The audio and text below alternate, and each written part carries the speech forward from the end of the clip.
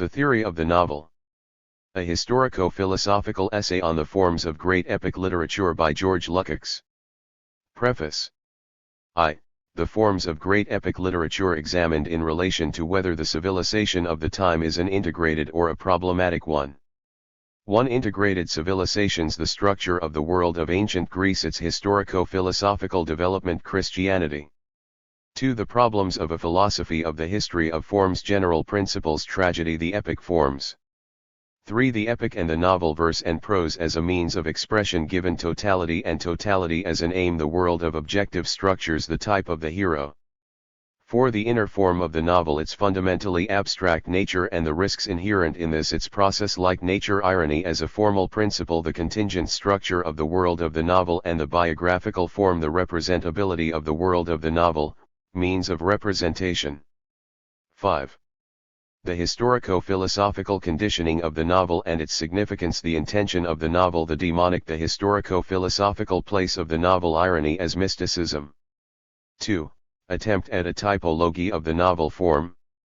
1. Abstract idealism. The two principal types. Don Quixote. Its relationship to the chivalrous epic. The successors of Don Quixote. A. The tragedy of abstract idealism. B. The modern humorous novel and its problematic. Balzac. Pontoppidan's Hans im Glück. 2. The romanticism of disillusionment. The problem of the romanticism of disillusionment and its significance for the novel form. Jacobson's and Goncharoff's attempts at a solution. L. Education. Sentimental and the problem of time in the novel. Retrospective examination of the problem of time in the novels of abstract idealism. 3.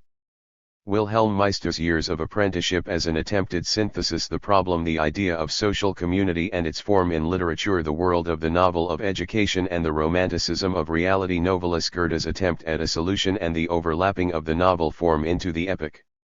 4. Tolstoy and the attempt to go beyond the social forms of life. The novel as polemic against convention. Tolstoy's concept of nature and its problematic consequences for the novel form. Tolstoy's dual position in a philosophy of the history of epic forms. Dostoevsky, an outlook. Preface.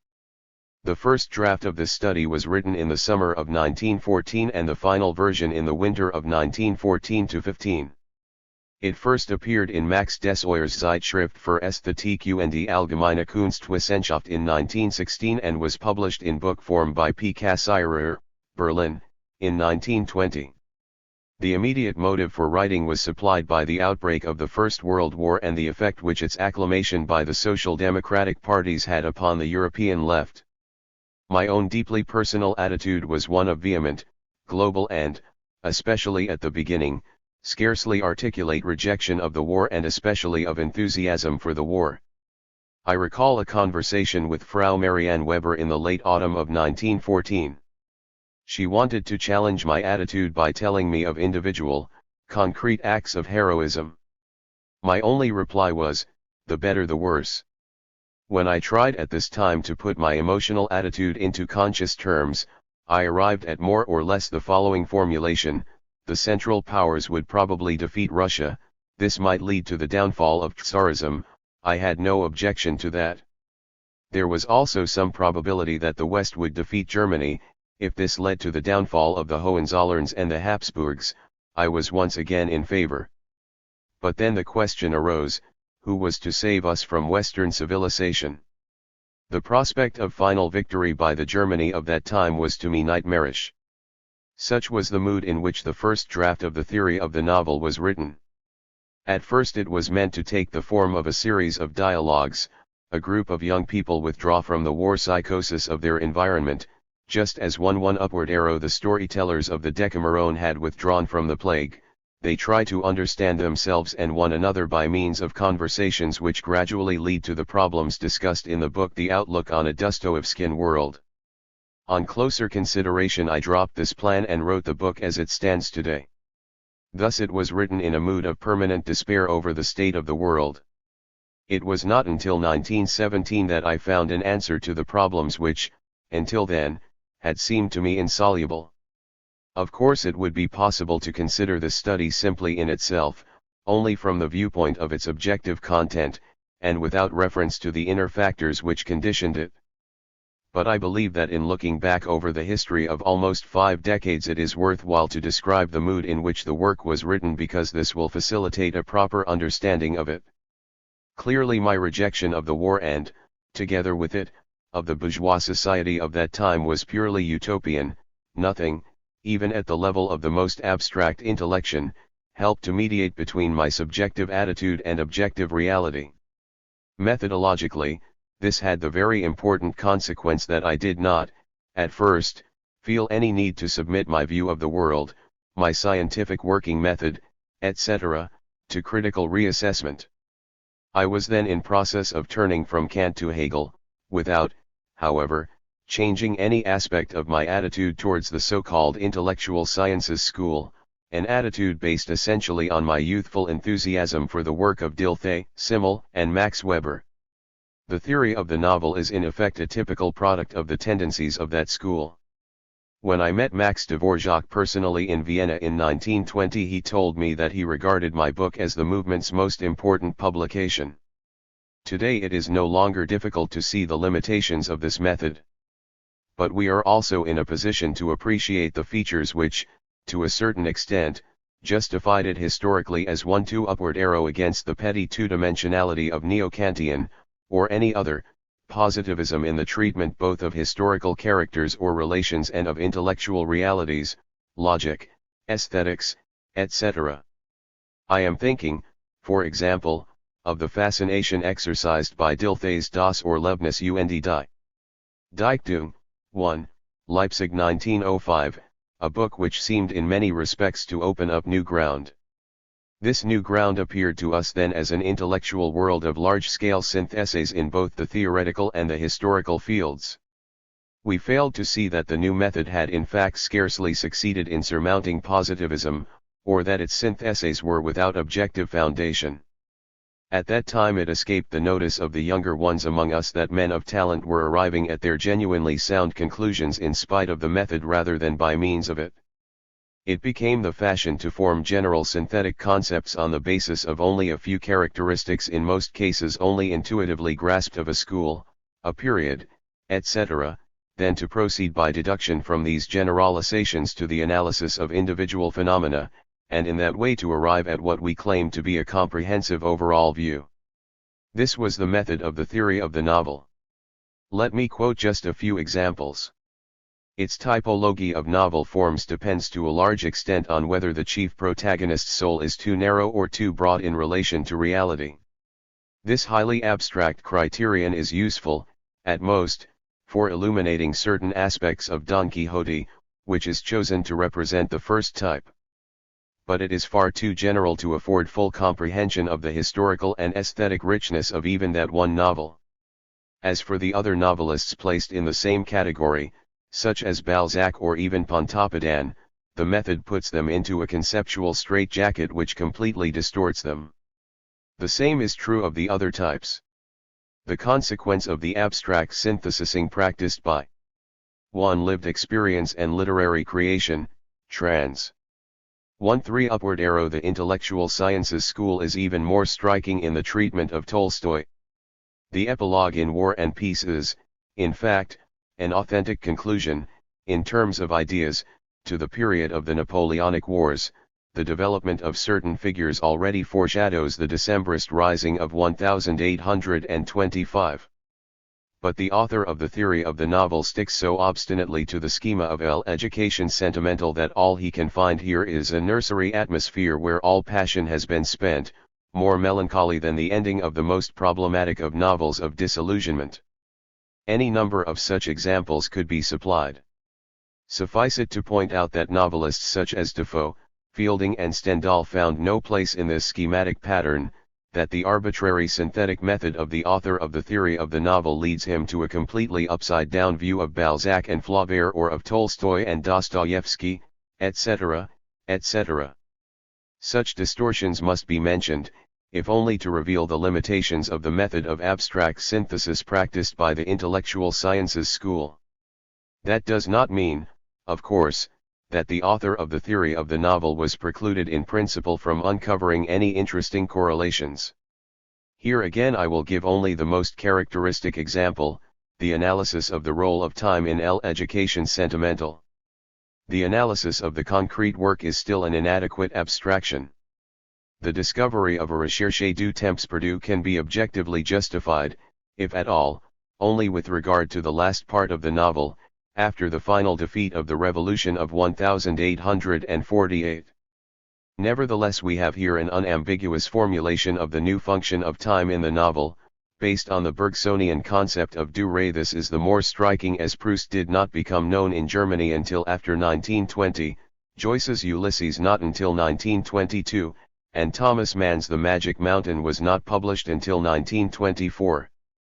Thus the theory of the novel is a typical product of 1. Upward arrow intellectual science and does not point the way beyond its methodological limitations.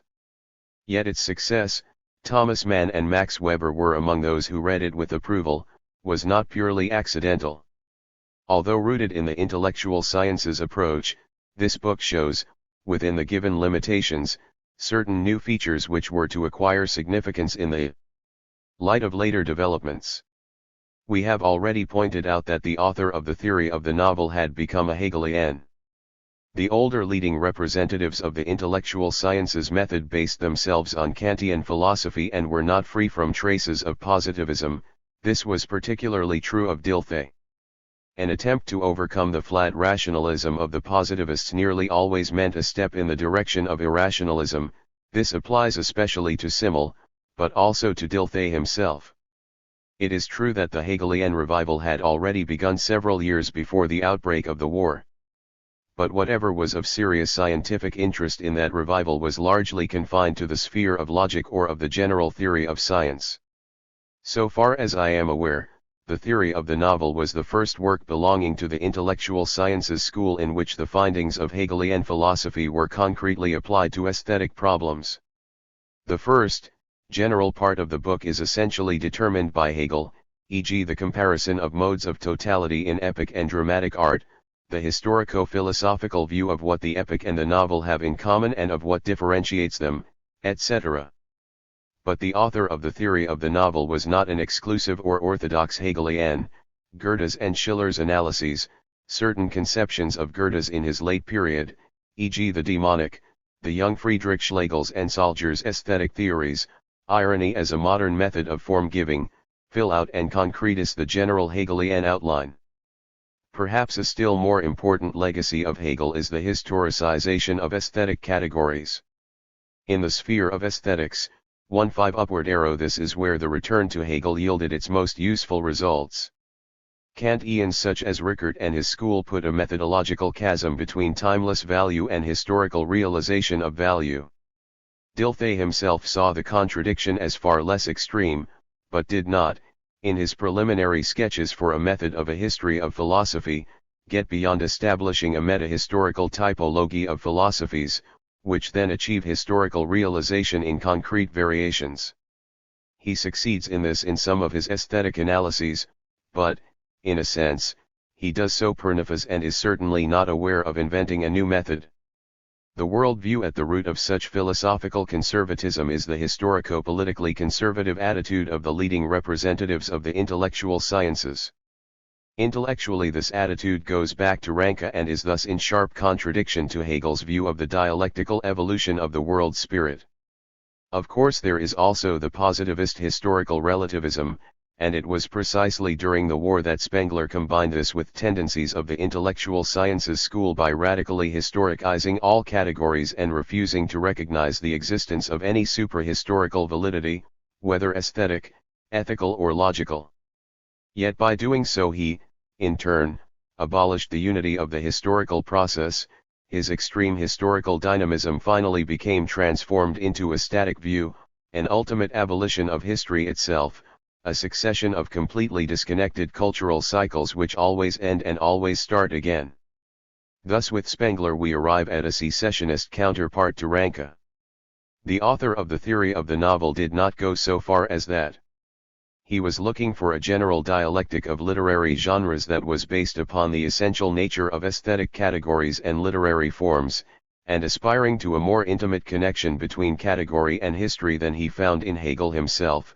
he strove towards intellectual comprehension of permanence within change and of interchange within the enduring validity of the essence. But his method remains 1/6 upward arrow extremely abstract in many respects, including certain matters of great importance. It is cut off from concrete socio-historical realities. For that reason, as has already been pointed out, it leads only too often to arbitrary intellectual constructs. It was not until a decade and a half later, by that time, of course, on Marxist ground, that I succeeded in finding a way towards a solution. When M. A. Lifshitz and I, in opposition to the vulgar sociology of a variety of schools during the Stalin period, were trying to uncover Marx's real aesthetic and to develop it further, we arrived at a genuine historico-systematic method.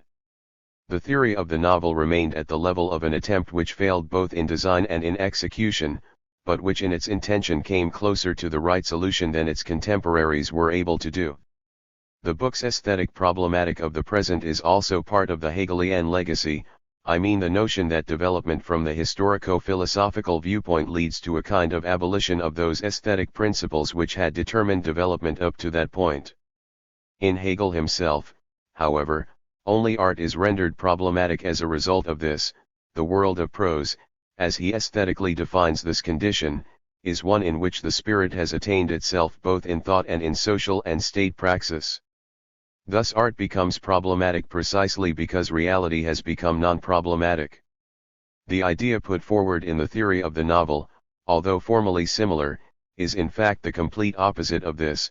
The problems of the novel form are here the mirror image of a world gone out of joint. This is why the prose of life is here only a symptom, among many others, of the fact that reality no longer constitutes a favorable soil for art. That is why the central problem of the novel is the fact that art has to write off the closed and total forms which stem from a rounded totality of being, that art has nothing more to do with any world of forms that is immanently complete in itself. And this is not for artistic but for historico-philosophical reasons. 1/7 upward arrow. There is no longer any spontaneous totality of being, the author of the theory of the novel says of present-day reality. A few years later Gottfried Benn put the same thought in another way. There was no reality, only, at most, its distorted image. 2. Although the theory of the novel is, in the ontological sense, more critical and more thoughtful than the expressionist poet's view, the fact nevertheless remains that both were expressing similar feelings about life and reacting to the present in a similar way. During the debate between expressionism and realism in the 19,305, this gave rise to a somewhat grotesque situation in which Ernst Bloch invoked the theory of the novel in his polemic against the Marxist, Georg Lukacs. It is perfectly evident that the contradiction between the theory of the novel and Hegel, who was its general methodological guide, is primarily social rather than aesthetic or philosophical in nature. It may suffice to recall what has already been said about the author's attitude towards the war. We should add that his conception of social reality was at that time strongly influenced by Searle. That is why the present in the theory of the novel is not defined in Hegelian terms but rather by Fichte's formulation, as the age of absolute sinfulness. This ethically tinged pessimism vis-a-vis the present does not, however, signify a general turning back from Hegel to Fichte, but, rather, a Kierkegaardization of the Hegelian dialectic of history. Kierkegaard always played an important role for the author of the theory of the novel, who, long before Kierkegaard had become fashionable, wrote an essay on the relationship between his life and thought.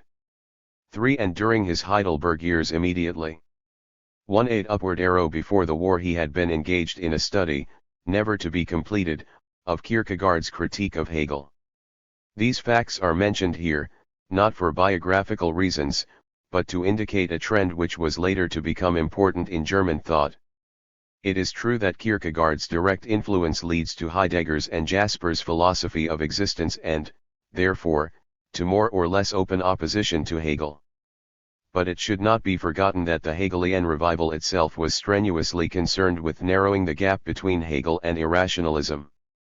This tendency is already detectable in Dilthey's researches into the young Hegel, 1905, and assumes clearly defined form in Kroner's statement that Hegel was the greatest irrationalist in the history of philosophy, 1924. Kierkegaard's direct influence cannot yet be proved here. But in the 1920s it was present everywhere, in a latent form but to an increasing degree, and even led to a Kierkegaardization of the young Marx. For example, Karl Loewe wrote in 1941, "Far as they are from one another, Marx and Kierkegaard, G.L., they are nevertheless closely connected by their common attack on existing reality and by the fact that both stem from Hegel." It is hardly necessary to point out how widespread this tendency is in present-day French philosophy. The socio-philosophical basis of such theories is the philosophically as well as politically uncertain attitude of romantic anti-capitalism. Originally, say in the young Carlyle or in Cobbett, this was a genuine critique of the horrors and barbarities of early capitalism, sometimes even, as in Carlyle's Past and Present, a preliminary form of a socialist critique. In Germany this attitude gradually transformed itself into a form of apology for the political and social backwardness of the Hohenzollern Empire. Viewed superficially, a wartime work as important as Thomas Mann's Betrachtungen eines Unpolitischen vor, 1918, belongs to the same tendency. But for Meditations of an Unpolitical Man, trans. 19 upward arrow Thomas Mann's later development, as early as in the 19,205, justifies his own description of this work. It is a retreating action fought in the grand manner, the last and latest stand of a German romantic bourgeois mentality, a battle fought with full awareness of its hopelessness. Even with insight into the spiritual unhealthiness and immorality of any sympathy with that which is doomed to death. No trace of such a mood is to be found in the author of the theory of the novel, for all that his philosophical starting point was provided by Hegel, Goethe, and Romanticism. His opposition to the barbarity of capitalism allowed no room for any sympathy such as that felt by Thomas Mann for the German wretchedness or its surviving features in the present. The theory of the novel is not conservative but subversive in nature, even if based on a highly naive and totally unfounded utopianism, the hope that a natural life worthy of man can spring from the disintegration of capitalism and the destruction, seen as identical with that disintegration, of the lifeless and life-denying social and economic categories. The fact that the book culminates in its analysis of Tolstoy, as well as the author's view of Dostoevsky, who, it is claimed, did not write novels, clearly indicate that the author was not looking for a new literary form but, quite explicitly, for a new world. We have every right to smile at such primitive utopianism, but it expresses nonetheless an intellectual tendency which was part of the reality of that time. In the 20s, it is true, attempts to reach beyond the economic world by social means acquired an increasingly pronounced reactionary character.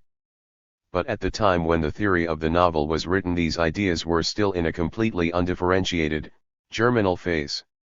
If Hilferding, the most celebrated economist of the Second International, could write of communist society in his Finanzkapital 5, 1909. Consideration. It cannot be theoretically analyzed, but only psychologically understood, if we think of the utopias, intended to be revolutionary, of the last war years and the immediate post-war period. Then we can arrive at a historically juster assessment of the utopia of the theory of the novel, without in any way modifying our critical attitude towards its lack of theoretical principle. Such a critical attitude is particularly well suited to enable us to see in its true light a further peculiarity of the theory of the novel, which made it something new in German literature. The phenomenon we are about to examine was known much earlier in France. To put it briefly, the author of the theory of the novel had a conception of the world which aimed at a fusion of left ethics and right epistemology, ontology, etc.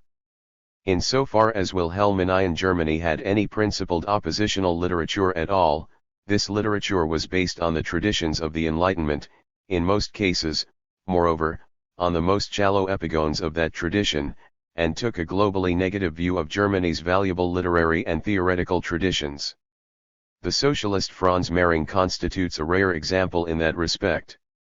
So far as I am able to judge, The Theory of the Novel was the first German book in which a left ethic oriented towards radical revolution was coupled with a traditional conventional exegesis of reality. From the 1920s onwards this view was to play an increasingly important role. We need only think of Ernst Bloch's Der Geist der Utopie 6, 1918, 1925, and Thomas Munzer als Theologe der Revolution 7, of Walter Benjamin, even of the beginnings of Theodor W. Adorno, etc. The importance of this movement became even greater in the intellectual struggle against Hitler. Many writers. 6. The Spirit of Utopia, trans. 7. Thomas Munzer as the Theologian of Revolution, trans. 2. One upward arrow proceeding from a left ethic, attempted to mobilize Nietzsche and even Bismarck as progressive forces against fascist reaction. Let me mention in passing that France, where this tendency emerged much earlier than in Germany, today possesses an extremely influential representative of it in the person of J.P. Sartre. For obvious reasons, the social causes of the earlier appearance and more prolonged effectiveness of this phenomenon in France cannot be discussed here. Hitler had to be defeated and the restoration and the economic miracle had to occur before this function of left ethics in Germany could fall into oblivion, leaving the forum of topicality open to a conformism disguised as nonconformism. A considerable part of the leading German intelligentsia, including Adorno, have taken up residence in the Grand Hotel Abyss, which I described in connection with my critique of Schopenhauer as a beautiful hotel, equipped with every comfort, on the edge of an abyss, of nothingness, of absurdity. And the daily contemplation of the abyss between excellent meals or artistic entertainments, can only heighten the enjoyment of the subtle comforts offered. Die Zerstörung der Vernunft 8, Neued 1962, p. 219. The fact that Ernst Bloch continued undeterred to cling to his synthesis of left ethics and right epistemology, e.g. cf. Philosophische Grundfragen I, zur Ontologie des Nachdenkens 9, Frankfurt 1961, does honor to his strength of character but cannot modify the outdated nature of his theoretical position. To the extent that an authentic, fruitful, and progressive opposition is really stirring in the Western world, including the Federal Republic, this opposition no longer has anything to do with the coupling of left ethics with right epistemology. Thus, if anyone today reads the Theory of the Novel in 8. The Destruction of Reason, trans. 9. Fundamental Questions of Philosophy, the Ontology of Not Yet Being, trans. 2. Upward arrow order to become more intimately acquainted with the prehistory of the important ideologies of the 1920s and 1930s, he will derive profit from a critical reading of the book along the lines I have suggested. But if he picks up the book in the hope that it will serve him as a guide, the result will only be a still greater disorientation. As a young writer, Arnold Zweig read the Theory of the Novel hoping that it would help him to find his way. His healthy instinct led him, rightly, to reject it root and branch. Georg Lukacs. Budapest, July 1962. I. The forms of great epic literature examined. In relation to whether the general civilization of the time is an integrated or a problematic one. 1. Integrated civilizations. Happy are those ages when the starry sky is the map of all possible paths, ages whose paths are illuminated by the light of the stars. Everything in such ages is new and yet familiar, full of adventure and yet their own. The world is wide and yet it is like a home, for the fire that burns in the soul is of the same essential nature as the stars. The world and the self, the light and the fire, are sharply distinct, yet they never become permanent strangers to one another, for fire is the soul of all light and all fire clothes itself in light.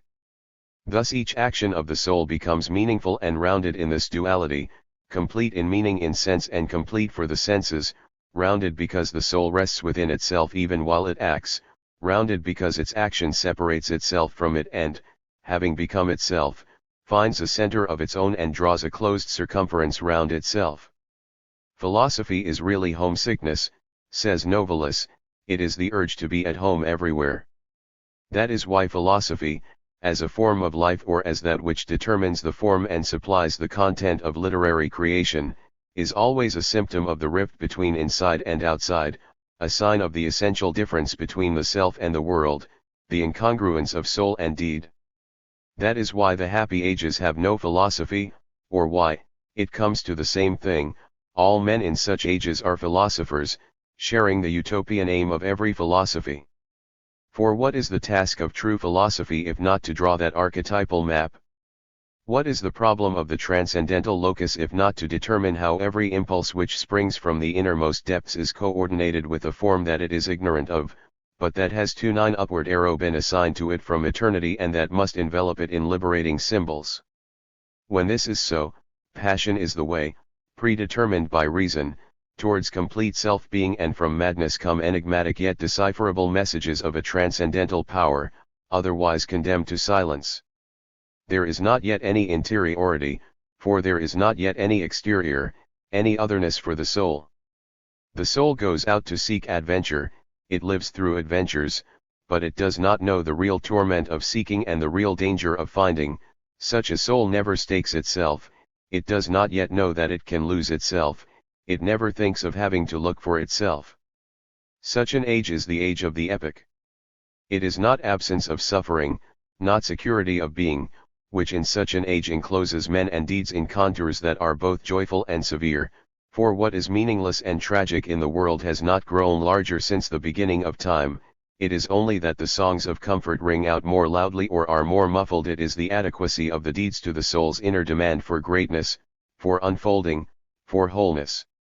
When the soul does not yet know any abyss within itself which may tempt it to fall or encourage it to discover pathless heights, when the divinity that rules the world and distributes the unknown and unjust gifts of destiny is not yet understood by man, but is familiar and close to him as a father is to his small child, then every action is only a well-fitting garment for the world. Being and destiny, adventure and accomplishment, life and essence are then identical concepts. For the question which engenders the formal answers of the epic is, how can life become essence? And if no one has ever equaled Homer, nor even approached him for, strictly speaking, his works alone are epics, it is because he found the answer before the progress of the human mind through history had allowed the question to be asked.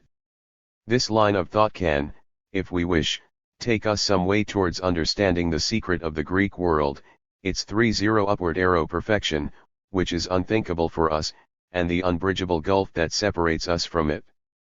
The Greek knew only answers but no questions, only solutions, even if enigmatic ones, but no riddles, only forms but no chaos. He drew the creative circle of forms this side of paradox, and everything which, in our time of paradox, is bound to lead to triviality, led him to perfection. When we speak of the Greeks we always confuse the philosophy of history with aesthetics, psychology with metaphysics, and we invent a relationship between Greek forms and our own epoch. Behind those taciturn, now forever silent masks, sensitive souls look for the fugitive, elusive moments when they themselves have dreamed of peace, forgetting that the value of those moments is in their very transience and that what they seek to escape from when they turn to the Greeks constitutes their own depth and greatness. More profound minds, who try to forge an armor of purple steel out of their own streaming blood so that their wounds may be concealed forever and their heroic gesture may become a paradigm of the real heroism that is to come, so that it may call the new heroism into being, compare the fragmentariness of the forms they create with the Greeks' harmony, and their own sufferings, from which their forms have sprung, with torments which they imagine the Greeks' purity had to overcome. Interpreting formal perfection, in their obstinately solipsistic way, as a function of inner devastation, they hope to hear in the Greek words the voice of a torment whose intensity exceeds theirs by as much as Greek art is greater than their own. Yet this is a complete reversal of the transcendental topography of the mind, that topography whose nature and consequences can certainly be described, whose metaphysical significance can be interpreted and grasped, but for which it will always be impossible to find a psychology, whether of empathy or of mere understanding. For all psychological comprehension presupposes a 3-1 upward arrow certain position of the transcendental loci, and functions only within their range. Instead of trying to understand the Greek world in this way, which in the end comes to asking unconsciously, What could we do to produce these forms? Or, how would we behave if we had produced these forms? It would be more fruitful to inquire into the transcendental topography of the Greek mind, which was essentially different from ours and which made those forms possible and indeed necessary. We have said that the Greeks' answers came before their questions. This, too, should not be understood psychologically, but, at most, in terms of transcendental psychology.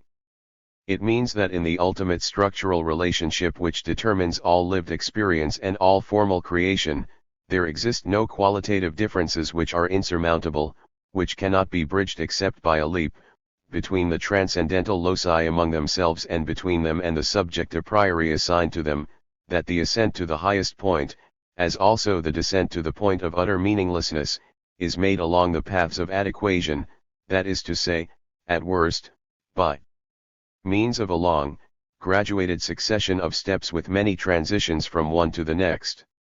Hence the mind's attitude within such a home is a passively visionary acceptance of ready-made, ever-present meaning. The world of meaning can be grasped, it can be taken in at a glance, all that is necessary is to find the locus that has been predestined.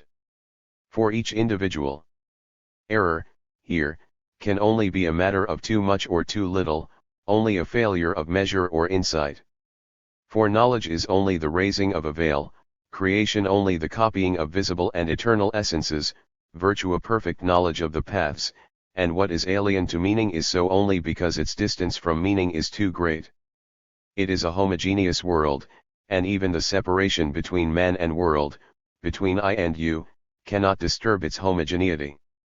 Like every other component of this rhythm, the soul stands in the midst of the world.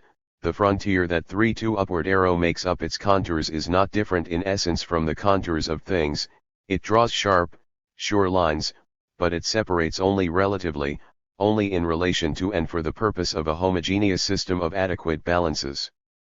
For man does not stand alone, as the sole bearer of substantiality, in the midst of reflexive forms.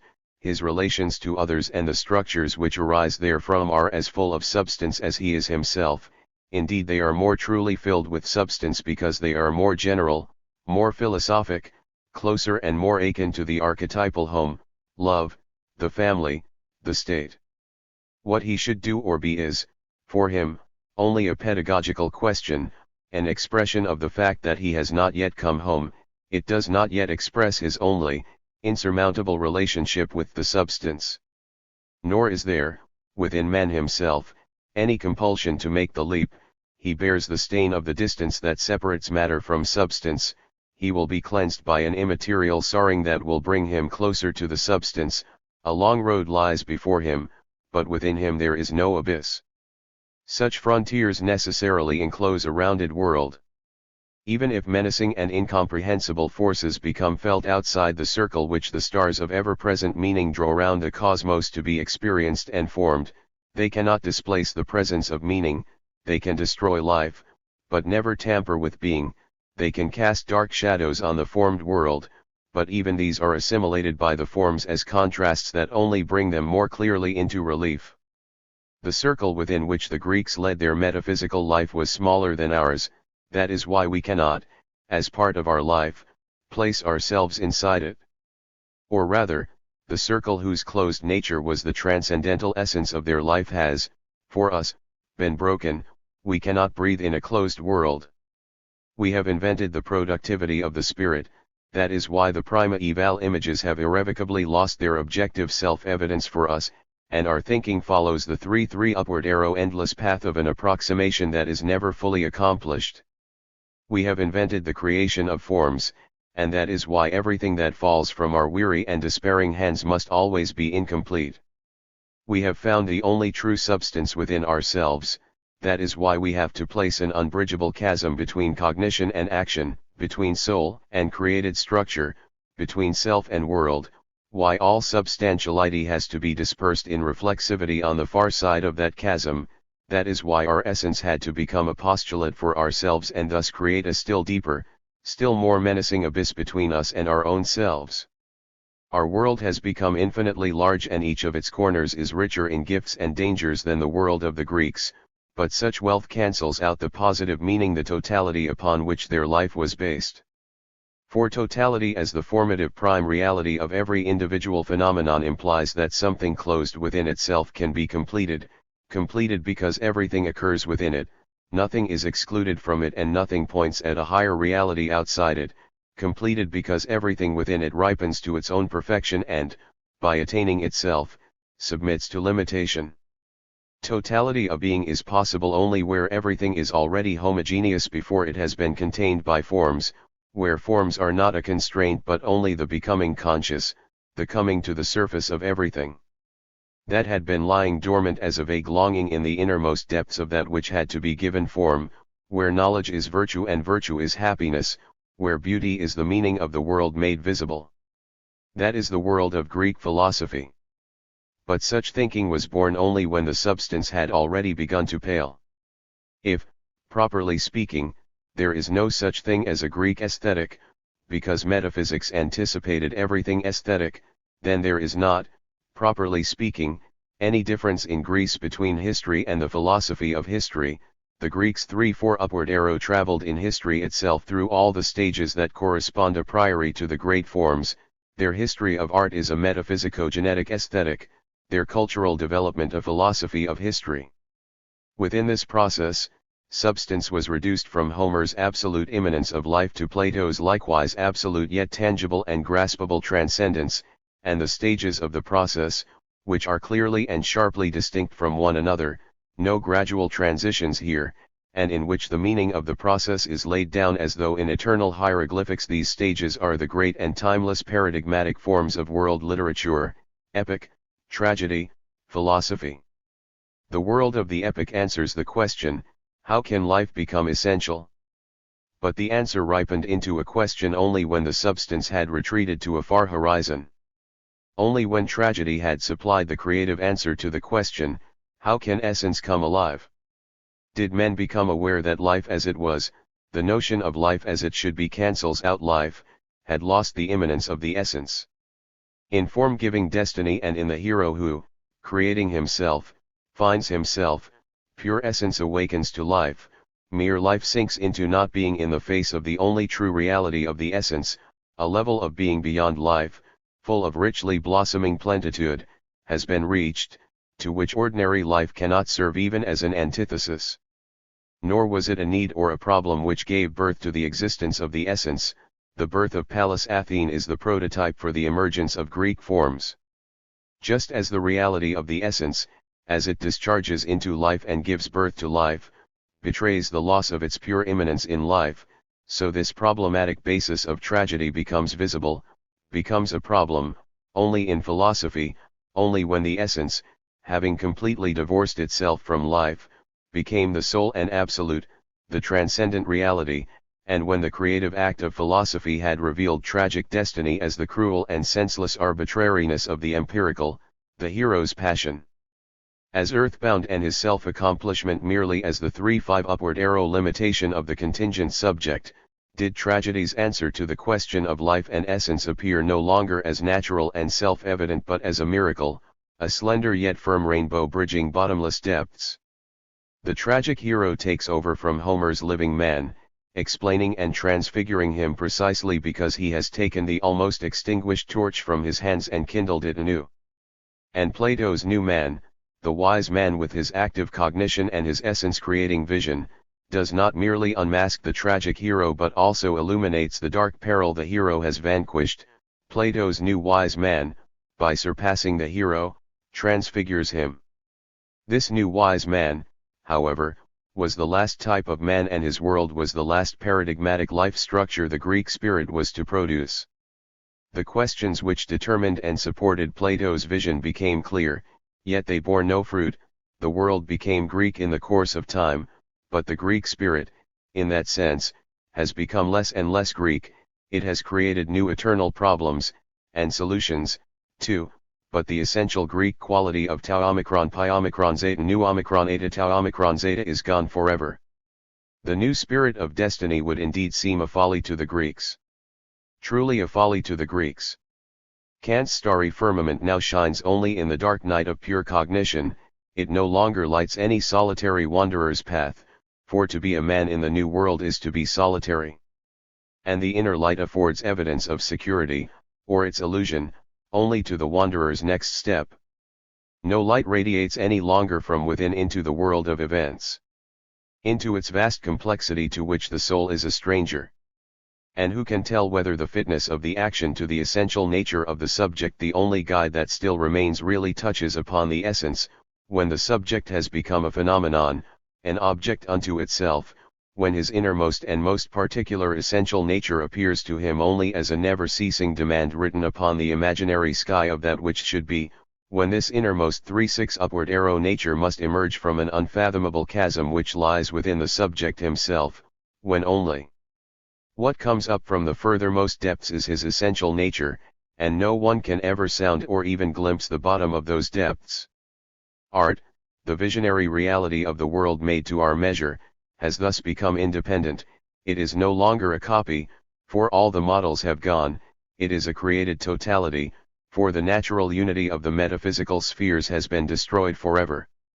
To propose a philosophy of history relating to this transformation of the structure of the transcendental loci is not our intention here, nor would it be possible.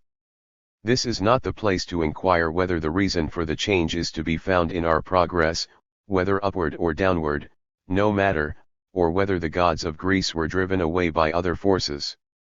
Neither do we intend to chart, however approximately, the road that led to our own reality, nor to describe the seductive power of Greece even when dead, and its dazzling brilliance which, like Lucifer's, made men forget again and again the irreparable cracks in the edifice of their world and tempted them to dream of new unities which contradicted the world's new essence and were therefore always doomed to come to naught. Thus the Church became a new poles, and the paradoxical link between the soul lost in irredeemable sin and its impossible yet certain redemption became an almost Platonic ray of heavenly light in the midst of earthly reality. The leap became a ladder of earthly and heavenly hierarchies. In Giotto and Dante, Wolfram von Eschenbach and Pisano, St. Thomas and St. Francis, the world became round once more, a totality capable of being taken in at a glance. The chasm lost the threat inherent in its actual depth, its whole darkness, without forfeiting any of its somberly gleaming power, became pure surface and could thus be fitted easily into a closed unity of colors. The cry for redemption became a dissonance in the perfect rhythmic system of the 3-7 upward arrow world and thereby rendered possible a new equilibrium no less perfect than that of the Greeks, an equilibrium of mutually inadequate, heterogeneous intensities. The redeemed world, although incomprehensible and forever unattainable, was in this way brought near and given visible form. The Last Judgment became a present reality, just another element in the harmony of the spheres, which was thought to be already established. Its true nature, whereby it transforms the world into a wound of Philoctetus that only the Paraclete can heal, was forgotten. A new and paradoxical Greece came into being, aesthetics became metaphysics once more. For the first time, but also for the last. Once this unity disintegrated, there could be no more spontaneous totality of being. The source whose flood waters had swept away the old unity was certainly exhausted, but the river beds, now dry beyond all hope, have marked forever the face of the earth. Henceforth, any resurrection of the Greek world is a more or less conscious hypostasy of aesthetics into metaphysics, a violence done to the essence of everything that lies outside the sphere of art, and a desire to destroy it, an attempt to forget that art is only one sphere among many, and that the very disintegration and inadequacy of the world is the precondition for the existence of art and its becoming conscious. This exaggeration of the substantiality of art is bound to weigh too heavily upon its forms. They have to produce out of themselves all that was once simply accepted as given. In other words, before their own a priori effectiveness can begin to manifest itself, they must create by their own power alone the preconditions for such effectiveness an object and its environment. A totality that can be simply accepted is no longer given to the forms of art, therefore they must either narrow down and volatilize whatever has to be given form to the point where they can encompass it, or else they must show polemically the impossibility of achieving their Nices 3-8 upward arrows object and the inner nullity of their own means. and in this case they carry the fragmentary nature of the world's structure into the world of forms. 3-9 Upward arrow. 2. The problems of a philosophy of the history of forms. As a result of such a change in the transcendental points of orientation, art forms become subject to a historico-philosophical dialectic. The course of this dialectic will depend, however, on the a priori origin or home of each genre.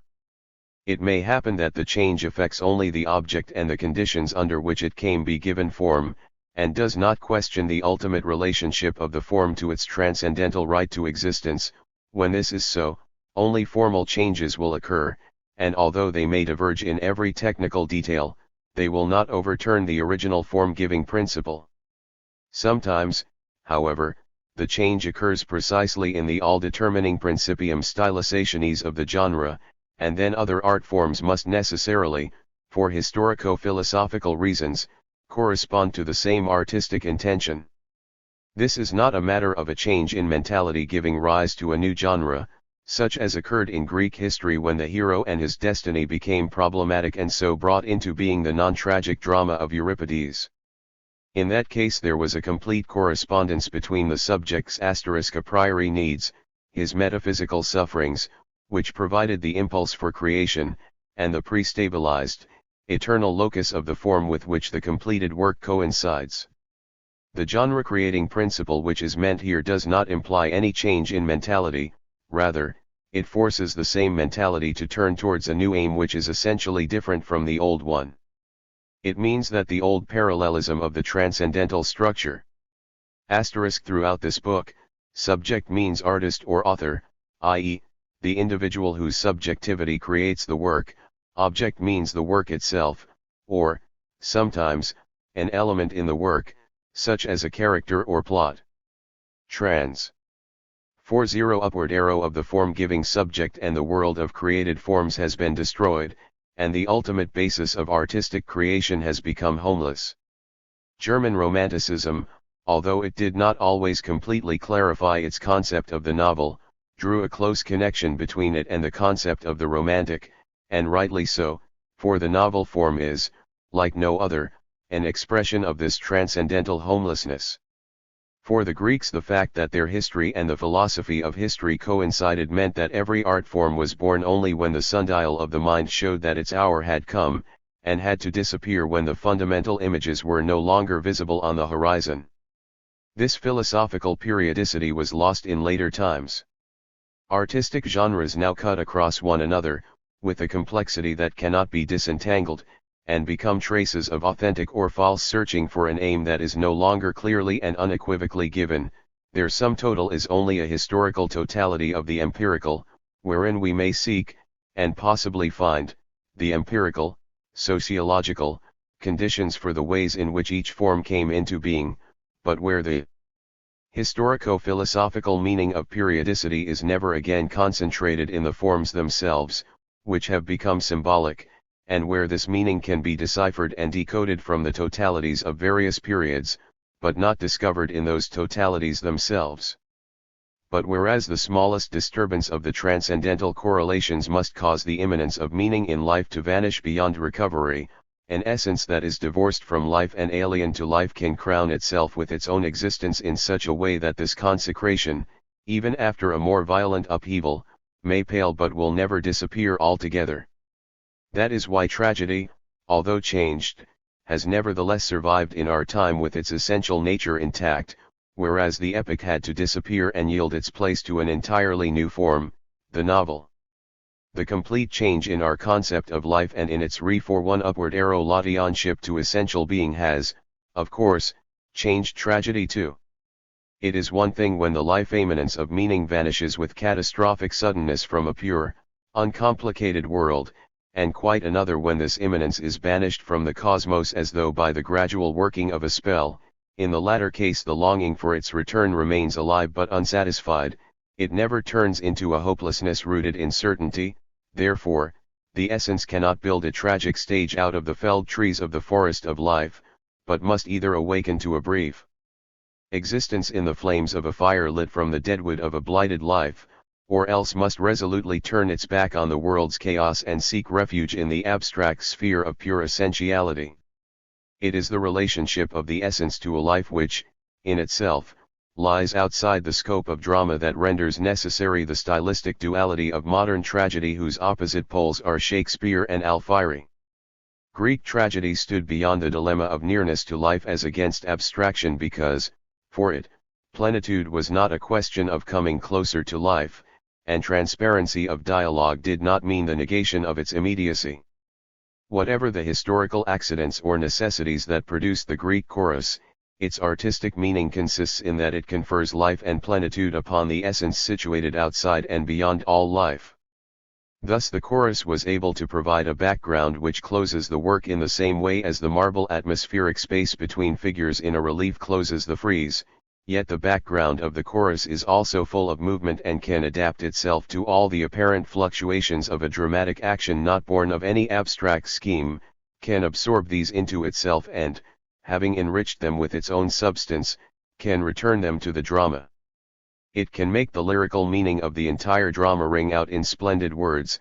It can, without suffering collapse, combine within itself the voice of lowly creature reason, which demands tragic refutation, and the fortu upward arrow voice of the higher super-reason of destiny. Speaker and chorus in Greek tragedy are of the same fundamental essence. They are completely homogeneous with one another and can therefore fulfill completely separate functions without destroying the structure of the work. All the lyricism of the situation, of destiny, can be accumulated in the chorus, leaving to the players the all-expressive words and all-embracing gesture of the tragic dialectic laid bare, and yet they will never be separated from one another by anything other than gentle transitions. Not the remotest possibility of a certain nearness to life such as might destroy the dramatic form exists for either.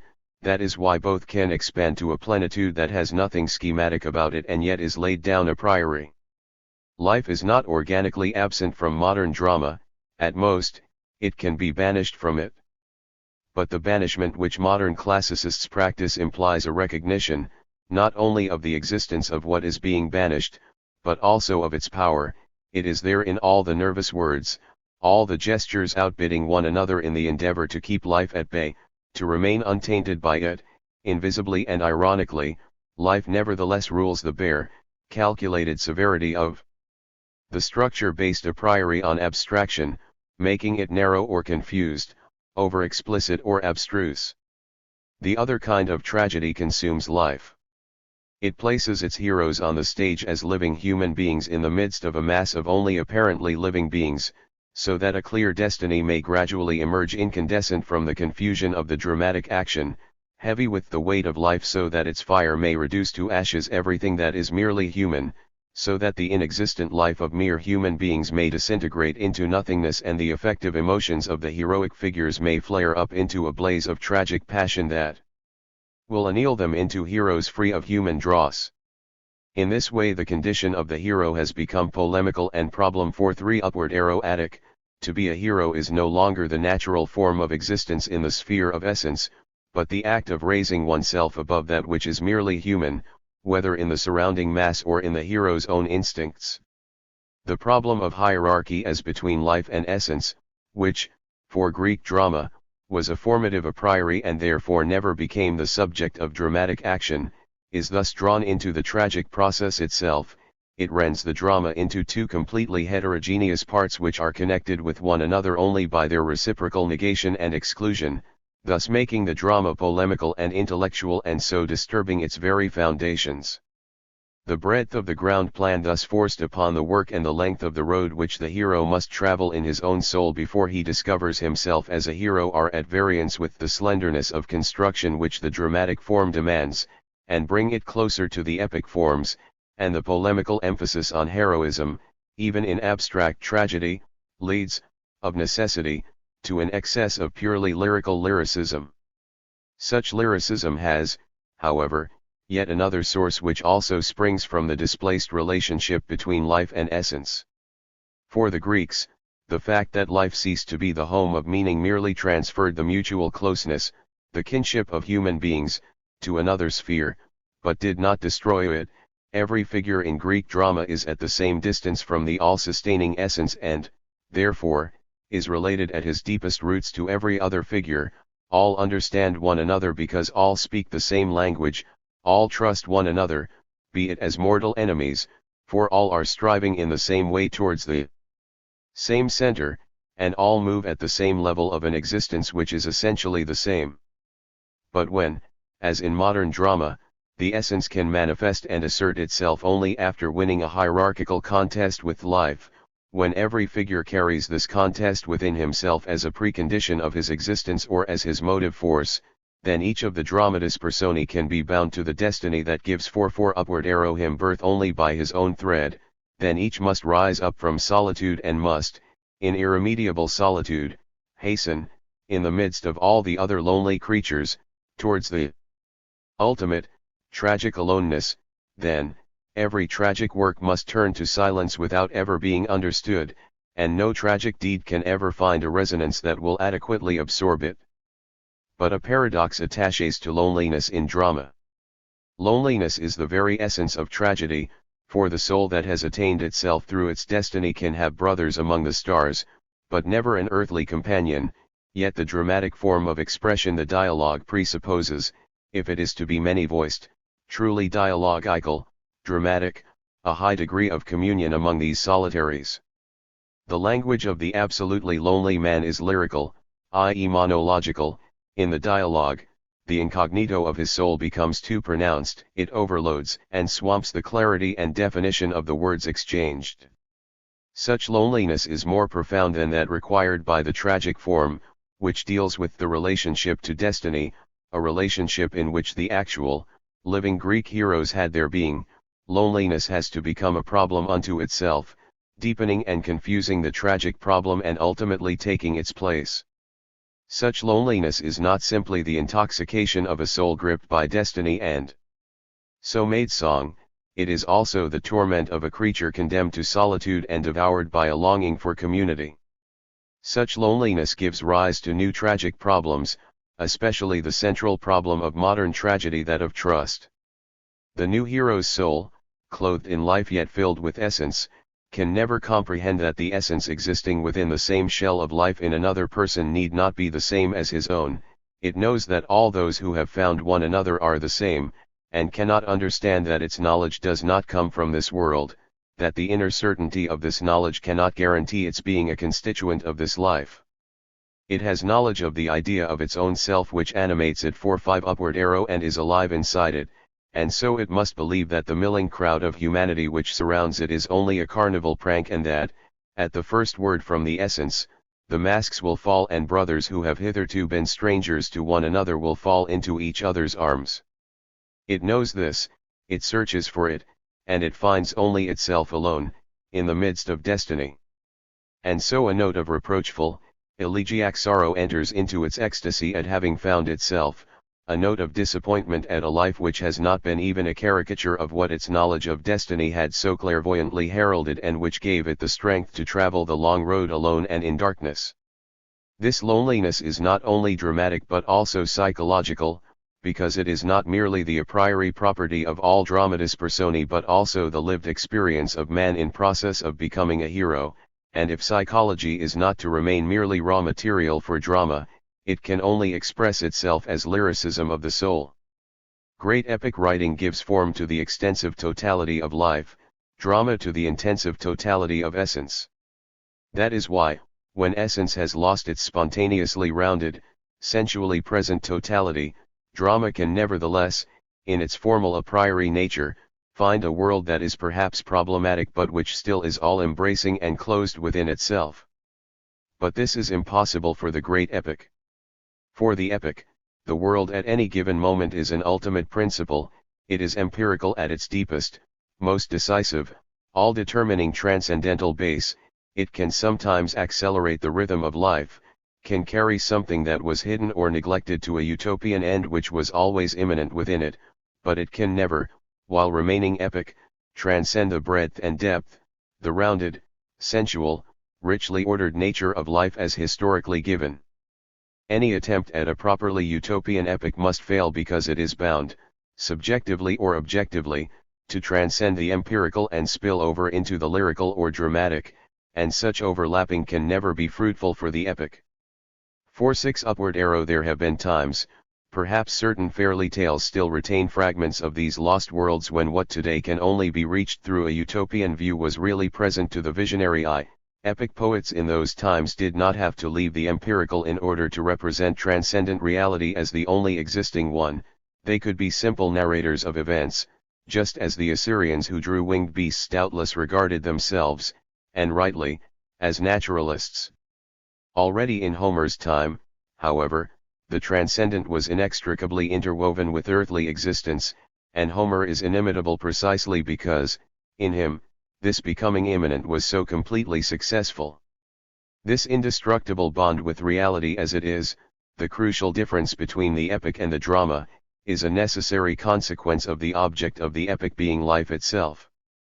The concept of essence leads to transcendence simply by being posited, and then, in the transcendent, crystallizes into a new and higher essence expressing through its form an essence that should be an essence which, because it is born of form, remains independent of the given content of what merely exists. The concept of life, on the other hand, has no need of any such transcendence captured and held immobile as an object. The worlds of essence are held high above existence by the force of forms, and their nature and contents are determined only by the inner potentialities of that force. The worlds of life stay as they are, forms only receive and mold them, only reduce them to their inborn meaning. And so these forms, which, here, can only play the role of Socrates at the birth of thoughts, can never of their own accord charm something into life that was not already present. The character created by drama, this is only another way of expressing the same relationship, is the intelligible eye of man. The character created by the epic is the empirical eye. 4-7 upward arrow. The should-be, in whose desperate intensity the essence seeks refuge because it has become an outlaw on earth, can objectivize itself in the intelligible T as the hero's normative psychology, but in the empirical T it remains a should-be. The power of this should-be is a purely psychological one, and in this it resembles the other elements of the soul. Its aims are empirical, and here again it resembles other possible aspirations as given by man himself or by his environment. Its contents are historical, similar to others produced in the process of time, and cannot be severed from the soil in which they have grown. They may fade, but they will never awaken to a new, ideal existence. The should-be kills life, and the dramatic hero assumes the symbolic attributes of the sensuous manifestations of life only in order to be able to perform the symbolic ceremony of dying in a sensuously perceptible way, making transcendence visible. Yet in the epic men must be alive, or else they destroy or exhaust the very element that carries, surrounds and fills them. The should-be kills life, and every concept expresses a should-be of its object. That is why thought can never arrive at a real definition of life, and why, perhaps, the philosophy of art is so much more adequate to tragedy than it is to the epic. The should-be kills life, and an epic hero constructed out of what should be will always be but a shadow of the living epic man of historical reality, his shadow but never his original image, and his given world of experience and adventure can only be a watered-down copy of reality, never its core and essence. Utopian stylization of the epic inevitably creates distance, but such distance lies between two instances of the empirical, so that the sorrow and majesty created by this distance can only make for a rhetorical tone. This distance may produce marvelous elegiac lyricism, but it can never, in itself, put real life into a content that transcends being, or turns such content into self-sufficient reality.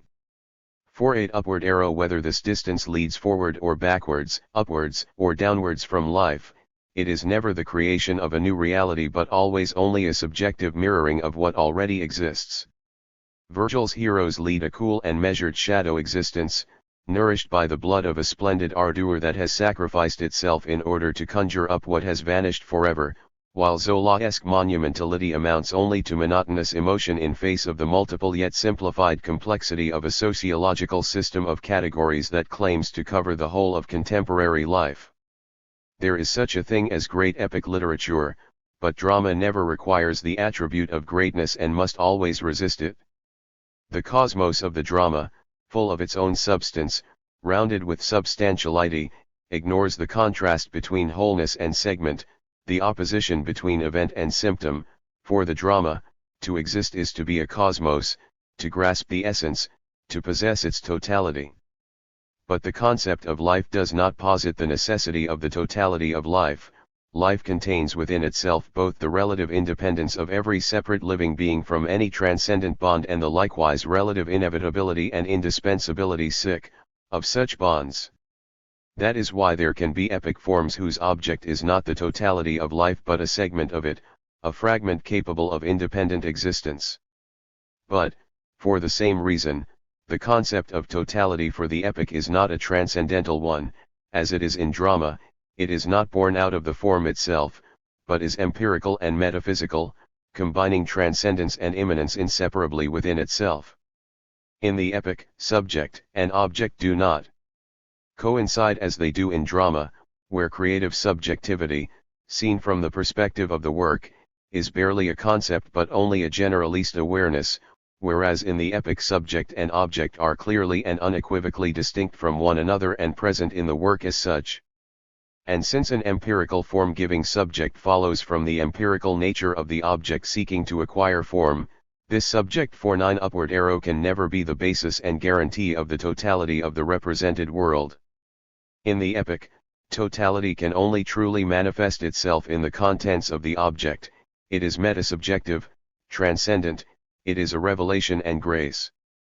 Living, empirical man is always the subject of the epic, but his creative, life-mastering arrogance is transformed in the great epics into humility, contemplation, speechless wonder at the luminous meaning which, so unexpectedly, so naturally, has become visible to him, an ordinary human being in the midst of ordinary life. In the minor epic forms, the subject confronts the object in a more dominant and self-sufficient way.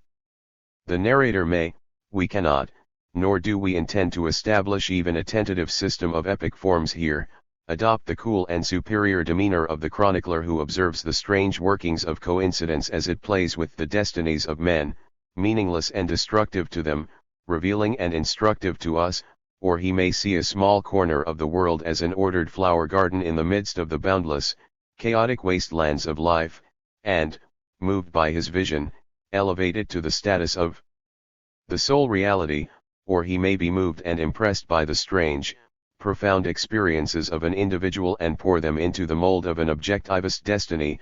But whatever he does, it is his own subjectivity that singles out a fragment from the immeasurable infinity of the events of life, endows it with independent life and allows the whole from which this fragment has been taken to enter the work only as the thoughts and feelings of his hero, only as an involuntary continuation of a fragmentary causal series, only as the mirroring of a reality having its own separate existence.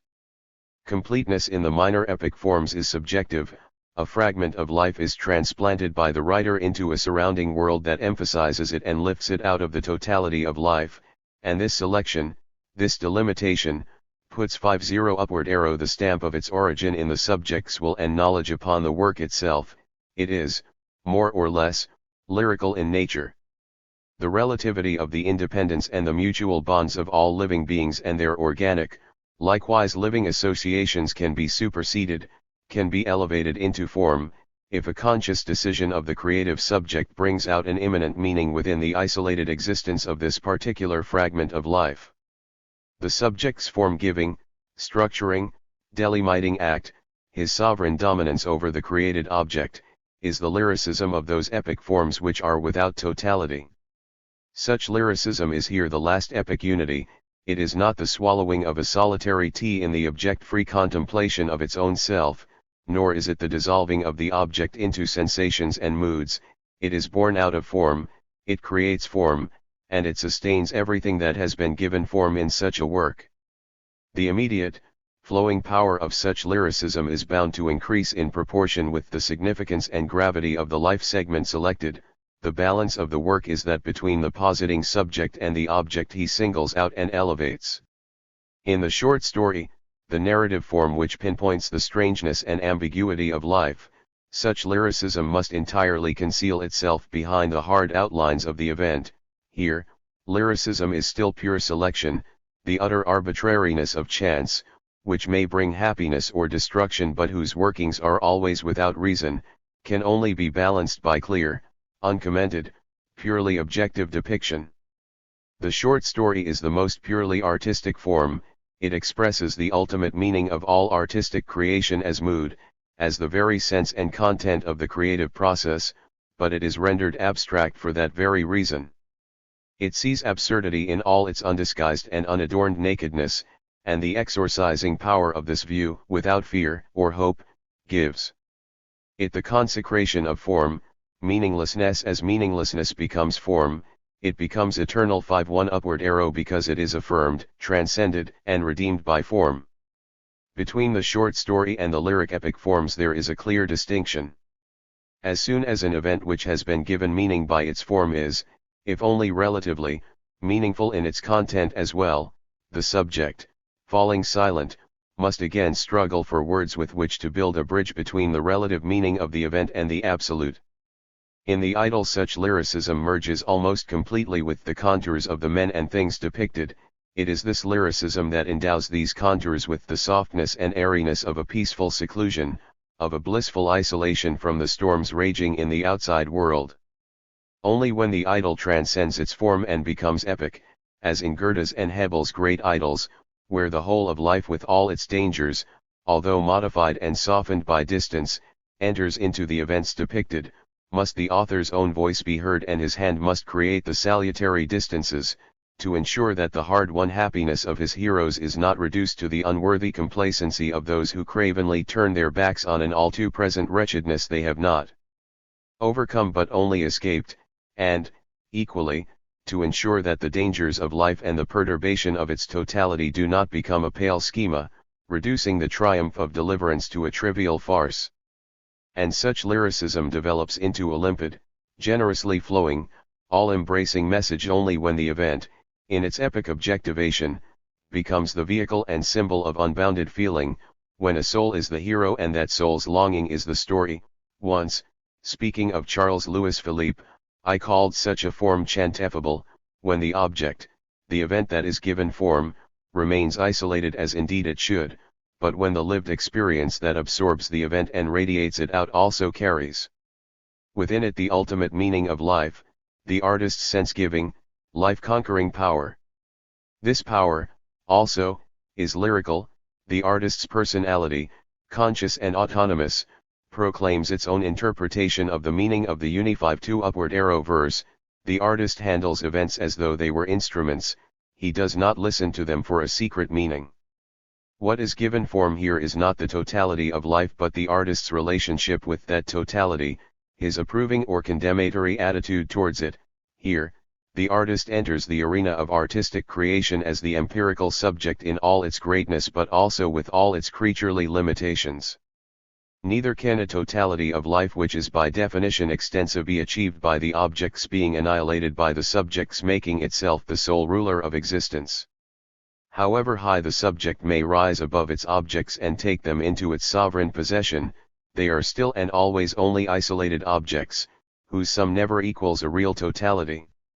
Even such a subject, for all its sublime humor, remains an empirical one and its creation is only the adoption of an attitude towards its objects which, when all is said and done, remain essentially similar to itself, and the circle it draws round the world segment thus selected and set apart defines only the limits of the subject, not of a cosmos complete in itself. The humorist's soul yearns for a more genuine substantiality than life can offer, and so he smashes all the forms and limits of life's fragile totality in order to reach the sole source of life, the pure, world-dominating T. But as the objective world breaks down, so the subject, too, becomes a fragment, only the T continues to exist, but its existence is then lost in the insubstantiality of its self-created world of ruins. Such subjectivity wants to give form to everything, and precisely for this reason succeeds only in mirroring a segment of the world. This is the paradox of the subjectivity of the great epic, its throwing away in order to win. Creative subjectivity becomes lyrical, but, exceptionally, the subjectivity which simply accepts, which humbly transforms itself into a purely receptive organ of the world, can partake of the grace of having the whole revealed to it. This is the leap that Dante 5-3 upward arrow made between the Vita Nuova and the Divina Commedia, that Goethe made between Werther and Wilhelm Meister, the leap Cervantes made when, becoming silent himself, he let the cosmic humor of Don Quixote become heard. By contrast, Sterne's and Jean-Paul's glorious ringing voices offer no more than reflex ions of a world fragment which is merely subjective and therefore limited, narrow and arbitrary. This is not a value judgment but an a priori definition of genre. The totality of life resists any attempt to find a transcendental center within it, and refuses any of its constituent cells the right to dominate it. Only when a subject, far removed from all life and from the empirical which is necessarily posited together with life, becomes enthroned in the pure heights of essence, when it has become nothing but the carrier of the transcendental synthesis, can it contain all the conditions for totality within its own structure and transform its own limitations into the frontiers of the world. But such a subject cannot write an epic. The epic is life, immanence, the empirical.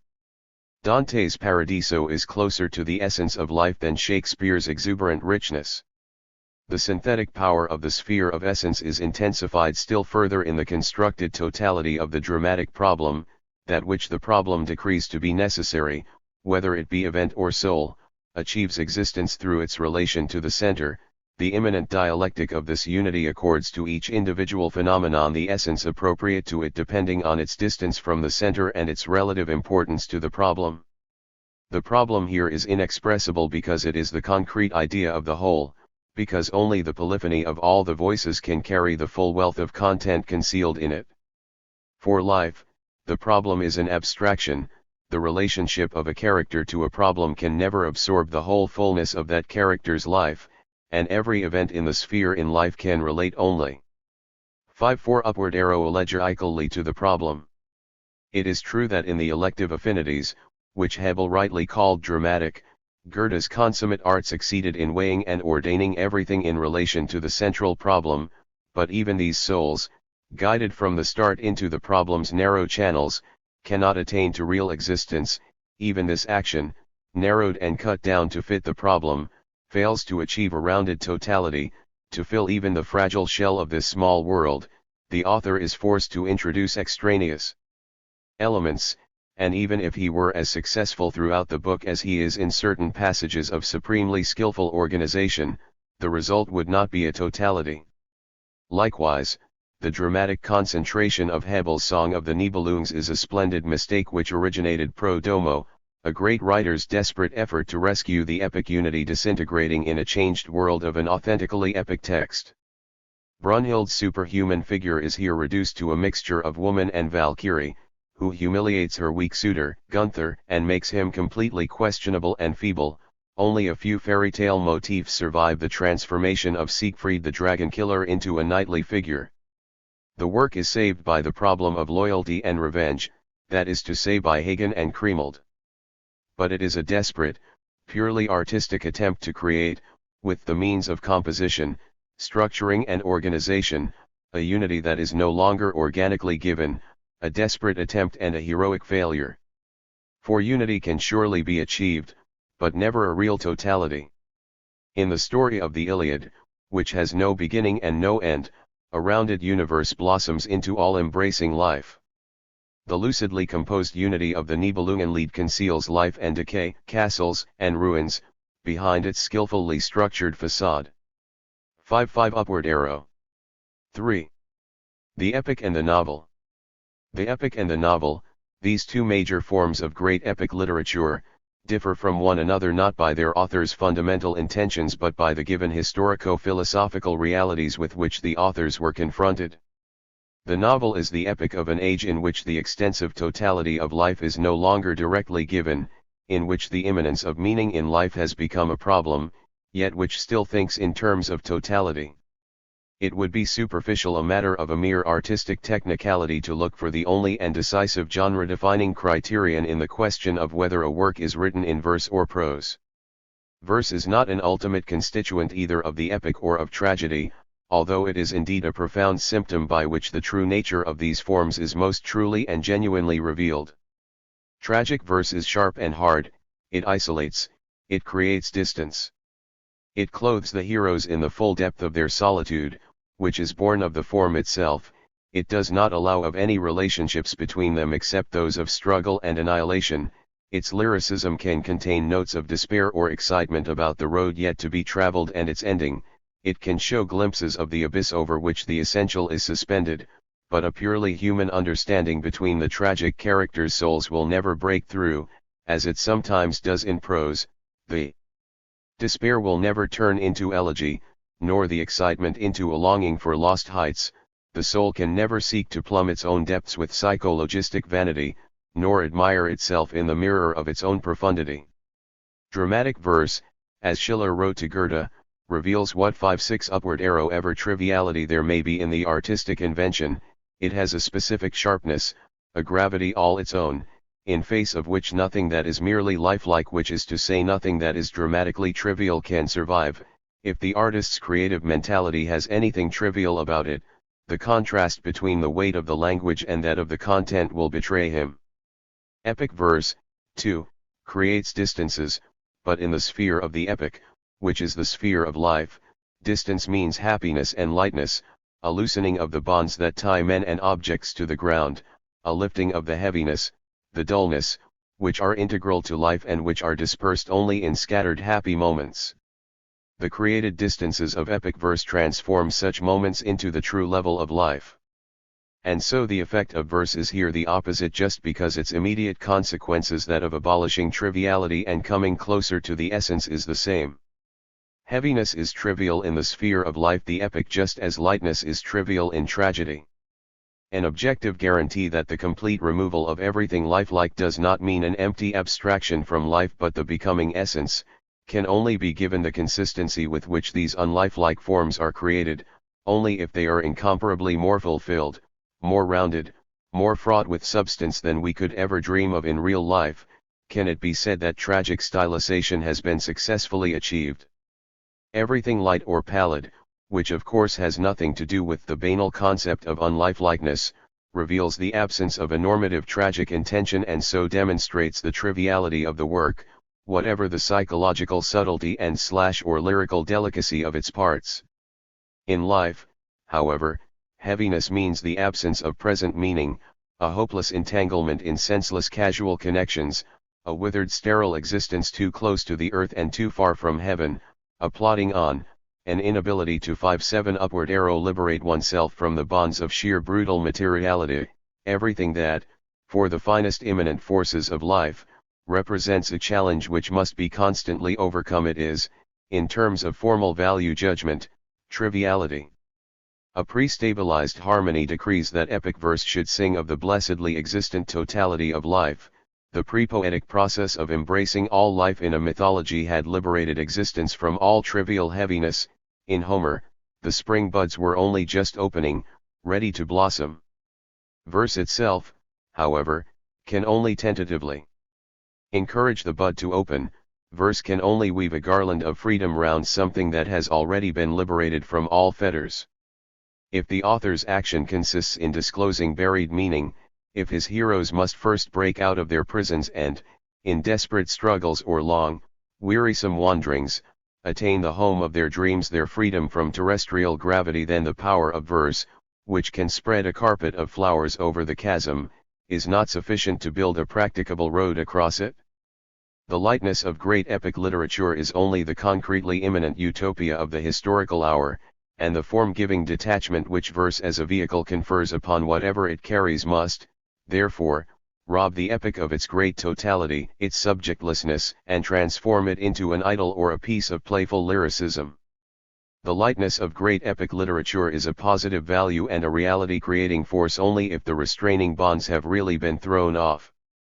Great epic literature is never the result of men forgetting their enslavement in the lovely play of a liberated imagination or in tranquil retirement to happy isles not to be found on the map of this world of trivial attachment. In times to which such lightness is no longer given, verse is banished from the great epic, or else it transforms itself, unexpectedly and unintentionally, into lyric verse. Only prose can then encompass the suffering and the laurels, the struggle and the crown, with equal power. Only its unfettered plasticity and 5/8 upward arrow its non-rhythmic rigor can, with equal power, embrace the fetters and the freedom, the given heaviness and the conquered lightness of a world henceforth imminently radiant with found meaning. It is no accident that the disintegration of a reality becomes song-led, in Cervantes' prose, to the sorrowful lightness of a great epic, whereas the serene dance of Ariosto's verse remained mere lyrical play. It is no accident that Goethe, the epic poet, poured his idols into the mold of verse but chose prose for the totality of his master, novel. In the world of distances, all epic verse turns into lyric poetry. Don Juan and Onegin, although written in verse, belong to the company of the great humorous novels, for, in verse, everything hidden becomes manifest, and the swift flight of verse makes the distance over which prose travels with its deliberate pace as it gradually approaches meaning appear naked, mocked, trampled, or merely a forgotten dream.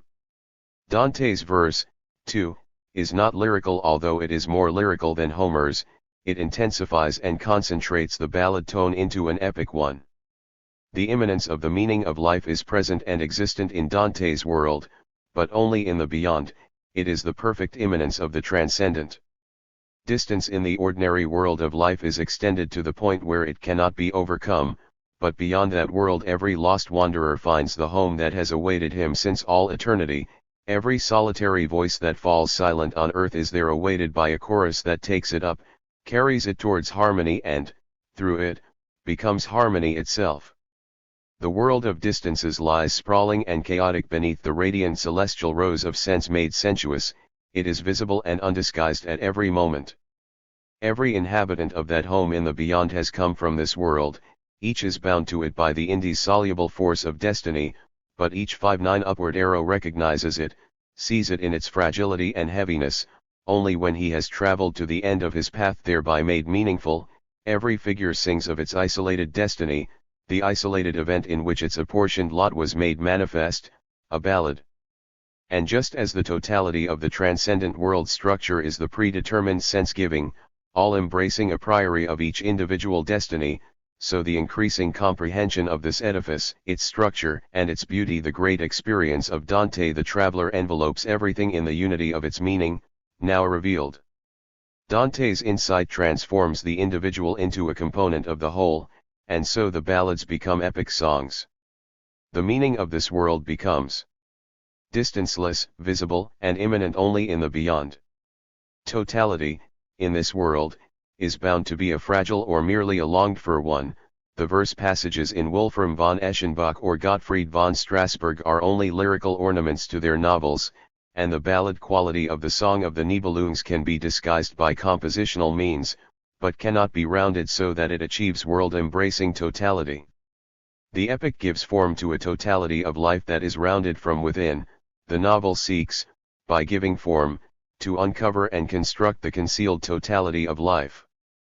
The given structure of the object, i.e. the search, which is only a way of expressing the subject's recognition that neither objective life nor its relationship to the subject is spontaneously harmonious in itself, supplies an indication of the form-giving intention. All the fissures and rents which are inherent in the historical situation must be drawn into the form-giving process and cannot nor should be disguised by compositional means. Thus the fundamental form-determining intention of the novel is objectivist as the psychology of the novel's heroes. They are seekers. The simple fact of seeking implies that neither the goals nor the way leading to them can be directly given, or else that, if they are given in a 6/0 upward arrow psychologically direct and solid manner, this is not evidence of really existent relations or ethical necessities but only of a psychological fact to which nothing in the world of objects or norms need necessarily correspond. To put it another way, this givenness may be crime or madness. The boundaries which separate crime from acclaimed heroism and madness from life-mastering wisdom are tentative, purely psychological ones, although at the end, when the aberration makes itself terribly manifest and clear, there is no longer any confusion. In this sense, the epic and the tragedy know neither crime nor madness. What the customary concepts of everyday life call crime is, For them, either not there at all, or it is nothing other than the point, symbolically fixed and sensually perceptible from afar, at which the soul's relationship to its destiny, the vehicle of its metaphysical homesickness, becomes visible. The epic world is either a purely childlike one in which the transgression of stable, traditional norms has to entail vengeance which again must be avenged ad infinitum, or else it is the perfect theodicy in which crime and punishment lie in the scales of world justice as equal, mutually homogeneous weights. In tragedy, crime is either nothing at all or a symbol. It is either a mere element of the action, demanded and determined by technical laws, or it is the breaking down of forms on this side of the essence. It is the entrance through which the soul comes into its own. Of madness the epic knows nothing, unless it be the generally incomprehensible language of a superworld that possesses no other means of expression. In non-problematic tragedy, madness can be the symbolic expression of an end, equivalent to physical death or to the living death of a soul consumed by the essential fire of selfhood. For crime and madness are objectivations of transcendental homelessness, the homelessness of an action in the human order of social relations, the 6-1 upward arrow homelessness of a soul in the ideal order of a suprapersonal system of values. Every form is the resolution of a fundamental dissonance of existence. Every form restores the absurd to its proper place as the vehicle, the necessary condition of meaning. When the peak of absurdity, the futility of genuine and profound human aspirations, or the possibility of the ultimate nothingness of man has to be absorbed into literary form as a basic vehicular fact, and when what is in itself absurd has to be explained and analyzed and, consequently, recognized as being irreducibly there, then, although some streams within such a form may flow into a sea of fulfillment, the absence of any manifest aim, the determining lack of direction of life as a whole, must be the basic a priori constituent, the fundamental structural element of the characters and events within it. Where no aims are directly given, the structures which the soul, in the process of becoming man, encounters as the arena and substratum of its activity among men lose their obvious roots in suprapersonal ideal necessities. They are simply existent, perhaps powerful, perhaps frail, but they neither carry the consecration of the absolute within them nor are they the natural containers for the overflowing interiority of the soul. They form the world of convention, a world from whose all-embracing power only the innermost recesses of the soul are exempt, a world which is present everywhere in a multiplicity of forms too complex for understanding. Its strict laws, both in becoming and in being, are necessarily evident to the cognizant subject, but despite its regularity, it is a world that does not offer itself either as meaning to the aim-seeking subject or as matter, in sensuous immediacy, to the active subject. It is a second nature, and, like nature, first nature, it is determinable only as the embodiment of recognized but senseless necessities, and therefore it is incomprehensible, unknowable in its real substance. Yet for creative literature substance alone has existence, and only substances 6-2 upward arrow which are profoundly homogeneous with one another can enter into the fighting union of reciprocal compositional relationships. Lyric poetry can ignore the phenomenalization of the first nature and can create a protean mythology of substantial subjectivity out of the constitutive strength of its ignorance. In lyric poetry, only the great moment exists, the moment at which the meaningful unity of nature and soul or their meaningful divorce, the necessary and affirmed loneliness of the soul becomes eternal. At the lyrical moment the purest interiority of the soul, set apart from duration without choice, lifted above the obscurely determined multiplicity of things, solidifies into substance, whilst alien, unknowable nature is driven from within, to agglomerate into a symbol that is illuminated throughout. Yet this relationship between soul and nature can be produced only at lyrical moments. Otherwise, nature is transformed because of its lack of meaning into a kind of picturesque lumber room of sensuous symbols for literature. It seems to be fixed in its bewitched mobility and can only be reduced to a meaningfully animated calm by the magic word of lyricism. Such moments are constitutive and form determining only for lyric poetry. Only in lyric poetry do these direct, sudden flashes of the substance become like lost original manuscripts suddenly made legible. Only in lyric poetry is the subject, the vehicle of such experiences, transformed into the sole carrier of meaning, the only true reality. Drama is played out in a sphere that lies beyond such reality, and in the epic forms the subjective experience remains inside the subject, it becomes mood. And nature, bereft of its senseless autonomous life as well of its meaningful symbolism, becomes a background, a piece of scenery, an accompanying voice. It has lost its independence and is only a sensually perceptible projection of the essential of interiority. The second nature, the nature of man-made structures, has 6-3 upward arrow no lyrical substantiality, its forms are too rigid to adapt themselves to the symbol-creating moment. The content of the second nature, precipitated by its own laws, is too definite to be able to rid itself of those elements which, in lyric poetry, are bound to become essayistic. Furthermore, these elements are so much at the mercy of laws, are so absolutely devoid of any sensuous valency of existence independent from laws, that, without them, they can only disintegrate into nothingness. This second nature is not dumb, sensuous, and yet senseless like the first. It is a complex of senses meanings which has become rigid and strange, and which no longer awakens interiority. It is a charnel house of long-dead interiorities. This second nature could only be brought to life if this were possible by the metaphysical act of reawakening the souls which, in an early or ideal existence, created or preserved it. It can never be animated by another interiority. It is too akin to the soul's aspirations to be treated by the soul as mere raw material for moods, yet too alien to those aspirations ever to become their appropriate and adequate expression. Estrangement from nature, the first nature, the modern sentimental attitude to nature, is only a projection of man's experience of his self-made environment as a prison instead of as a parental home. When the structures made by man for man are really adequate to man, they are his necessary and native home, and he does not know the nostalgia that posits and experiences nature as the object of its own seeking and finding. The first nature, nature as a set of laws for pure cognition, nature as the bringer of comfort to pure feeling, is nothing other than the historico-philosophical objectivation of man's alienation from his own constructs. When the sole content of these constructs can no longer directly become soul, when the constructs no longer appear as the agglomerate and concentrate of interiorities which can at any moment be transformed back into a soul, then they 6-4 upward arrow must, in order to subsist, achieve a power which dominates men blindly, without exception or choice. And so men call law the recognition of the power that holds them in thrall, and they conceptualize as law their despair at its omnipotence and universality, conceptualize it into a sublime and exalting logic, a necessity that is eternal, immutable, and beyond the reach of man.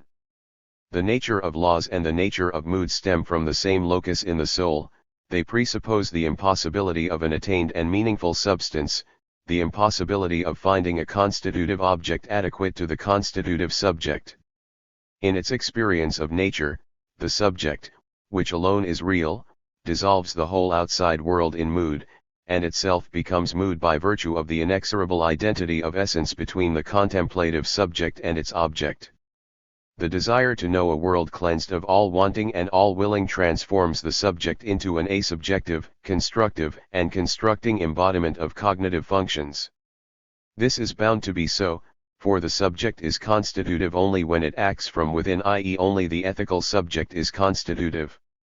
It can only avoid falling prey to laws and moods if the arena of its actions, the normative object of its actions, is made of the stuff of pure ethics, if right and custom are identical with morality, if no more of the soul has to be put into the man-made structures to make them serve as man's proper sphere of action than can be released, by action, from those structures. Under such conditions the soul has no need to recognize any laws, for the soul itself is the law of man, and man will behold the same face of the same soul upon every substance against which he may have to prove himself. Under such conditions, it would seem petty and futile to try to overcome the strangeness of the non-human world by the mood-arousing power of the subject. The world of man that matters is the one where the soul, as man, God, or demon, is at home. Then the soul finds everything it needs. It does not have to create or 6-5 upward arrow animate anything out of its own self, for its existence is filled to overbrimming with the finding, gathering, and molding of all that is given as cognate to the soul. The epic individual, the hero of the novel, is the product of estrangement from the outside world.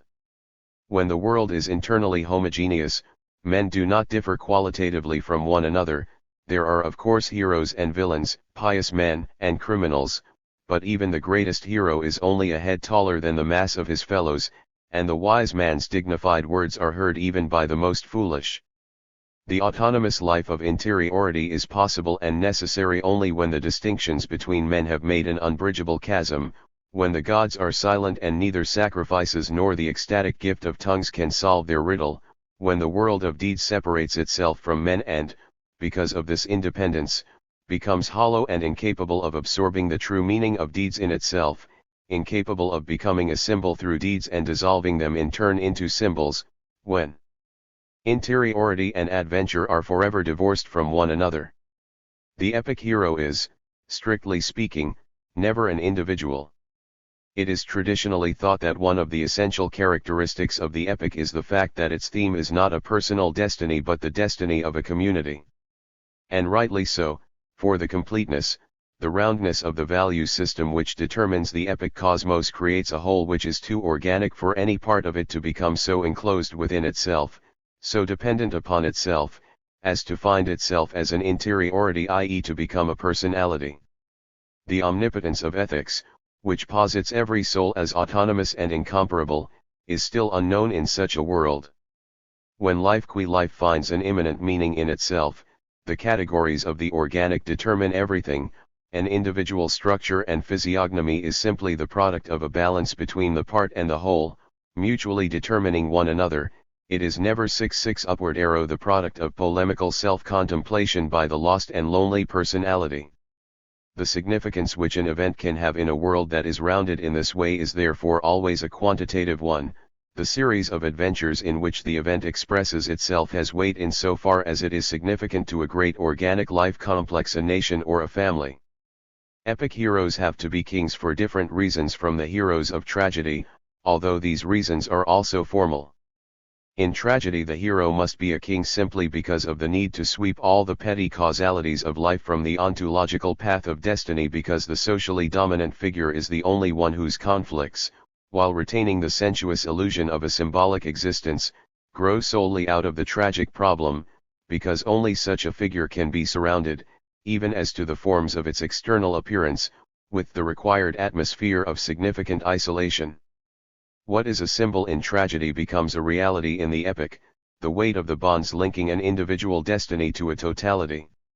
World destiny, which in tragedy is merely the number of noughts that have to be added to I to transform it into a million, is what actually gives the events of the epic their content. The epic hero, as bearer of his destiny, is not lonely, for this destiny connects him by indissoluble threads to the community whose fate is crystal lucid in his own. As for the community, it is an organic and therefore intrinsically meaningful concrete totality. That is why the substance of adventure in an epic is always articulated, never strictly closed. This substance is an organism of infinite interior richness, and in this is identical or similar to the substance of other adventure. The way Homer's epics begin in the middle and do not finish at the end is a reflection of the truly epic mentality's total indifference to any form of architectural construction, and the introduction of extraneous themes such as that of 6-7 upward arrow Dietrich von Born in the Song of the Nibelungs can never disturb this balance, for everything in the epic has a life of its own and derives its completeness from its own inner significance. The extraneous can calmly hold out its hand to the central. Mere contact between concrete things creates concrete relationships, and the extraneous, because of its perspectival distance and its not yet realized richness, does not endanger the unity of the whole and yet has obvious organic existence. Dante is the only great example in which we see the architectural clearly conquering the organic, and therefore he represents a historico-philosophical transition from the pure epic to the novel. In Dante there is still the perfect immanent distancelessness and completeness of the true epic, but his figures are already individuals, consciously and energetically placing themselves in opposition to a reality that is becoming closed to them, individuals who, through this opposition, become real personalities. The constituent principle of Dante's totality is a highly systematic one, abolishing the epic independence of the organic part unities and transforming them into hierarchically ordered, autonomous parts. Such individuality, it is true, is found more in the secondary figures than in the hero. The tendency of each part unity to retain its autonomous lyrical life, a category unknown and unknowable in the old epic, increases towards the periphery as the distance from the center becomes greater. The combination of the presuppositions of the epic and the novel and their synthesis to an epopea is based on the dual structure of Dante's world. The break between life and meaning is surpassed and cancelled by the coincidence of life and meaning in a present, actually experienced transcendence. To the postulate-free organic nature of the older epics, Dante opposes a hierarchy of fulfilled postulates. Dante and only Dante did not have to endow his hero with visible social superiority or with a heroic destiny that 6-8 upward arrow determined the destiny of the community, because his hero's lived experience was the symbolic unity of human destiny in general. 6-9 upward arrow. 4. The inner form of the novel. The totality of Dante's world is the totality of a visual system of concepts. It is because of this sensual thingness, this substantiality both of the concepts themselves and of their hierarchical order within the system, that completeness and totality can become constitutive structural categories rather than regulative ones. Because of it, the progression through the totality is a voyage which, although full of suspense, is a well-conducted and safe one, and, because of it, it was possible for an epic to be created at a time when the historico-philosophical situation was already beginning to demand the novel. In a novel, totality can be system-dotedist only in abstract terms, which is why any system that could be established in the novel, a system being, after the final disappearance of the organic, the only possible form of a rounded totality, had to be one of abstract concepts and therefore not directly suitable for aesthetic form-giving. Such abstract systematization is, it is true, the ultimate basis of the entire structure, but in the created reality of the novel all that becomes visible is the distance separating the systematization from concrete life, a systematization which emphasizes the conventionality of the objective world and the interiority of the subjective one. Thus the elements of the novel are, in the Hegelian sense, entirely abstract, the nostalgia of the characters for utopian perfection, a nostalgia that feels itself and its desires to be the only true reality, abstract, the existence of social structures based only upon their factual presence and their sheer ability to continue, abstract, finally, the form-giving intention which, instead of surmounting the distance between these two abstract groups of elements, 7-0 upward arrow allows it to subsist. Which does not even attempt to surmount it but renders it sensuous as the lived experience of the novel's characters, uses it as a means of connecting the two groups and so turns it into an instrument of composition. We have already recognized the dangers that arise from the fundamentally abstract nature of the novel, the risk of overlapping into lyricism or drama, the risk of narrowing reality so that the work becomes an idyll, the risk of sinking to the level of mere entertainment literature.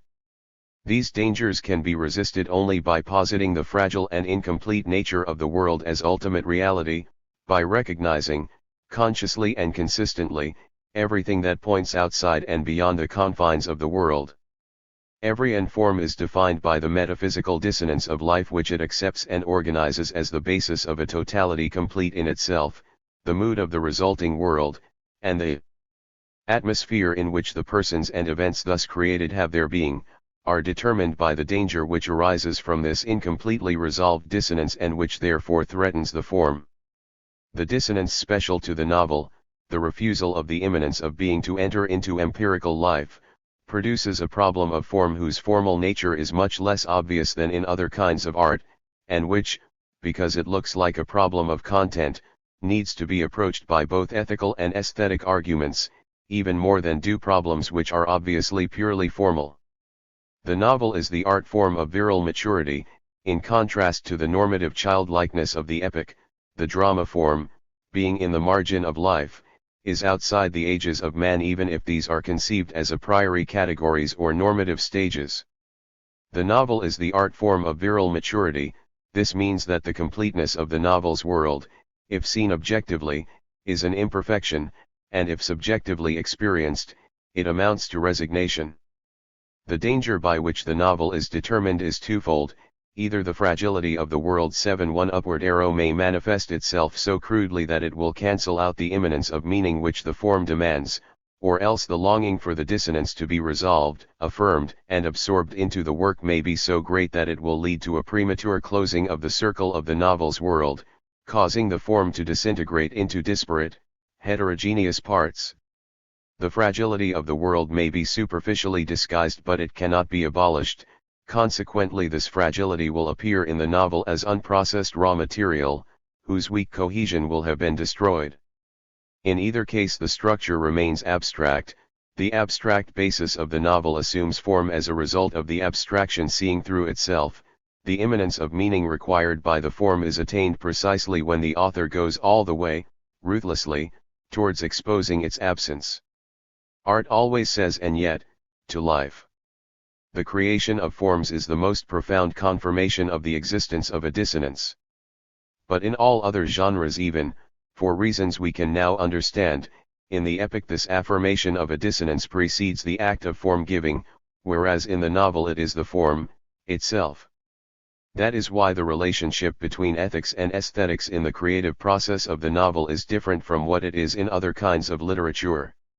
There, ethic is a purely formal precondition which, by its depth, allows the form-determined essence to be attained and, by its breadth, renders possible a totality which is likewise determined by the form and which, by its all-embracing nature, establishes a balance between the constituent elements, a balance for which justice is only a term in the language of pure ethics.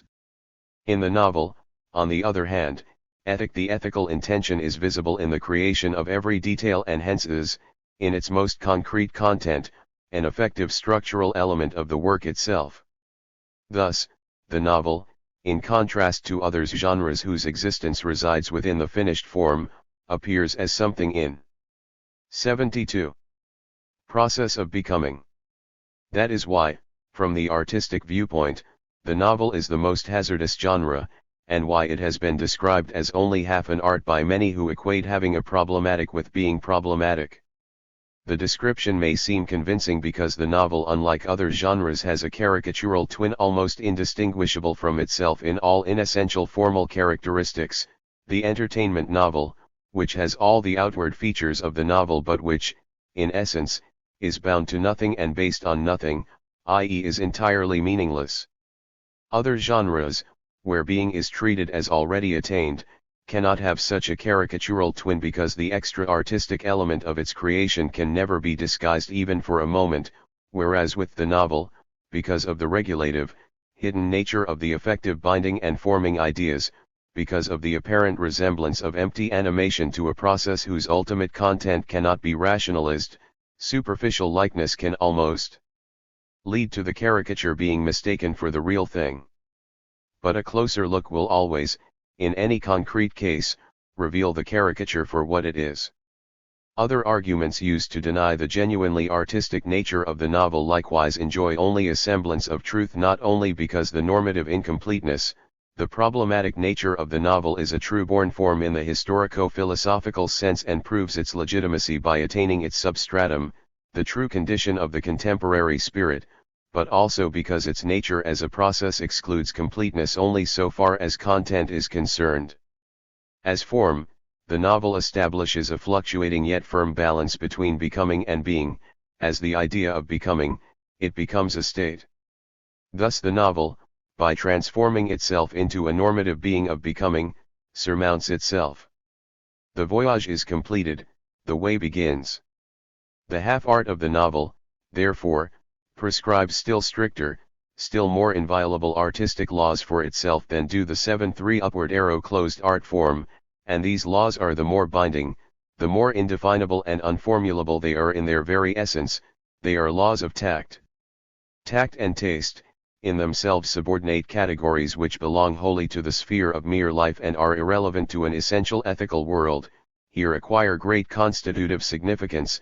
Only through them is subjectivity, at the beginning of the novel's totality and at its end, capable of maintaining itself in equilibrium, of positing itself as epically normative objectivity and thus of surmounting abstraction, the inherent danger of the novel form.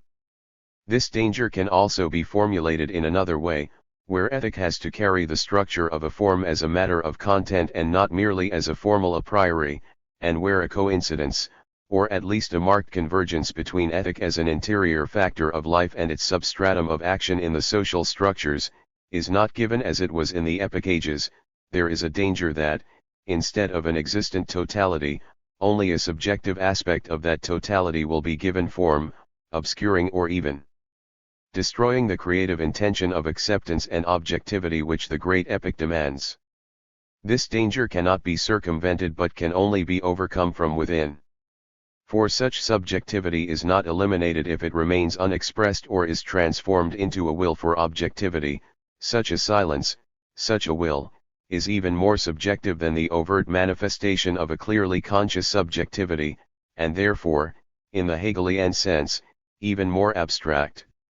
The self-recognition and, with it, self-abolition of subjectivity was called irony by the first theoreticians of the novel, the aesthetic philosophers of early Romanticism. As a formal constituent of the novel form, this signifies an interior diversion of the normatively creative subject into a subjectivity as interiority, which opposes power complexes that are alien to it and which strives to imprint the contents of its longing upon the alien world, and a subjectivity which sees through the abstract and, therefore, limited nature of the 7-4 upward arrow mutually alien worlds of subject and object, understand these worlds by seeing their limitations as necessary conditions of their existence and, by thus seeing through them, allows the duality of the world to subsist. At the same time, the creative subjectivity glimpses a unified world in the mutual relativity of elements essentially alien to one another, and gives form to this world. Yet this glimpsed unified world is nevertheless purely formal. The antagonistic nature of the inner and outer worlds is not abolished but only recognized as necessary. The subject which recognizes it as such is just as empirical, just as much part of the outside world, confined in its own interiority as the characters which have become its objects. Such irony is free from that cold and abstract superiority which narrows down the objective form to a subjective one and reduces the totality to a mere aspect of itself. This is the case in satire.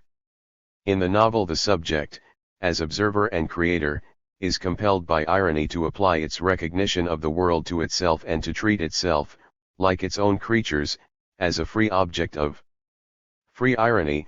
It must transform itself into a purely receptive subject, as is normatively required for great epic literature. The irony of the novel is the self-correction of the world's fragility. Inadequate relations can transform themselves into a fanciful yet well-ordered round of misunderstandings and cross-purposes, within which everything is seen as many-sided, within which things appear as isolated and yet connected, as full of value and yet totally devoid of it, as abstract fragments and as concrete autonomous life, as flowering and as decaying, as the infliction of suffering and as suffering itself. Thus a new perspective of life is reached on an entirely new basis, that of the indissoluble connection between the relative independence of the parts and their attachment to the whole.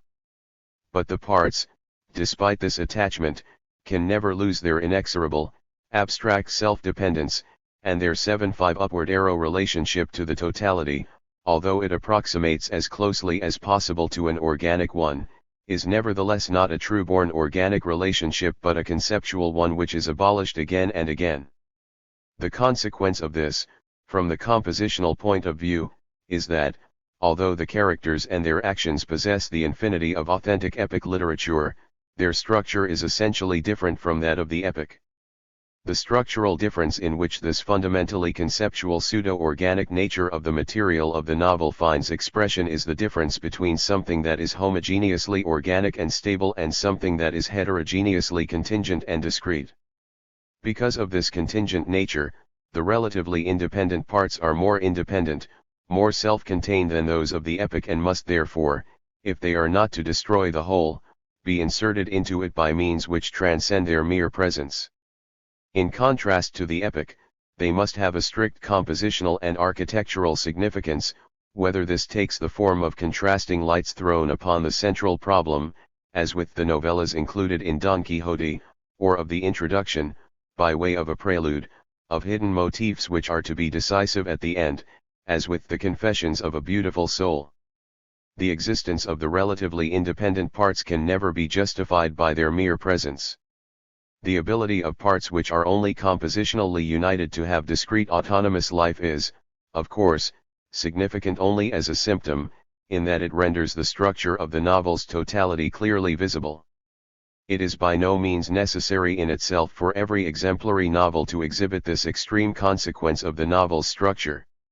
Any attempt to surmount the problematic of the novel by insisting exclusively on this specific aspect must, in fact, lead to artificiality and to excessive obviousness of composition, as with the Romantics or with the first novel of Paul Ernst. 7.6 Upward arrow. This aspect is only a symptom of contingency, it merely sheds light upon a state of affairs which is necessarily present at all times and everywhere, but which is covered over, by skillfully ironic compositional tact, by a semblance of organic quality which is revealed again and again as illusory. The outward form of the novel is essentially biographical.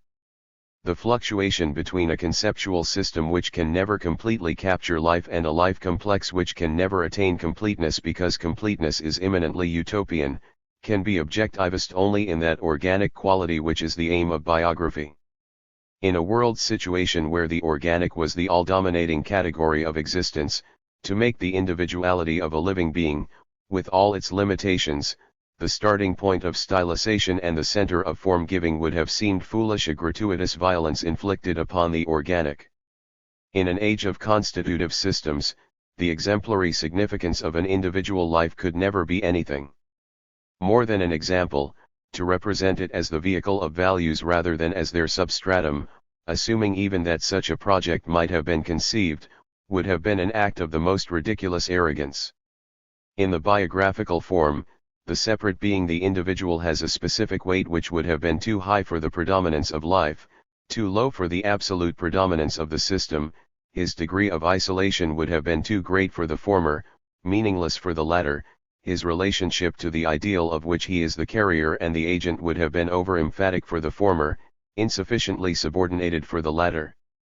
In the biographical form, the unfulfillable, sentimental striving both for the immediate unity of life and for a completely rounded architecture of the system is balanced and brought to rest, it is transformed into being. The central character of a biography is significant only by his relationship to a world of ideals that stands above him, but this 7.7 upward arrow world, in turn, is realized only through its existence within one, that individual, and his lived experience. Thus in the biographical form the balance of both spheres which are unrealized and unrealizable in isolation produces a new and autonomous life that is, however paradoxically, complete in itself and immanently meaningful, the life of the problematic individual. The contingent world and the problematic individual are realities which mutually determine one another. If the individual is unproblematic, then his aims are given to him with immediate obviousness, and the realization of the world constructed by these given aims may involve hindrances and difficulties but never any serious threat to his interior life. Such a threat arises only when the outside world is no longer adapted to the individual's ideas and the ideas become subjective facts, ideals in his soul. The positing of ideas as unrealizable and, in the empirical sense, as unreal, i.e. their transformation into ideals, destroys the immediate problem-free organic nature of the individual. Individuality then becomes an aim unto itself because it finds within itself everything that is essential to it and that make its life autonomous, even if what it finds can never be a firm possession or the basis of its life, but is an object of search. The surrounding world of the individual, however, is the substratum and material of the same categorical forms upon which his interior world is based, and differs from them only in its content. Therefore the unbridgeable chasm between the reality that is and the ideal that should be must represent the essence of the outside world, the difference of their materials being only a structural one. This difference manifests itself most clearly in the pure negativity of the ideal. In the subjective world of the soul the ideal is as much at home as the soul's other realities, but, At the level of the soul, the ideal by entering lived experience can play, even in its content, a directly positive role, whereas in the outside world the gap between 7-8 upward arrow reality and the ideal becomes apparent only by the absence of the ideal, in the immanent self-criticism of mere reality caused by that absence, in the self-revelation of the nothingness of mere reality without an immanent ideal. This self-destruction of reality, which, as given, is of an entirely intellectual dialectical nature and is not immediately evident in a poetic and sensuous way, appears in two different forms. First, as disharmony between the interiority of the individual and the substratum of his actions. The more genuine is the interiority and the nearer its sources are to the ideas of life which, in the soul, have turned into ideals, the more clearly this disharmony will appear. Second, as the inability of the outside world, which is a stranger to ideals and an enemy of interiority, to achieve real completeness, an inability to find either the form of totality for itself as a whole, or any form of coherence for its own relationship to its elements and their relationship to one another. In other words, the outside world cannot be represented. Both the parts and the whole of such an outside world defy any forms of directly sensuous representation. They acquire life only when they can be related either to the life-experiencing interiority of the individual lost in their labyrinth, or to the observing and creative eye of the artist's subjectivity, when they become objects of mood or reflection. This is the formal reason and the literary justification for the Romantics' demand that the novel, combining all genres within itself, should include pure lyric poetry and pure thought in its structure. The discrete nature of the outside world demands, for the sake of epic significance and sensuous valency, the inclusion of elements some of which are essentially alien to epic literature while others are alien to imaginative literature in general. The inclusion of these elements is not merely a question of lyrical atmosphere and intellectual significance being added to otherwise prosaic, isolated, and inessential events. Only in these elements can the ultimate 7-9 upward arrow basis of the whole, the basis which holds the entire work together, become visible, the system of regulative ideas which constitutes the totality. For the discrete structure of the outside world is due, in the last analysis, to the fact that any system of ideas has only regulative power vis-a-vis reality. The incapacity of ideas to penetrate reality makes reality heterogeneous and discrete.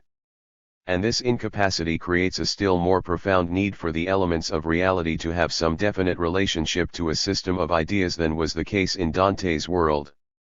There, life and meaning were conferred upon each event by allocating to each its place in the world's architecture, just as directly as, in Homer's organic world, life and meaning were present with perfect immanence in every manifestation of life.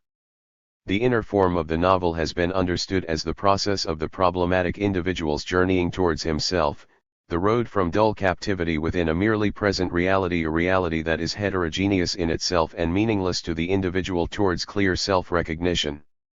After such self-recognition has been attained, the ideal thus formed irradiates the individual's life as its immanent meaning, but the conflict between what is and what should be has not been abolished and cannot be abolished in the sphere wherein these events take place, the life sphere of the novel.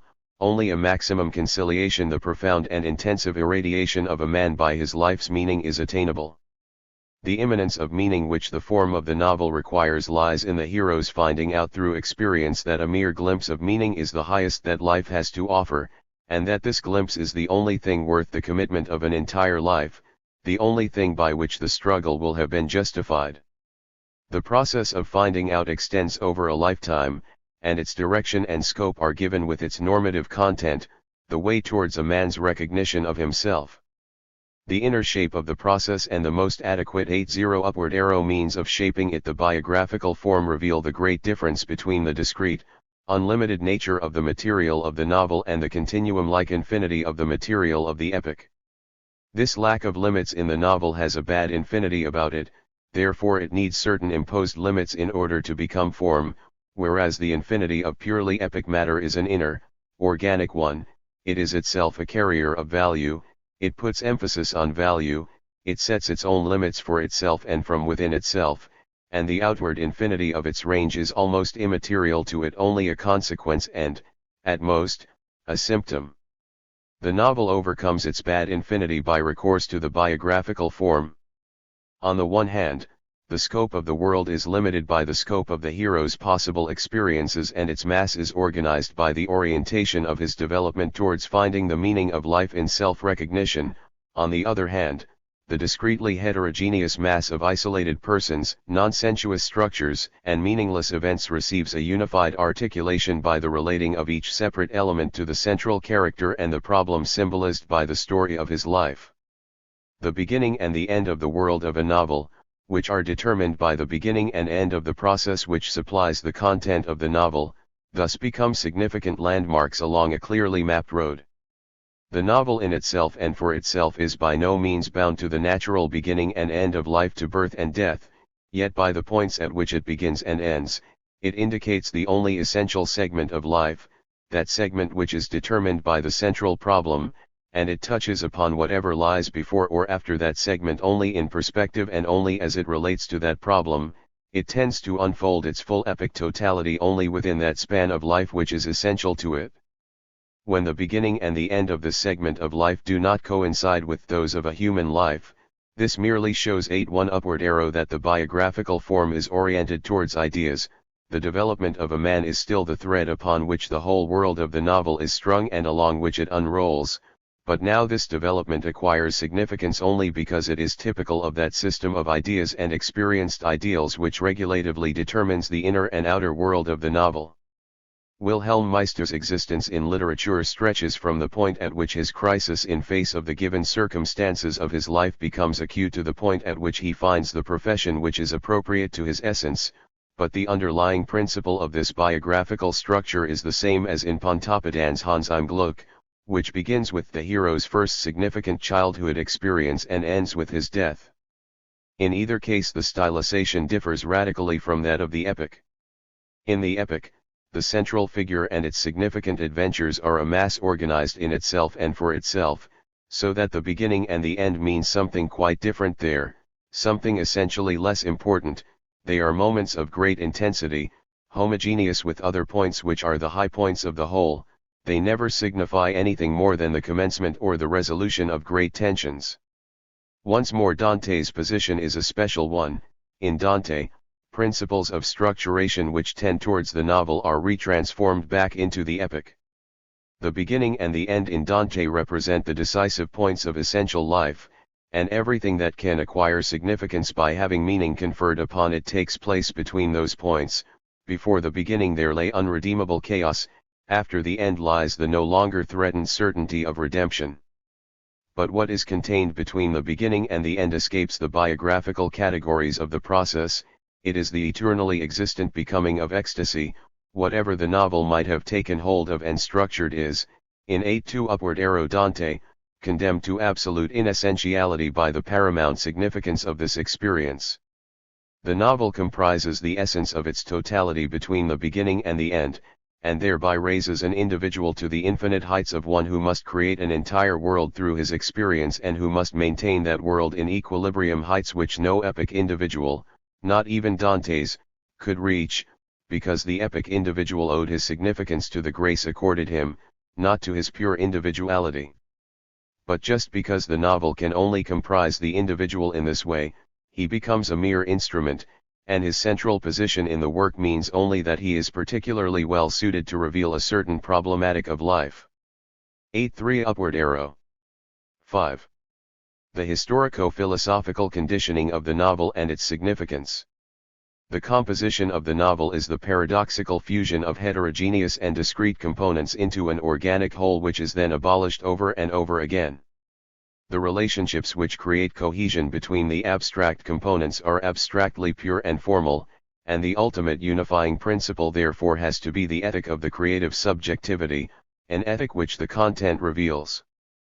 But because this ethic must surmount itself so that the author's normative objectivity may be realized, and because it cannot, when all is said and done, completely penetrate the objects of form-giving, and therefore cannot completely rid itself of its subjectivity and so appear as the immanent meaning of the objective world, because of this, it needs a new ethical self-correction, again determined by the work's content. in order to achieve the tact which will create a proper balance. This interaction of two ethical complexes, their duality as to form and their unity in being given form, is the content of irony, which is the normative mentality of the novel. The novel is condemned to great complexity by the structure of its given nature. What happens to an idea in the world of reality need not become the object of dialectical reflection in every kind of literary creation in which an idea is given form as reality. The relationship between idea and reality can be dealt with by means of purely sensuous form-giving, and then no empty space or distance is left between the two which would have to be filled with the author's consciousness and wisdom. Wisdom can be expressed through the act of form-giving. It can conceal itself behind the forms and does not necessarily have to surmount itself, as irony, in the work. 8-4 Upward arrow for the creative individual's reflection. The novelist's ethic vis-a-vis the content, is a double one. His reflection consists of giving form to what happens to the idea in real life, of describing the actual nature of this process and of evaluating and considering its reality. This reflection, however, in turn becomes an object for reflection. It is itself only an ideal, only subjective and postulative. It, too, has a certain destiny in a reality which is alien to it, and this destiny, now purely reflexive and contained within the narrator himself, must also be given form. The need for reflection is the deepest melancholy of every great and genuine novel. Through it, the writer's naivete suffers extreme violence and is changed into its opposite. This is only another way of saying that pure reflection is profoundly inartistic. And the hard-won equalization, the unstable balance of mutually surmounting reflex ions, the second naivete, which is the novelist's objectivity, is only a formal substitute for the first. It makes form-giving possible and it rounds off the form, but the very manner in which it does so points eloquently at the sacrifice that has had to be made, at the paradise forever lost, sought, and never found. This vain search and then the resignation with which it is abandoned make the circle that completes the form. The novel is the form of mature virility. Its author has lost the poet's radiant youthful faith that destiny and soul are twin names for a single concept, novalis, and the deeper and more painful his need to set this most essential creed of all literature as a demand against life, the more deeply and painfully he must learn to understand that it is only a demand and not an effective reality. This insight, this irony, is directed both at his heroes, who, in their poetically necessary youthfulness, are destroyed by trying to turn his faith into reality, and against his own wisdom, which has been forced to see the uselessness of the struggle and the final victory of reality. Indeed, the irony is a double one in both directions. It extends 8-5 upward arrow not only to the profound hopelessness of the struggle but also to the still more profound hopelessness of its abandonment, the pitiful failure of the intention to adapt to a world which is a stranger to ideals, to abandon the unreal ideality of the soul for the sake of achieving mastery over reality. And whilst irony depicts reality as victorious, it reveals not only that reality is as nothing in face of its defeated opponent, not only that the victory of reality can never be a final one, that it will always, again and again, be challenged by new rebellions of the idea, but also that reality owes its advantage not so much to its own strength, which is too crude and directionless to maintain the advantage, as to the inner, although necessary, problematic of the soul weighed down by its ideals.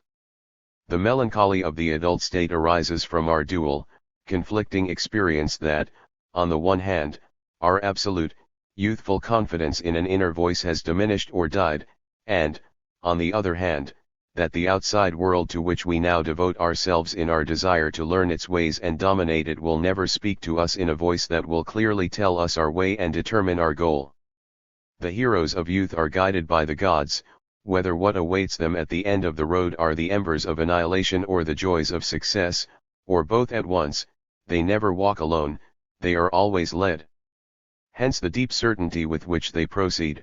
They may weep and mourn, forsaken by everyone, on a desert island, they may stumble to the very gates of hell in desperate blindness, yet an atmosphere of security always surrounds them, a god always plots the hero's paths and always walks ahead of him. Fallen gods, and gods whose kingdom is not yet become demons, Their power is effective and alive, but it no longer penetrates the world, or does not yet do so. The world has a coherence of meaning, a causality, which is incomprehensible to the vital, effective force of a god become demon. 8-6 Upward arrow. From the demon's viewpoint, the affairs of such a world appear purely senseless. The demon's power remains effective because it cannot be overthrown. The passing of the old god supports the being of the new, and for this reason the one possesses the same valency of reality, in the sphere of the only essential being, which is metaphysical being, as the other. It was not divine, Goethe wrote about the demonic, for it seemed irrational; it was not human, for it had no reason; not devilish, for it was beneficent; not angelic, for it often allowed room for malice. It resembled the accidental, for it was without consequence; it looked like providence, for it hinted at hidden connections. Everything that restricts us seemed permeable by it; it seemed to arrange at will the necessary elements of our existence; it contracted time, it expanded space. It seemed at ease only in the impossible, and it thrust the possible from itself with contempt. But there is an essential aspiration of the soul which is concerned only with the essential, no matter where it comes from or where it leads. There is a nostalgia of the soul when the longing for home is so violent that the soul must, with blind impetuousness, take the first path that seems to lead there, and so powerful is this yearning that it can always pursue its road to the end. For such a soul, every road leads to the essence, leads home, for to the soul its selfhood is its home. That is why tragedy knows no real difference between god and demon, whereas, if a demon enters the domain of the epic at all, he has to be a powerless, defeated higher being, a deposed divinity. Tragedy destroys the hierarchy of the higher worlds. In it there is no god and no demon, for the outside world is only the occasion for the soul to find itself, for the hero to become a hero, in itself and for itself. It is neither perfectly nor imperfectly penetrated by meaning, it is a tangle of blind happenings, indifferent to objective existing forms of meaning. But the soul transforms every happening into destiny, and the soul alone does this. 8-7 Upward arrow. For everyone. Only when the tragedy is over, when the dramatic meaning has become transcendent, do gods and demons appear on the stage. It is only in the drama of grace that the tabula rasa of the higher world is filled once more with superior and subordinate figures. The novel is the epic of a world that has been abandoned by God.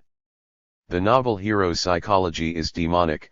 The objectivity of the novel is the mature man's knowledge that meaning can never quite penetrate reality, but that, without meaning, reality would disintegrate into the nothingness of inessentiality. These are merely different ways of saying the same thing. They define the productive limits of the possibilities of the novel, limits which are drawn from within, and, at the same time, they define the historico-philosophical moment at which great novels become possible, at which they grow into a symbol of the essential thing that needs to be said. The mental attitude of the novel is virile maturity, and the characteristic structure of its matter is discreteness, the separation between interiority and adventure. I go to prove my soul, says Browning's Paracelsus, and if the marvelous line is out of place, it is only because it is spoken by a dramatic hero. The dramatic hero knows no adventure, for, through the force of his attained soul that is hallowed by destiny, the event which should have been his adventure becomes destiny upon the merest contact with that soul, becomes a simple occasion for him to prove himself, a simple excuse for disclosing what was prefigured in the act of his attaining the soul. The dramatic hero knows no interiority, for interiority is the product of the antagonistic duality of soul and world, the agonizing distance between psyche and soul, and the tragic hero has attained his soul and therefore does not know any hostile reality. Everything exterior is, for him, merely an expression of a predetermined and adequate destiny. Therefore the dramatic hero does not set out to prove himself, he is a hero because 8-8 Upward arrow. His inner security is given a priori, beyond the reach of any test or proof. The destiny-forming event is, for him, only a symbolic objectivation, a profound and dignified ceremony. The essential inner stylelessness of modern drama, and of Ibsen in particular, derives from the fact that his major figures have to be tested, that they sense within themselves the distance between themselves and their soul, and, in their desperate desire to pass the tests with which events confront them, try to bridge that distance. The heroes of modern drama experience the preconditions of drama. The drama itself unfolds in the process of stylization which the dramatist should have completed, as a phenomenological precondition of his work, before beginning to write it. The novel tells of the adventure of inferiority. The content of the novel is the story of the soul that goes to find itself, that seeks adventures in order to be proved and tested by them, and, by proving itself, to find its own essence. The inner security of the epic world excludes adventure in this essential sense. The heroes of the epic live through a whole variety of adventures, but the fact that they will pass the test, both inwardly and outwardly, is never in doubt. The world-dominating gods must always triumph over the demons, the divinities of impediment, as Indian mythology calls them. Hence the passivity of the epic hero that Goethe and Schiller insisted on. The adventures that fill and embellish his life are the form taken by the objective and extensive totality of the world. He himself is only the luminous center around which this unfolded totality revolves, the inwardly most immobile point of the world's rhythmic movement. By contrast, the novel hero's passivity is not a necessity, it characterizes the hero's relationship to his soul and to the outside world. The novel hero does not have to be passive. That is why his passivity has a specific psychological and sociological nature and represents a distinct type in the structural possibilities of the novel. 8-9 Upward arrow. The novel hero's psychology is the field of action of the demonic. Biological and sociological life has a profound tendency to remain within its own immanence. Men want only to live, structures want to remain intact, and because of the remoteness, the absence of an effective God, the indolent self-complacency of this quietly decaying life would be the only power in the world if men did not sometimes fall prey to the power of the demon and overreach themselves in ways that have no reason and cannot be explained by reason, challenging all the psychological or sociological foundations of their existence. Then, suddenly, the God-forsakenness of the world reveals itself as a lack of substance, as an irrational mixture of density and permeability. What previously seemed to be very solid crumbles like dry clay at the first contact with a man possessed by a demon, and the empty transparence behind which attractive landscapes were previously to be seen is suddenly transformed into a glass wall against which men beat in vain, like bees against a window, incapable of breaking through, incapable of understanding that the way is barred. The writer's irony is a negative mysticism to be found in times without a God. It is an attitude of docta ignorantia towards meaning, a portrayal of the kindly and malicious workings of the demons, a refusal to comprehend more than the mere fact of these workings, and in it there is the deep certainty, expressible only by form-giving, that through not desiring to know and not being able to know he has truly encountered, glimpsed, and grasped the ultimate, true substance, the present, non-existent God.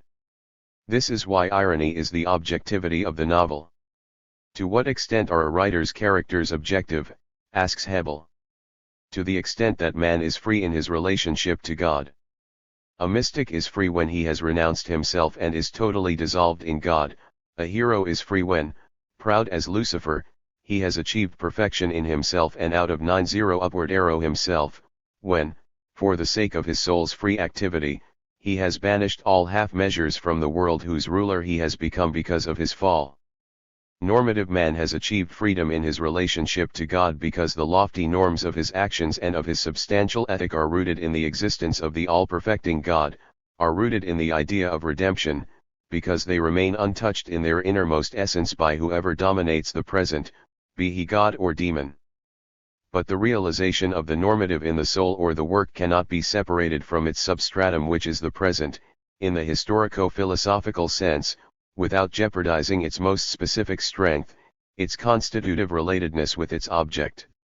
Even the mystic who aspires to the experience of a final and unique Godhead outside all formed concepts of a God, and who achieves such an experience, is still tied to the present God of his time, and in so far as his experience is perfected and becomes a work, it is perfected within the categories prescribed by the historico-philosophical position of the world's clock. Thus his freedom is subject to a double categorical dialectic, a theoretical and a historico-philosophical one, that part of it which is the most specific essence of freedom, the constitutive relation to redemption, remains inexpressible. Everything that can be expressed and given form bears witness to this double servitude. The detour by way of speech to silence, by way of category to essence, is unavoidable. When the historical categories are not sufficiently developed, the wish to achieve immediate silence must inevitably lead to mere stuttering. But when the form is perfectly achieved, the writer is free in relation to God, because in such a form, and only in it, God himself becomes the substratum of form-giving, homogeneous with and equivalent to all the other normatively given elements of form, and is completely embraced by its system of categories. The writer's existence and its very quality are determined one upward arrow mind by the normative relationship which he as the form giver has with the structural forms, by the value technically assigned to him for structuring and articulating the work. But such subsuming of God under the technical concept of the material authenticity of a form reveals the double face of an artistic creation and shows its true place in the order of metaphysically significant works. Such perfect technical immanence has as its precondition a constitutive relationship, which is normatively, but not psychologically, a preliminary one, to ultimate transcendent existence. The reality-creating, transcendental form can only come into being when a true transcendence has become immanent within it. An empty immanence, which is anchored only in the writer's experience and not, at the same time, in his return to the home of all things, is merely the immanence of a surface that covers up the cracks but is incapable of retaining this immanence and must become a surface riddled with holes. For the novel, irony consists in this freedom of the writer in his relationship to God, the transcendental condition of the objectivity of form-giving. Irony, with intuitive double vision, can see where God is to be found in a world abandoned by God. Irony sees the lost, utopian home of the idea that has become an ideal, and yet at the same time it understands that the ideal is subjectively and psychologically conditioned, because that is its only possible form of existence.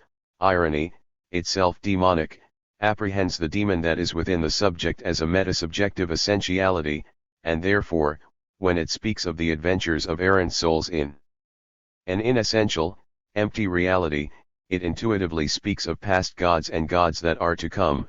Irony has to seek the only world that is adequate to it along the Via Dolorosa of interiority, but is doomed never to find it there.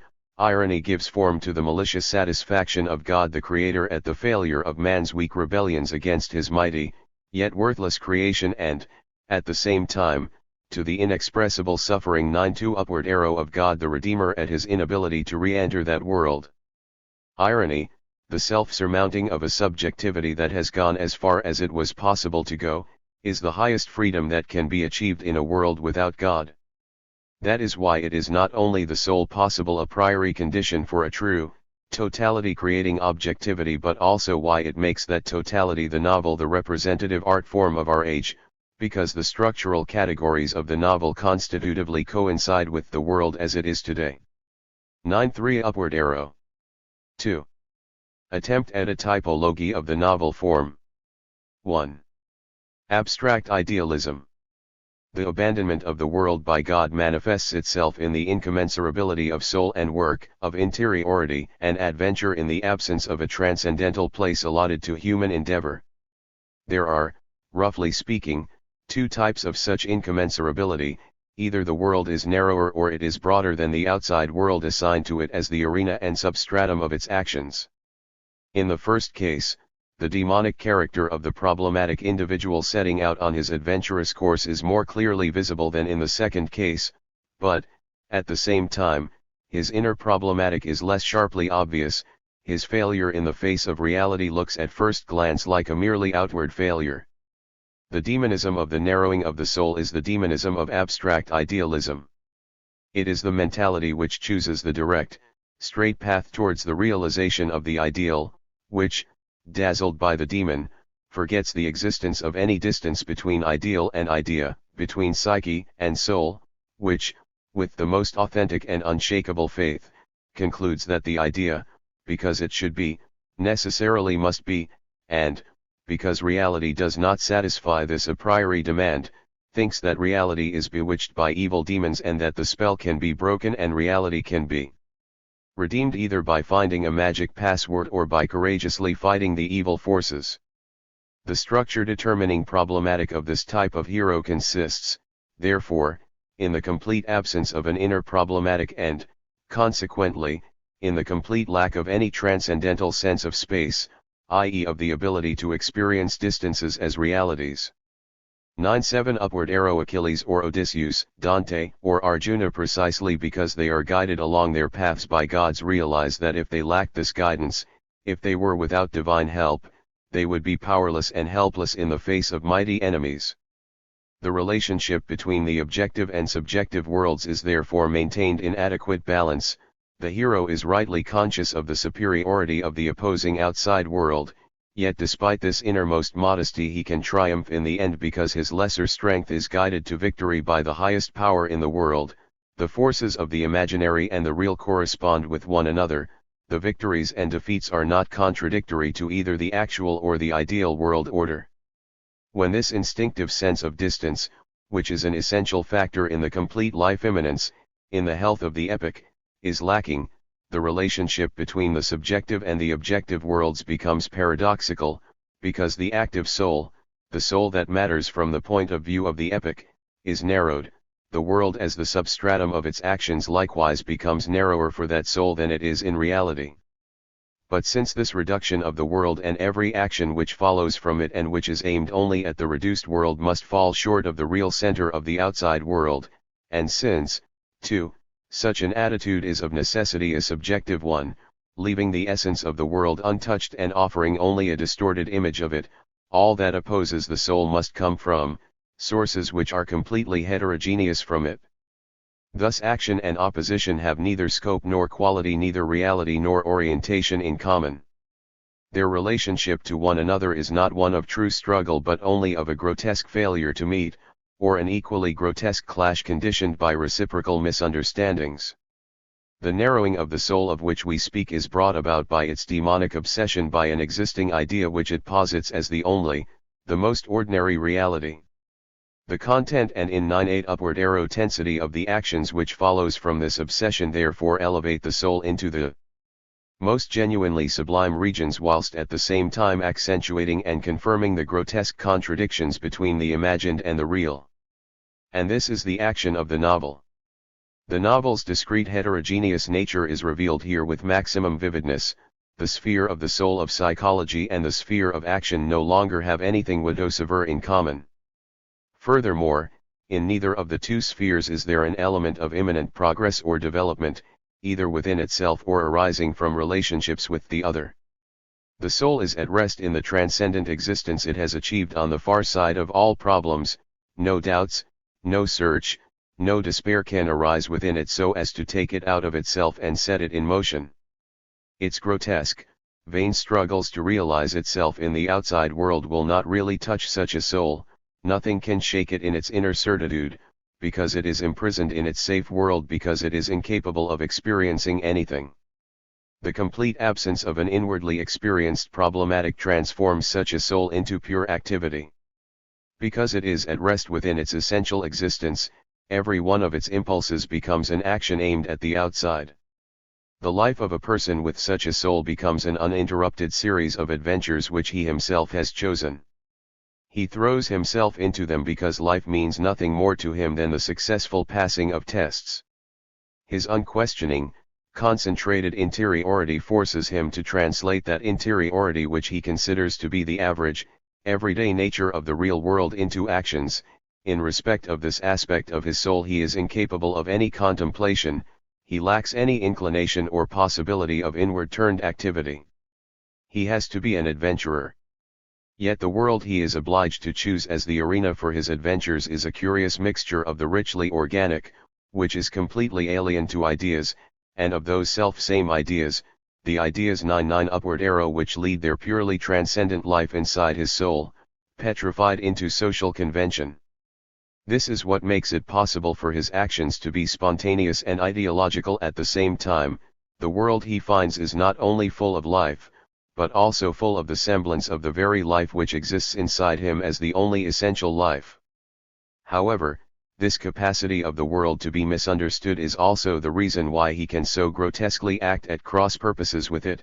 The semblance of an idea collapses in face of the absurd, petrified ideal, and the real nature of the existing world, the self-maintaining, organic life that is alien to all ideas, assumes its appropriate all-dominant position.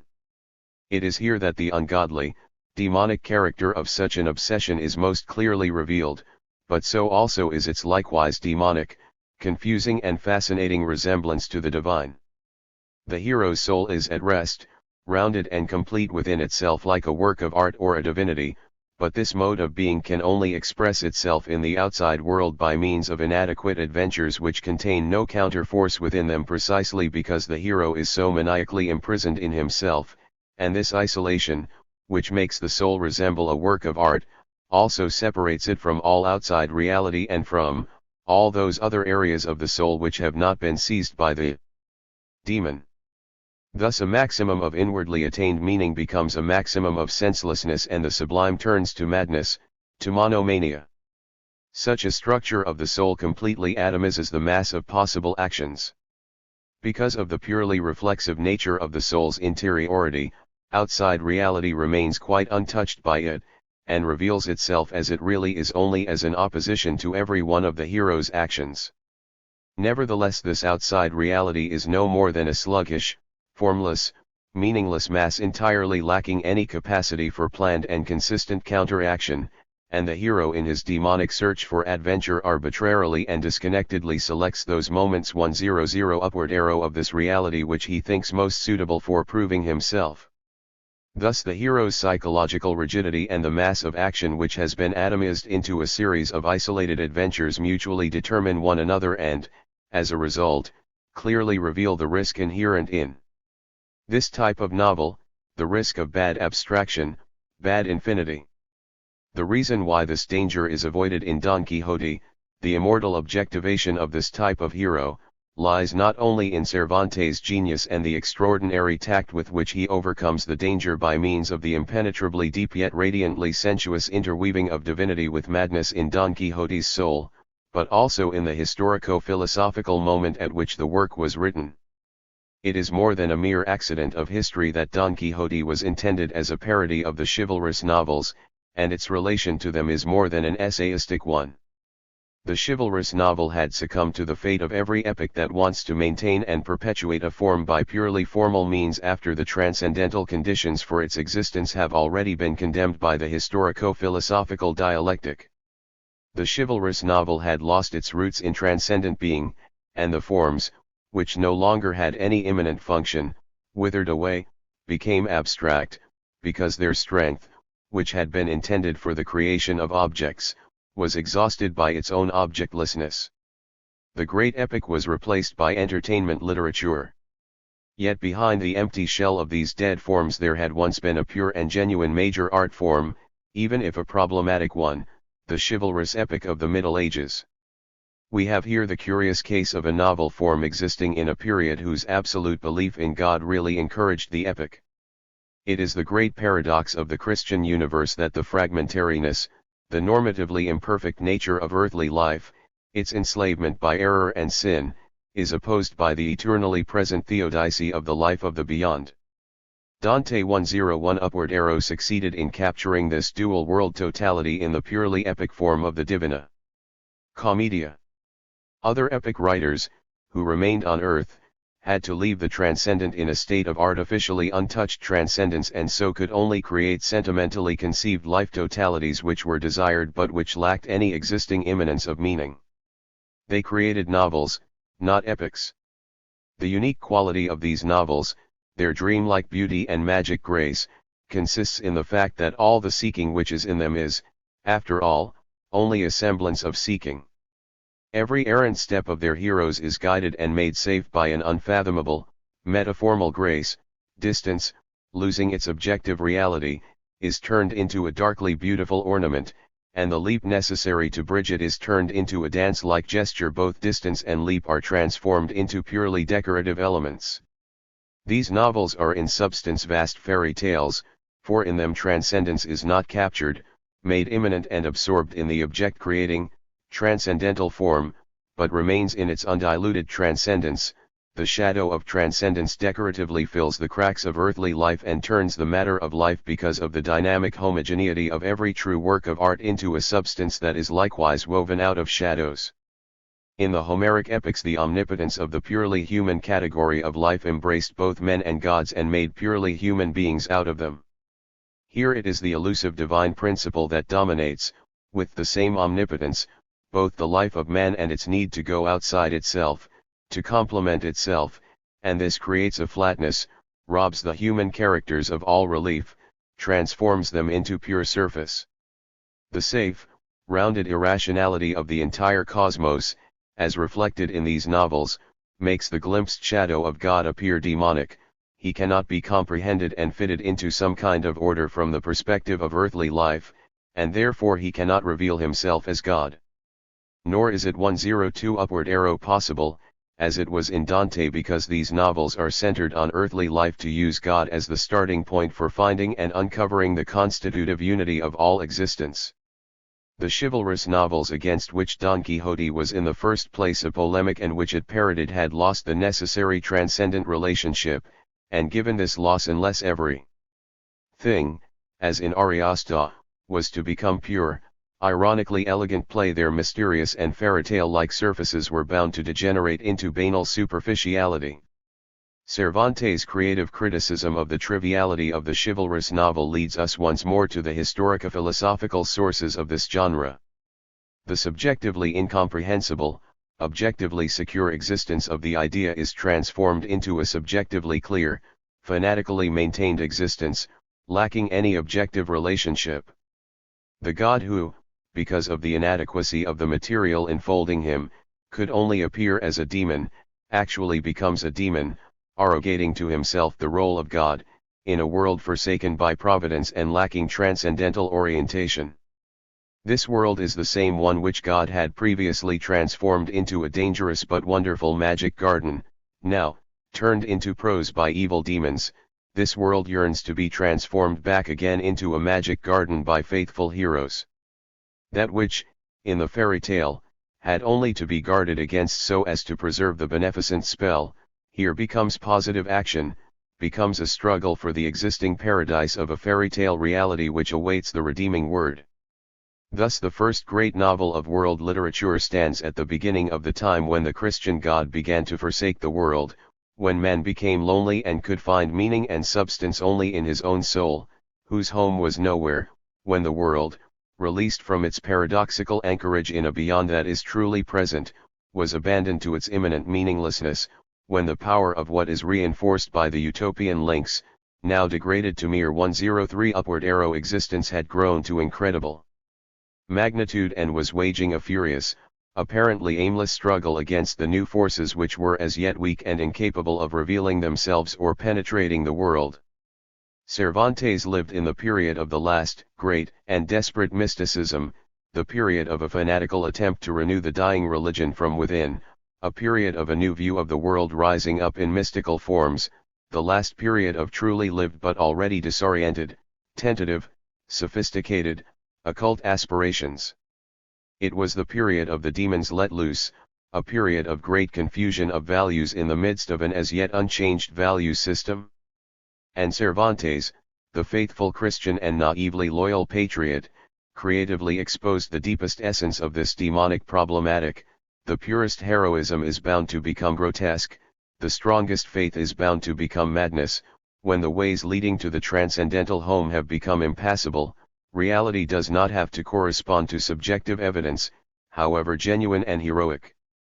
The profound melancholy of the historical process, of the passing of time, speaks through this work, telling us that even a content and an attitude which are eternal must lose their meaning when their time is past, that time brushes aside even the eternal.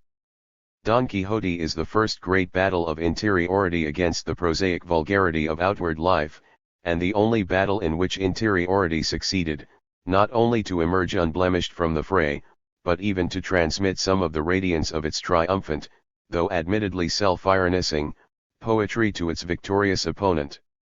Don Quixote, like almost any truly great novel, had to remain the only important objectivation of its type. This particular mixture of poetry and irony, the sublime and the grotesque, divinity and monomania, was so strongly bound up with the historical moment that the same type of mental structure was bound to manifest itself differently at other times and was never again to reach the same epic significance. 104 Upward arrow. The adventure novels which took over its purely artistic form became just as devoid of ideas as its immediate predecessors, the chivalrous novels. They, too, lost the only fruitful tension, a transcendental one, and either replaced it by a purely social tension or simply found the motivation for action in a spirit of adventure for adventure's sake. In either case, and despite the genuinely great talent of some of the writers involved, an ultimate triviality, an ever-increasing similarity between the great novel and the entertainment novel, and the final merging of the two could not be avoided. As the world becomes more and more prosaic, as the active demons withdraw from the world, leaving the arena free to the dull opposition of an inchoate mass to any kind of interiority, the demonically narrowed soul faces a new dilemma: either it must give up all relationship to life, or it must lose its immediate roots in the true world of ideas. The great dramas of German idealism chose the first path. Abstract idealism lost even the most inadequate relationship to life. In order to come out of its subjectivity and prove itself in struggle and defeat, it needed the pure essential sphere of the drama. Interiority and the world had come to be at such cross purposes with one another that their situation could be given as a form of totality only as part of a dramatic reality specially designed and constructed to that end. Kleist's Michael Kohlhaas, artistically a major work, shows to what degree the situation of the time demanded that the hero's psychology should become a matter of purely individual pathology, so that the epic form had to become that of the novella. In this form, as in any dramatic form-giving, the profound interpenetration of the sublime and the grotesque must give place to the purely sublime. The monomania is so acute, the abstraction so extreme, the idealism inevitably becomes so thin, so contentless, so generalist, that the characters move very near the frontier of unconscious comedy. 105 Upward arrow. And the smallest attempt at irony would banish the sublime and transform them into embarrassingly comic figures. Brand, Stockman and Gregor's Whirl are cautionary examples of this possibility. Marquis Posa, the true descendant of Don Quixote, lives in an entirely different form from his ancestors, and, in terms of art, the problems of the destiny of these two souls which are so alike are utterly different. If the narrowing of the soul is a purely psychological phenomenon, if it has lost any visible relation to the existence of the world of ideas, then it has also lost the ability to be the sustaining center of an epic totality. In this case, the inadequacy of the relation between the hero and the outside world is further intensified, but in addition to the actual inadequacy, which in Don Quixote has been merely the grotesque counterpart of an adequacy that was continually demanded and insisted upon as ideal, there is also an inadequacy at the level of ideas. The contact between the hero and the outside world becomes a purely peripheral one. The hero is merely a necessary secondary figure adorning a totality and contributing to its construction, but remaining only a brick in the edifice, never its center. The consequent danger, artistically speaking, is that the center which is now needed has to be something that has meaning and value, but not something which transcends the immanence of life. This change in transcendental attitude means in terms of artistic method that the source of humor is no longer the same as that of poetry and the sublime. Grotesquely depicted characters either become innocuously comic, or else the narrowing of their souls, their all-devouring concentration upon a single point of existence, which no longer has anything to do with the world of ideas, produces pure demonism, and the characters, however humorously treated, become representatives of the bad principle or of the pure absence of ideas. This negativity of the central characters requires a positive 106 upward arrow counterweight, and, most unhappily for the modern humorous novel, this positive counterweight can be nothing else but the objectivation of the bourgeois concept of decent behavior. A true relation between this positive element and the world of ideas would destroy the immanence of meaning in life, and, with it, the novel form.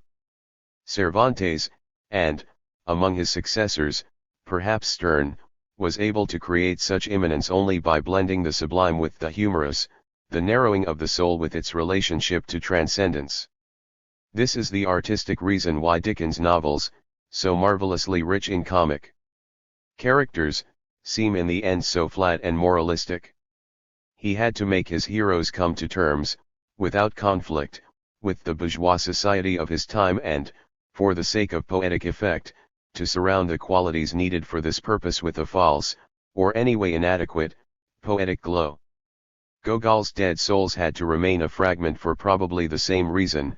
It was impossible from the start to find a positive counterweight to Shishakov, a character who is, artistically speaking, wonderfully fertile and well realized, yet undeniably negative. In order to create a real totality such as Gogol's authentically epic intention demanded, a balance was absolutely essential. Without it, the novel could not achieve epic objectivity or epic reality, it would remain a purely subjective work or a satirical tract. The outside world today has become so exclusively conventional that everything, positive or negative, humorous or poetic, can take place only within the sphere of convention. The demonically humorous is nothing other than a distorted exaggeration of certain aspects of convention or its immanent, and therefore in turn conventional, denial and rejection, and the positive is a coming to terms with it, the semblance of an organic life within limits clearly laid down by convention. This historico-philosophically determined conventionality of the modern humorous novel should not be confused with 107 Upward Arrow, the form-determined and therefore timeless conventions of dramatic comedy. In the latter, certain conventional forms of social life are merely the formal symbolic conclusions of the rounded essential sphere of the drama. When all the major characters with the exception of the unmasked hypocrites and villains marry one another at the end of the great comedies, this is just as much a symbolic ceremony as the hero's death at the end of tragedy. Both are no more than symbols indicating the drawing of a boundary, the drawing of the sharp outline required by the sculptural essentiality of the drama. It is a characteristic fact that as the conventionality of real life and of the epic increases, so the endings of comedies become less and less conventional. The Broken Jug and the Inspector General can still use the old unmasking technique, but the Parisienne, not to mention Hauptmann's or Shaw's comedies, is as contourless and unfinished as today's tragedies, which do not end with the hero's death. Balzac shows a completely different path towards epic immanence. For him the subjective psychological demonism which is characteristic of his work is an ultimate reality, the principle of all essential action which objectivizes itself in heroic deeds. Its inadequate relation to the outside world is intensified to the utmost, but this intensification has a purely immanent counterweight. The outside world is a purely human one and is essentially peopled by human beings with similar mental structures, although with completely different orientations and contents. As a result, this demonic inadequacy, this endless series of incidents in which souls are fatally at cross purposes with one another, becomes the essence of reality, and we obtain that strange, boundless, immeasurable mass of interweaving destinies and lonely souls which is the unique feature of Balzac's novels. By this paradoxical homogeneity of the material of these novels, which in turn results from the extreme heterogeneity of its Con 108 Upward Arrow situant elements, an immanence of meaning is rescued. The danger of an abstract, bad infinity is avoided by a great concentration of events, as in a novella, and a genuinely epic significance is thus attained. However, this triumph of form occurs only in each individual novel, not in the human comedy as a whole. True, the prerequisite for it is there, the magnificent unity of the work's all-embracing material. This unity is not merely realized by means of the repeated appearances and disappearances of individual characters in the infinite chaos of the different stories, it also takes a form which is completely adequate to the innermost essence of this material, that of chaotic, demonic irrationality. And the content which fills this unity is that of the authentic great epic, the totality of a world. But ultimately this totality is not born purely out of the form. What makes the whole truly a whole is, in the end, only the effective experience of a common basis of life and the recognition that this experience corresponds to the essence of life as lived at that moment.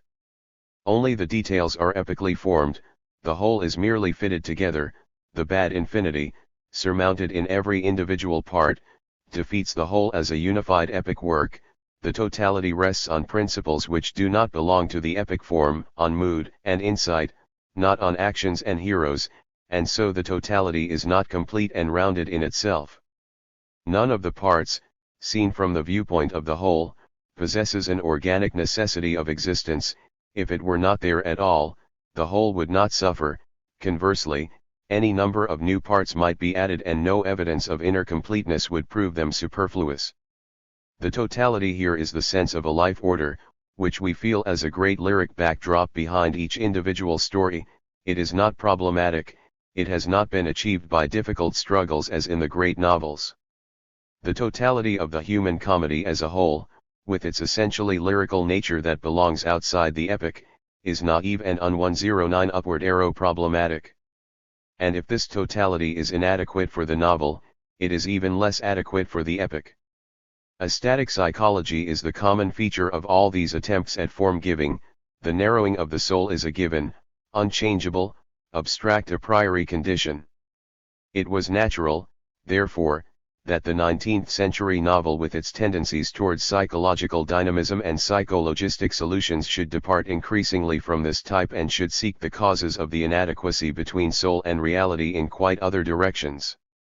Only one great novel, Pontoppidan's Hans im Glück, represents an attempt to treat this type of soul structure centrally and to portray it through movement and development. Pontoppidan's manner of posing the problem leads to a completely new method of composition. The point of departure, the subject's completely secure bond with the transcendent essence, becomes the final goal, and the demonic tendency of the soul to divorce itself completely from anything that does not correspond to this a priori condition becomes a real tendency. Whereas in Don Quixote the basis of all the hero's adventures was his inner certainty and the world's inadequate attitude towards it, so that the role of the demonic became a positive, dynamic one. Here the unity between basis and end goal is concealed, the divergence between soul and reality becomes mysterious and apparently quite irrational.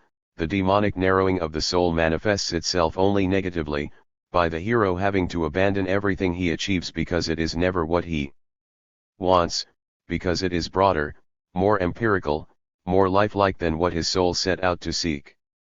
Whereas in Don Quixote the completion of the life cycle is the same adventure repeated over and over again in different ways and extended until it becomes the all-containing center of the totality. Here the movement of life shows a definite and unmistakable progression towards the purity of a soul that has attained itself, learning from its adventures that only it alone, 110 upward arrow rigidly confined within itself, can correspond to its deepest, all-dominating instinct, that the soul is bound to be imprisoned and ultimately destroyed in a world which is alien to its essence, that every refusal to seize a conquered piece of reality is really a victory, a step towards the conquest of a self freed from illusions. Pontoppidan's irony lies in the fact that he lets his hero succeed all the time, but shows that a demonic power forces him to regard everything he has gained as worthless and inessential and to throw it away as soon as he has gained it. The curious inner tension of the book is due to the fact that the meaning of this negative demonism is revealed only at the end, when the hero achieves complete resignation, thus giving retrospective immanence of meaning to his whole life.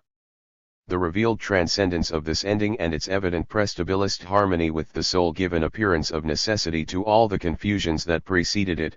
Indeed, seen from the end, the dynamic relationship between the soul and the world is reversed. It looks as though the hero had always remained unchanged, quietly watching the passing events from within himself, as though the entire action consisted merely in removing the veils in which his soul was wrapped. The dynamic nature of psychology is thus shown to be only apparently dynamic, but not until, and this is where Pontoppidan's great mastery lies, it has rendered possible a journey through a really vital and dynamic life totality by its semblance of movement. This explains the isolated position of Pontoppidan's work among modern novels, its strict insistence upon action which is reminiscent of novels of the past, its rejection of mere psychology, and in terms of mood the profound difference between the resignation which is felt at the end of this novel and the disappointed romanticism of other contemporary works. 2. The romanticism of disillusionment. In the 19th century novel, the other type of the necessarily inadequate relation between soul and reality became the more important one, the inadequacy that is due to the soul's being wider and larger than the destinies which life has to offer it. The decisive structural difference is that here we are not dealing with an abstract a priori condition on the face of life, a condition which seeks to realize itself in action and therefore provokes conflicts with the outside world which make up the story of the novel, but rather a purely interior reality which is full of content and more or less complete in itself, enters into competition with the reality of the outside world, leads a rich and animated life of its own and, with spontaneous self-confidence, regards itself as the only true reality, the essence of the world, and the failure of every attempt to realize this equality is the subject of the work. Thus we have here a concrete, qualitative a priori attitude vis-a-vis the world, a matter of content, a struggle between two worlds, not a struggle between reality and a general a priori state. But this makes the divergence between inferiority and the outside world even stronger. When the inferiority is like a cosmos, it is self-sufficient, at rest within itself. Whereas abstract idealism, in order to exist at all, had to translate itself into action, had to enter into conflict with the outside world, here the possibility of escape does not seem excluded from the start. A life which is capable of producing all its content out of itself can be rounded and perfect even if it never enters into contact with the alien reality outside. Whereas, therefore, an excessive, totally uninhibited activity 112 upward arrow towards the outside world was characteristic of the psychological structure of abstract idealism, here the tendency is rather towards passivity, a tendency to avoid outside conflicts and struggles rather than to engage in them, a tendency to deal inside the soul with everything that concerns the soul.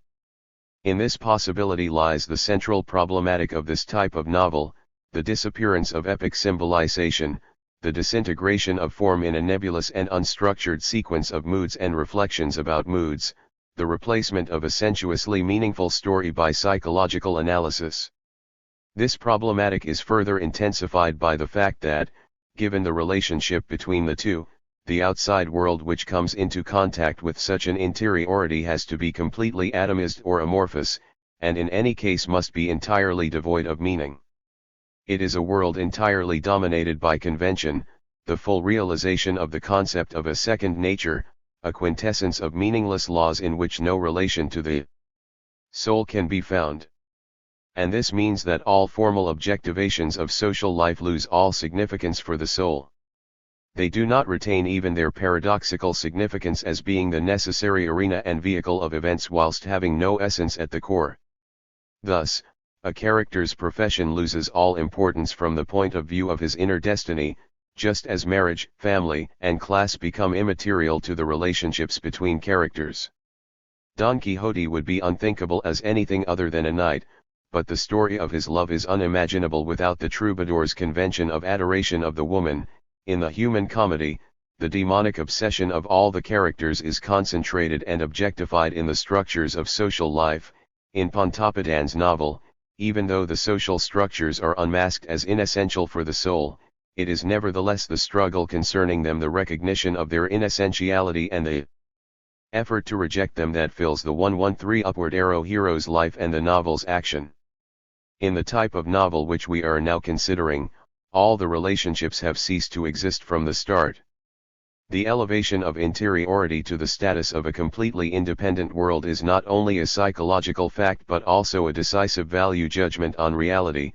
This self-sufficiency of the subjective self is its most desperate self-defense. It is the abandonment of any struggle to realize the soul in the outside world, a struggle which is seen a priori as hopeless and merely humiliating.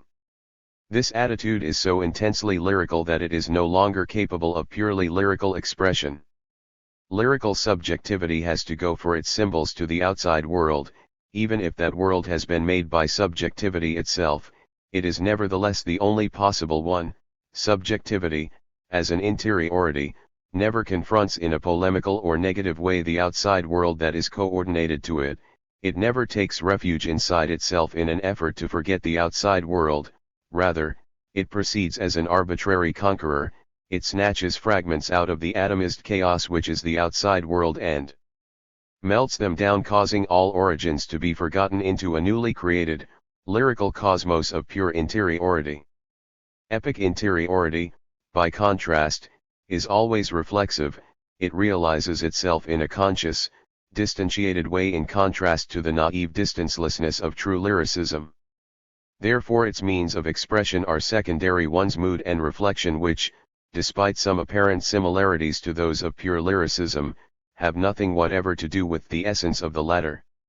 Reflection and mood are constitutive structural elements of the novel form, but their formal significance is determined precisely by the fact that the regulative system of ideas on which the whole reality is based can manifest itself in them and is given form through their mediation, in other words, by the fact that they have a positive, although problematical and paradoxical, relationship to the outside world. When they become an end in 114 upward arrow themselves, their unpoetic and form-destructive character becomes clearly obvious.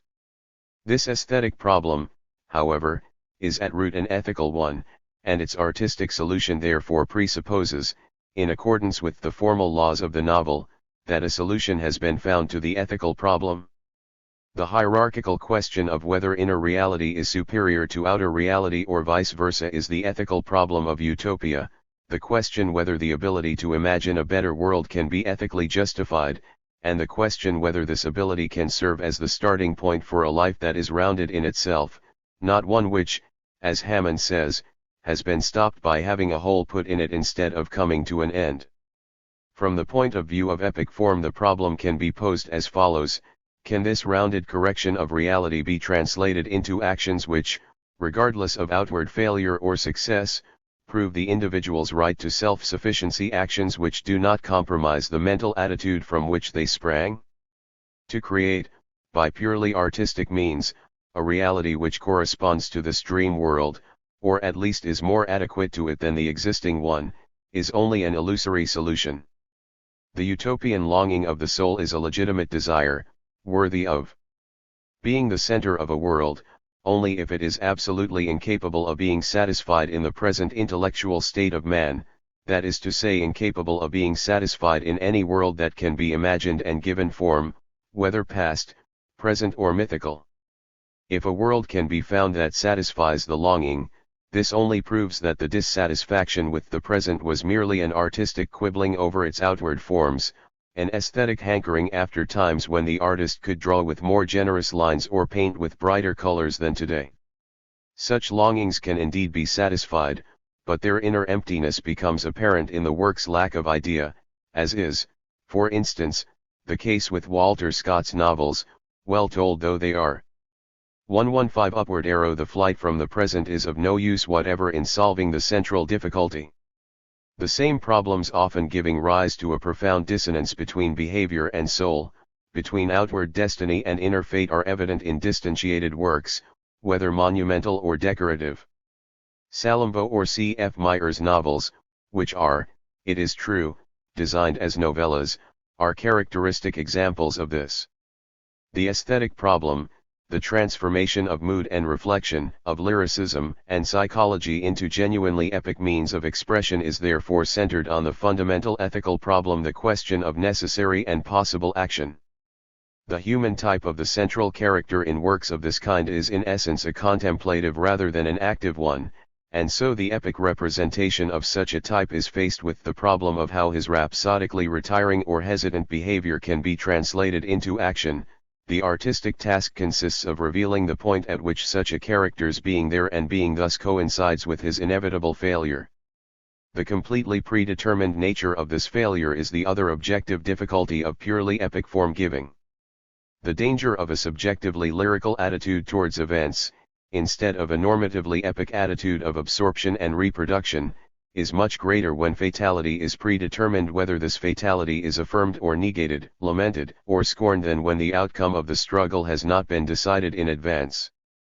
The mood which carries and nourishes such lyricism is the mood of disillusioned romanticism, an over-intensified, over-determined desire for an ideal life as opposed to the real one, a desperate recognition of the fact that this desire is doomed to remain unsatisfied, a utopia based from the start on an uneasy conscience and the certainty of defeat. And the decisive feature of this certainty is its inseparable connection with moral conscience, the evidence that failure is a necessary consequence of its own inner 116 upward arrow structure, that it is, in its finest essence and highest value, condemned to death. That is why the attitude both towards the hero and towards the outside world is a lyrical one, compounded of love and accusation, of sorrow, pity, and scorn. The inner importance of the individual has reached its historical apogee. The individual is no longer significant as the carrier of transcendent worlds, as he was in abstract idealism. He now carries his value exclusively within himself.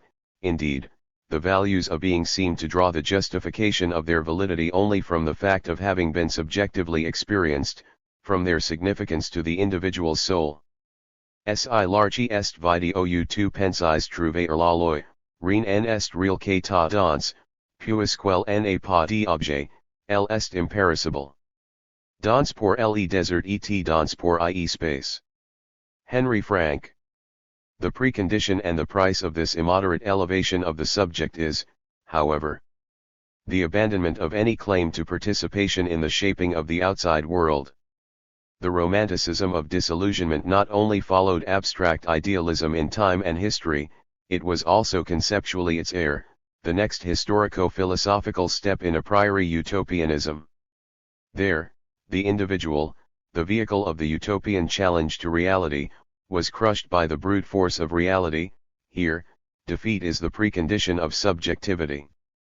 There, subjectivity gave rise to the heroism of militant interiority. Here, a man can become the hero, the central figure of a literary work, because he has the inner possibility of experiencing life as a literary creator. There, the outside world was to be created anew on the model of ideals. Here, an interiority which perfects itself in the form of a literary 117 upward arrow work demands from the outside world that it should provide it with suitable material for thus forming itself. In Romanticism, the literary nature of the a priori status of the soul vis-a-vis reality becomes conscious. The self, cut off from transcendence, recognizes itself as the source of the ideal reality, and, as a necessary consequence, as the only material worthy of self-realization. Life becomes a work of literature, but, as a result, man becomes the author of his own life and at the same time the observer of that life as a created work of art. Such duality can only be given form by lyrical means. As soon as it is fitted into a coherent totality, the certainty of failure becomes manifest, the romanticism becomes sceptical, disappointed and cruel towards itself and the world. The novel of the romantic sense of life is the novel of disillusionment. An inferiority denied the possibility of fulfilling itself in action turns inwards, yet cannot finally renounce what it has lost forever. Even if it wanted to do so, life would deny it such a satisfaction. Life forces it to continue the struggle and to suffer defeats which the artist anticipates and the hero apprehends. This situation gives rise to a romantic lack of moderation in all directions. The inner wealth of pure soul experience is seen immoderately as the only essential thing.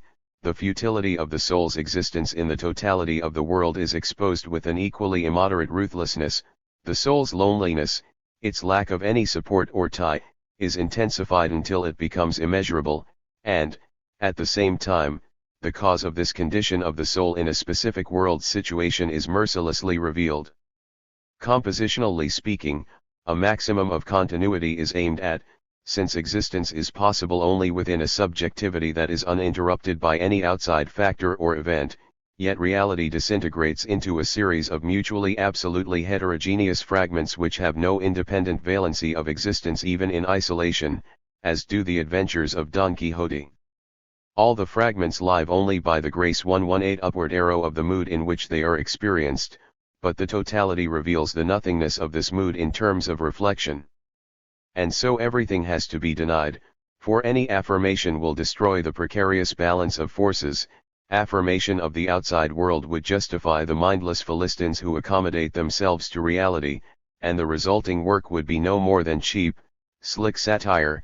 Straightforward affirmation of romantic interiority would give rise to formless wallowing in vain, self-worshipping lyrical psychologism. But the outside world and the interiority are too heterogeneous, too hostile to one another to be simultaneously affirmed, as can happen in novels that overlap into the epic. The only way left is to deny them both, and this merely renews and potentiates the fundamental danger of this type of novel, that of the form becoming dissolved in dreary pessimism. The purely artistic consequences of such a situation are inevitably, on the one hand, the disintegration of all secure and unconditional human values and the revelation of their ultimate nullity, and, on the other hand, the overall dominance of mood, that is to say of impotent sorrow over a world which is inessential in itself and which has only the ineffective, monotonous brilliance of a surface in process of decomposition. Any form must contain some positive element in order to acquire substance as a form. The paradoxical nature of the novel is most strikingly revealed in the fact that the world's situation and the human type which most closely correspond to its formal requirements, for which it is the only adequate form, confront the writer with almost insoluble problems. Jacobson's novel of Disillusionment, which expresses in wonderful lyrical images the author's melancholy over a world in which there's so much that is senselessly exquisite, breaks down and disintegrates completely, and the author's attempt to find a desperate positiveness in Niels Linné's heroic atheism, his courageous acceptance of his necessary 119 upward arrow loneliness, strikes us as an aid brought in from outside the actual work. This hero's life, which was meant to become a work of literature and is instead only a poor fragment, is actually transformed into a pile of debris by the form-giving process. The cruelty of disillusionment devalues the lyricism of the moods, but it cannot endow the characters and events with substance or with the gravity of existence. The novel remains a beautiful yet unreal mixture of voluptuousness and bitterness, sorrow and scorn, but not a unity, a series of images and aspects, but not a life totality. Goncharoff's attempt to fit the magnificently, truly, and profoundly seen character of Oblomov into a totality by introducing a positive counterfigure was likewise doomed to failure. The memorable recurring image of Oblomov lying on his bed, an image which forcefully and sensually conveys the passivity of this type of character, cannot save the work as a whole. In face of the depth of Oblomov's tragedy, Oblomov, whose innermost experience is so direct and bears so exclusively on essential things, yet who has to fail so abysmally whenever he is confronted with the smallest manifestation of outward reality, in face of this the triumphant happiness of Stahls, his strong friend, becomes trivial and flat. At the same time, Stahls has just enough real strength and weight to reduce Oblomov's fate to pettiness. The terrifying comic quality of the divorce between interior and exterior, symbolized by Oblomov lying on his bed, increasingly loses its created depth and greatness as the real action of the novel proceeds, namely, Stahls's attempt to re-educate Oblomov and the failure of that attempt. Oblomov's tragicomic destiny is increasingly reduced to the indifferent fate of a character doomed to failure from the start. The greatest discrepancy between idea and reality is time, the process of time as duration. The most profound and most humiliating impotence of subjectivity consists not so much in its hopeless struggle against the lack of idea in social forms and their human representatives, as in the fact that it cannot resist the sluggish, yet constant progress of time, that it must slip down, slowly yet inexorably, from the peaks it has laboriously scaled, that time, that ungraspable, invisibly moving substance gradually robs subjectivity of all its possessions and imperceptibly forces alien contents into it. That is why only the novel, the literary form of the transcendent homelessness of the idea, includes real-time Bergson's Duart among its constitutive principles. In another context I have pointed out that the drama does not know the concept of time, it is subject to the three unities and, provided these are properly understood, the unity of time signifies a state of being lifted out of the duration of time. The epic, it is true, appears to allow for the duration of time. We need only think of the 10 years of the Iliad or of the Odyssey. Yet this time has as little reality, as little real duration, as time has in drama. Men and destinies remain untouched by it, it has a dynamic of its own, and its function is solely to express the greatness of an enterprise or of attention in a meaningful way. The years are necessary to make the listener understand the real meaning of the capture of Troy and the wanderings of Odysseus, just as the large number of warriors or the vast areas traveled are necessary for the same purpose. But the heroes do not experience time within the work itself. Time does not affect their inner changes or changelessness, their age is assimilated in their characters, and Nestor is old just as Helen is beautiful or Agamemnon mighty. It is true that the characters of the epic know life's painful lesson of growing old and dying, but 1a Modern Drama Foilotus Nectortnet, History of the Development of Modern Drama, 2 volumes. Budapest 1912. The introductory chapter is available in German under the title Zur Soziologie des modernen Dramas in Archiv für Sozialwissenschaften und Sozialpolitik XXXVII, 1914, p. 303 ff, p. 662 ff. 121 Upward arrow to them it is mere knowledge, mere recognition, what they perience and the way they experience it has the blissful time-removed quality of the world of gods. The normative attitude towards the epic, according to Goethe and Schiller, is an attitude assumed towards something completely in the past, therefore its time is static and can be taken in at a single glance. The author of an epic and his characters can move freely in any direction inside it, like all space, it has several dimensions but no direction. And the normative present tense of the drama, likewise laid down by Goethe and Schiller, transforms time into space, as Gurneman says. Only the complete disorientedness of modern literature poses the impossible task of representing development and the gradual passing of time in dramatic terms. Time can become constitutive only when the bond with the transcendental home has been severed. Just as ecstasy elevates the mystic into a sphere where all duration and all passing of time have ceased and from which he must fall back into the world of time only because of his creaturely, organic limitations, so any close and visible connection with the essence creates a cosmos which is a priori exempt from this necessity. Only in the novel, whose very matter is seeking and failing to find the essence, is time posited together with the form. Time is the resistance of the organic which possesses a mere semblance of life to the present meaning, the will of life to remain within its own completely enclosed immanence. In the epic the life immanence of meaning is so strong that it abolishes time, life enters eternity as life, the organic retains nothing of time except the phase of blossoming, fading and dying are forgotten and left entirely behind. In the novel, meaning is separated from life, and hence the essential from the temporal. We might almost say that the entire inner action of the novel is nothing but a wruggle against the power of time. In the romanticism of disillusionment, time is the corrupt 122 upward arrowing principle, poetry, the essential, must die, and time is ultimately responsible for its passing. That is why in such novels all value is on the side of the defeated protagonist, who, because he is dying, is endowed with the beauty of wounded youth, while coarseness, harshness, the absence of an idea, belong entirely to time. Only as a post facto correction of this one-sided lyrical opposition to the victorious power does self-irony turn against the dying essence by endowing it, negatively, with the attributes of youth. The ideal is said to be constitutive only for the soul in a state of immaturity. The overall design of the novel is bound to be deformed if positive and negative values are so distinctly divided between the two sides of the struggle. A form cannot really deny a life principle unless it is capable of excluding it a priori from its realm. As soon as it has to admit that principle, it must admit it as positive, and so this principle, not only as an opposing force but in its own right, becomes a precondition of the realization of value. Time is the fullness of life, although the fullness of time is the self-abolition of life and, with it, of time itself. The positive thing, the affirmation which the very form of the novel expresses no matter how inconsolably sad its content may be, is not only that distant meaning which dawns with a mild radiance on the far side of the search and the failure to find, but also the fullness of life which is revealed precisely through the manifold failures of the struggle and search.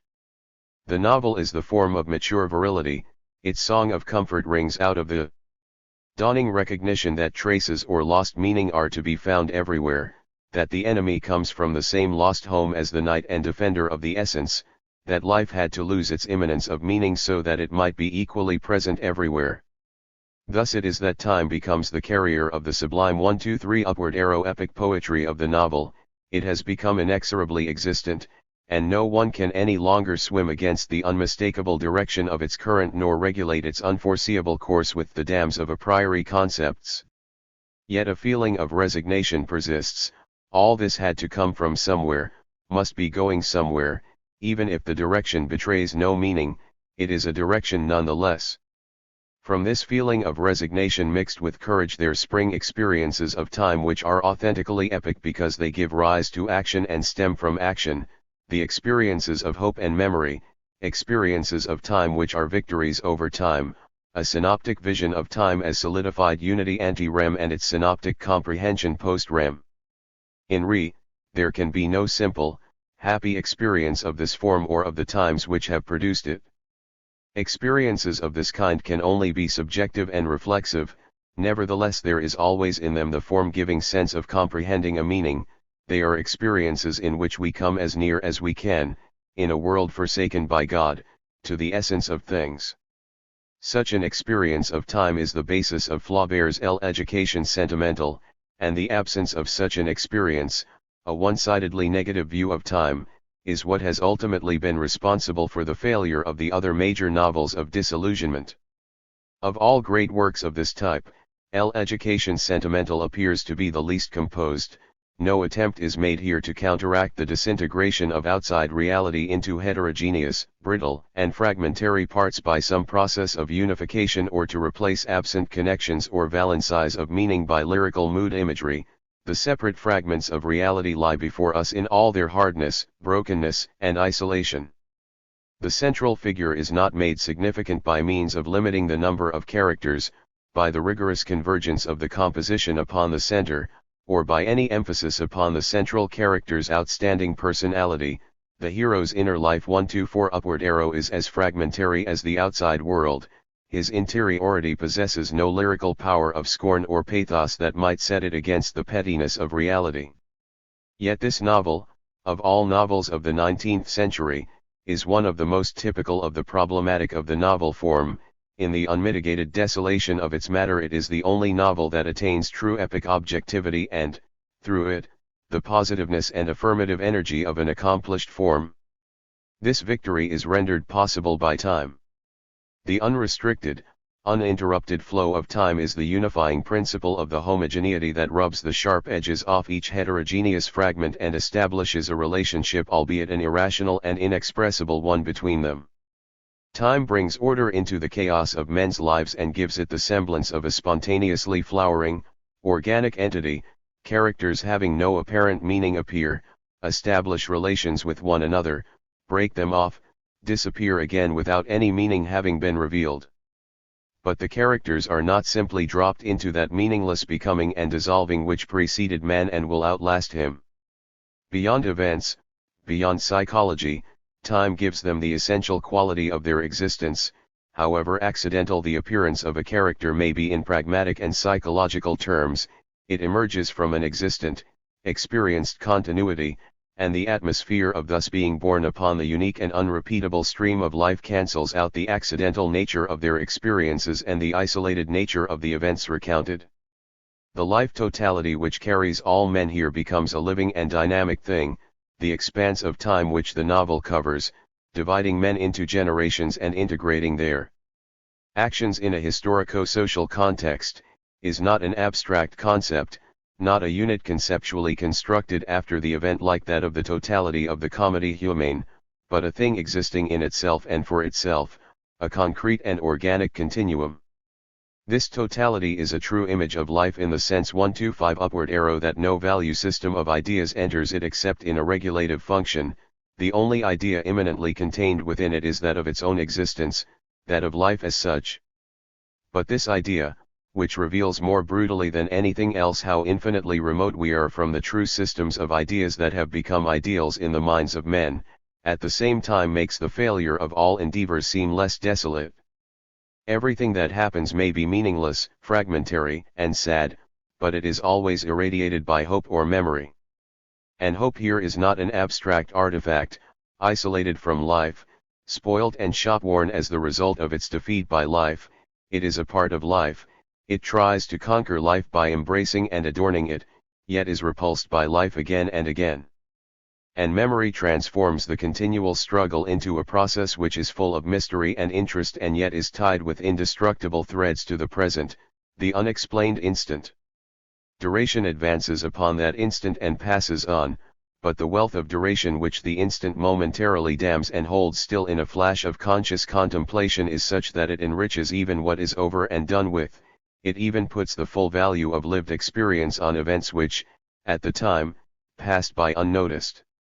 And so, by a strange and melancholy paradox, the moment of failure is the moment of value, the comprehending and experiencing of life's refusals is the source from which the fullness of life seems to flow. What is depicted is the total absence of any fulfillment of meaning, yet the work attains the rich and rounded fullness of a true totality of life. Herein lies the essentially epic quality of memory.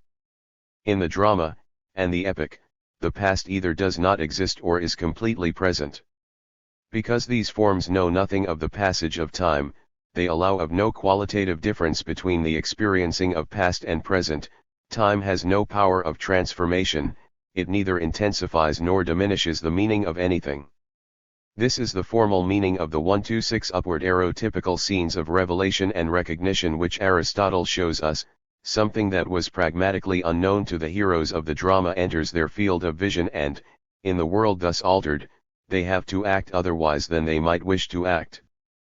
But the force of the newly introduced factor is not diminished by a time perspective, it is absolutely homogeneous with and equivalent to the present.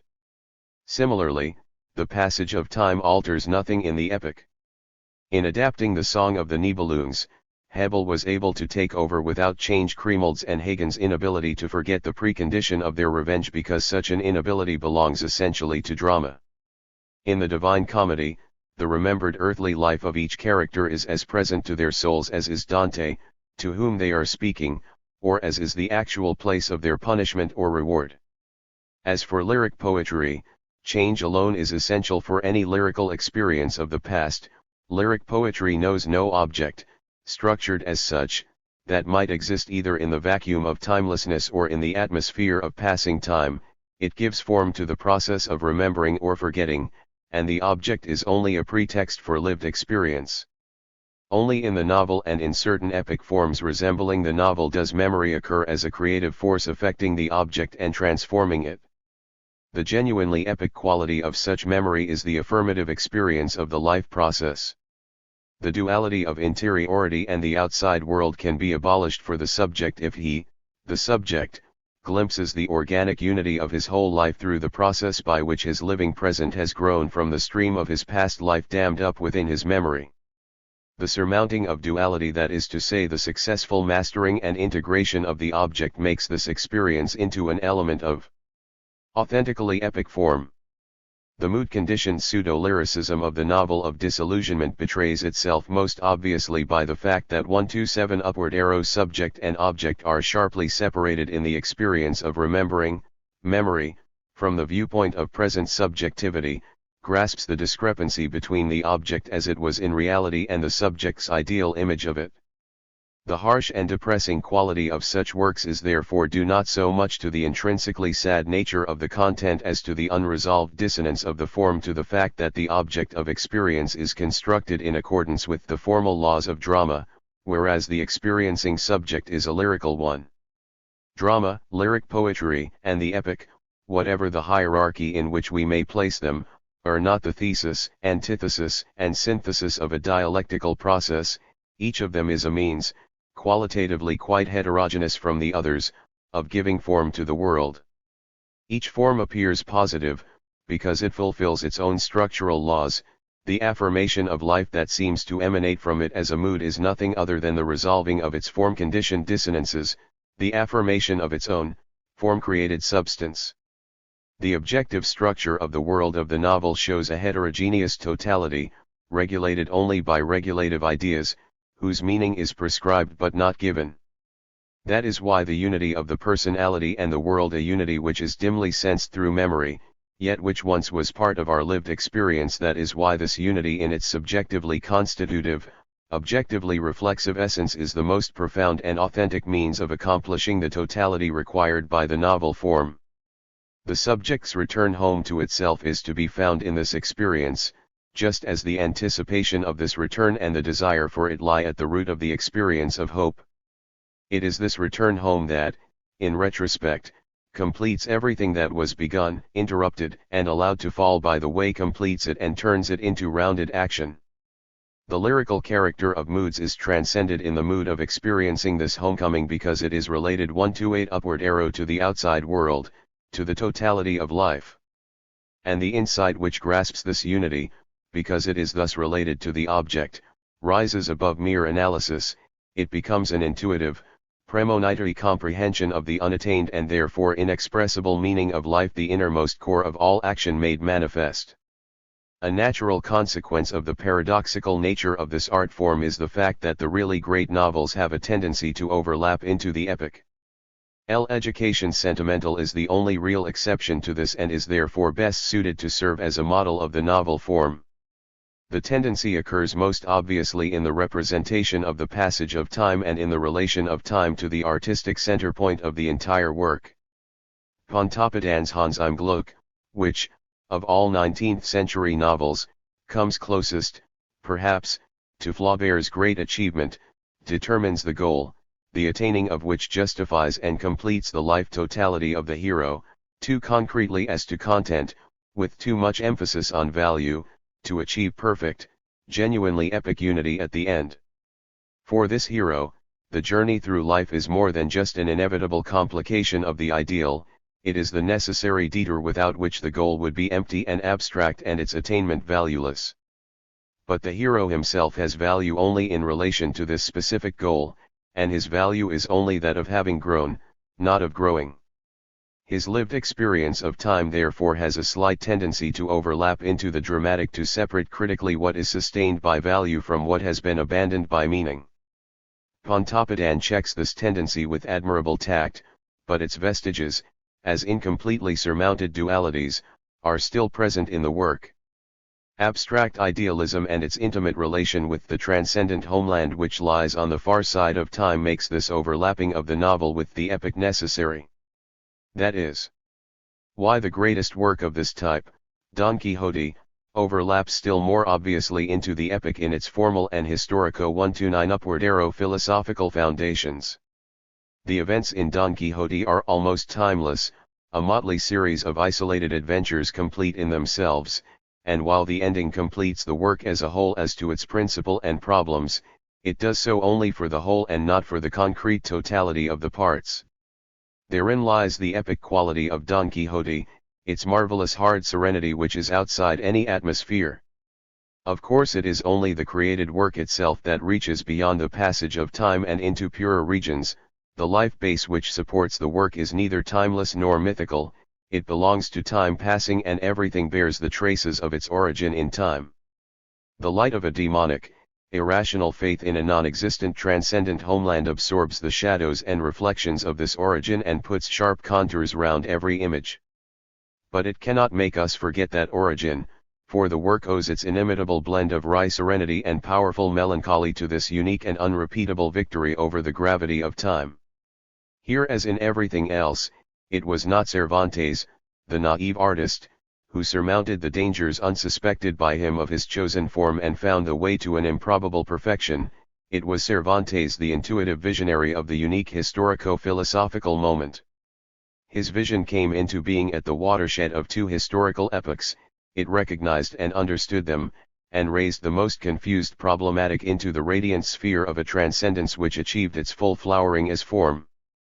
The formal ancestor and the formal heir of Don Quixote, the chivalrous epic and the adventure novel, both demonstrate the danger inherent in this form, the danger which arises from its overlapping into the epic, from its inability to give form to the durée, the danger of triviality, of being reduced to mere entertainment. This is the necessary problematic of this type of novel, just as disintegration and formlessness, which are due to a failure to surmount time as 1-30 upward arrow a too heavy, too strongly existent factor, are the dangers inherent in the other novel form, the novel of disillusionment. 1-31 upward arrow. 3.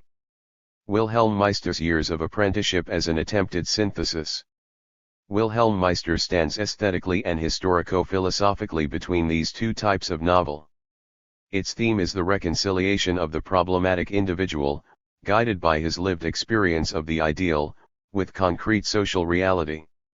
This reconciliation cannot and must not be the result of accommodation or of a harmony existing from the start which would make it a modern humorous novel, a type we have already described, except that, whereas in such novels the pre-existing harmony is a necessary evil, here it would become the central good.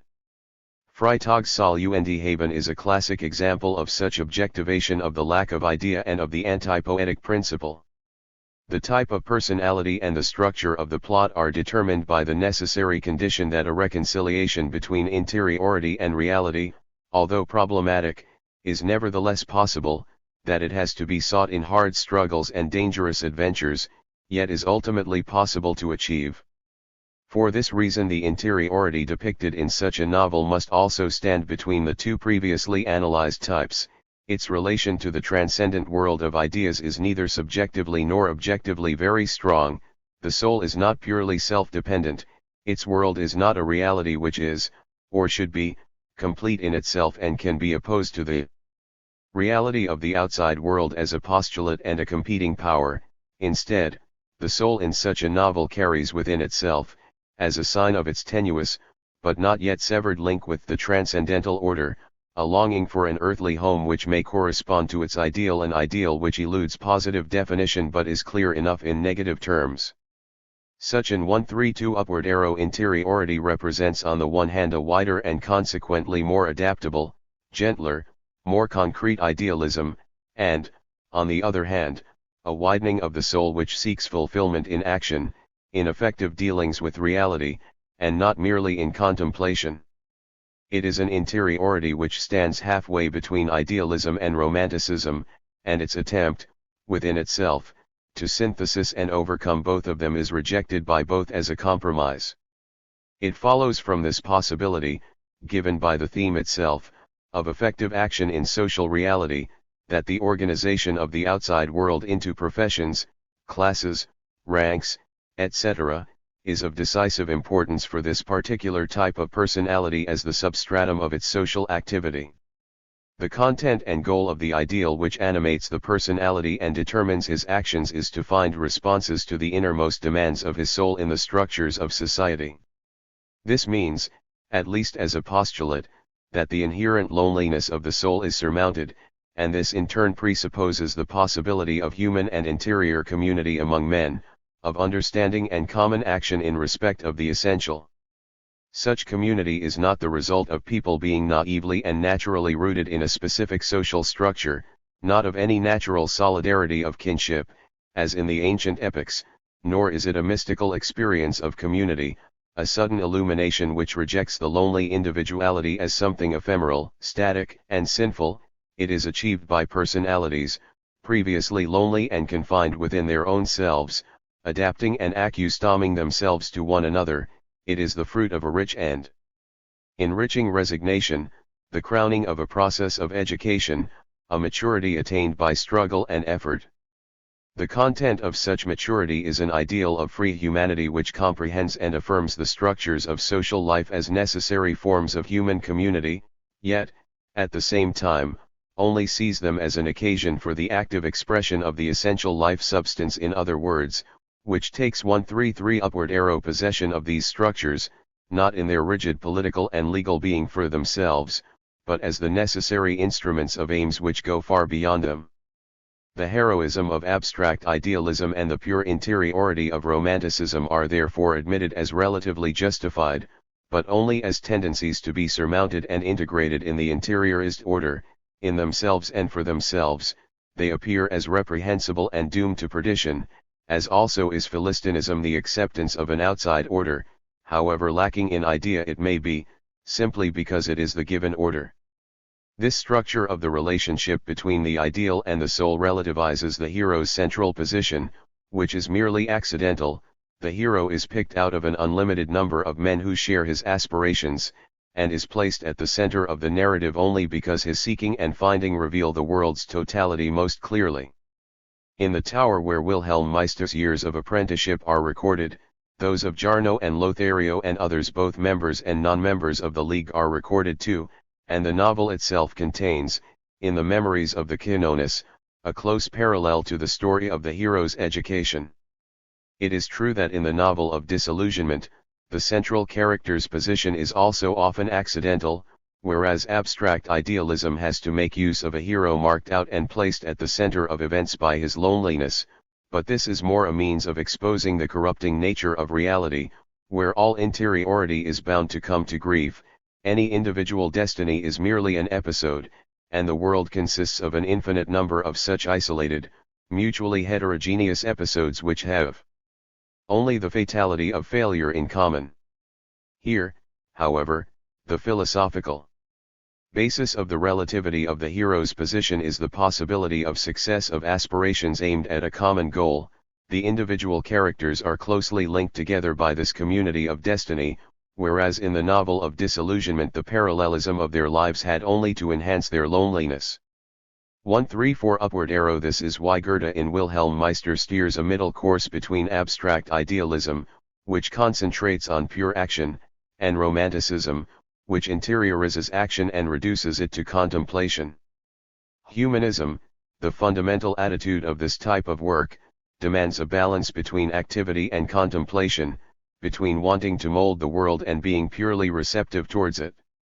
This form has been called the novel of education rightly, because its action has to be a conscious, controlled process aimed at a certain goal, the development of qualities in men which would never blossom without the active intervention of other men and circumstances, whilst the goal thus attained is in itself formative and encouraging to others is itself a means of education. A story determined by such a goal has a certain calm based on security.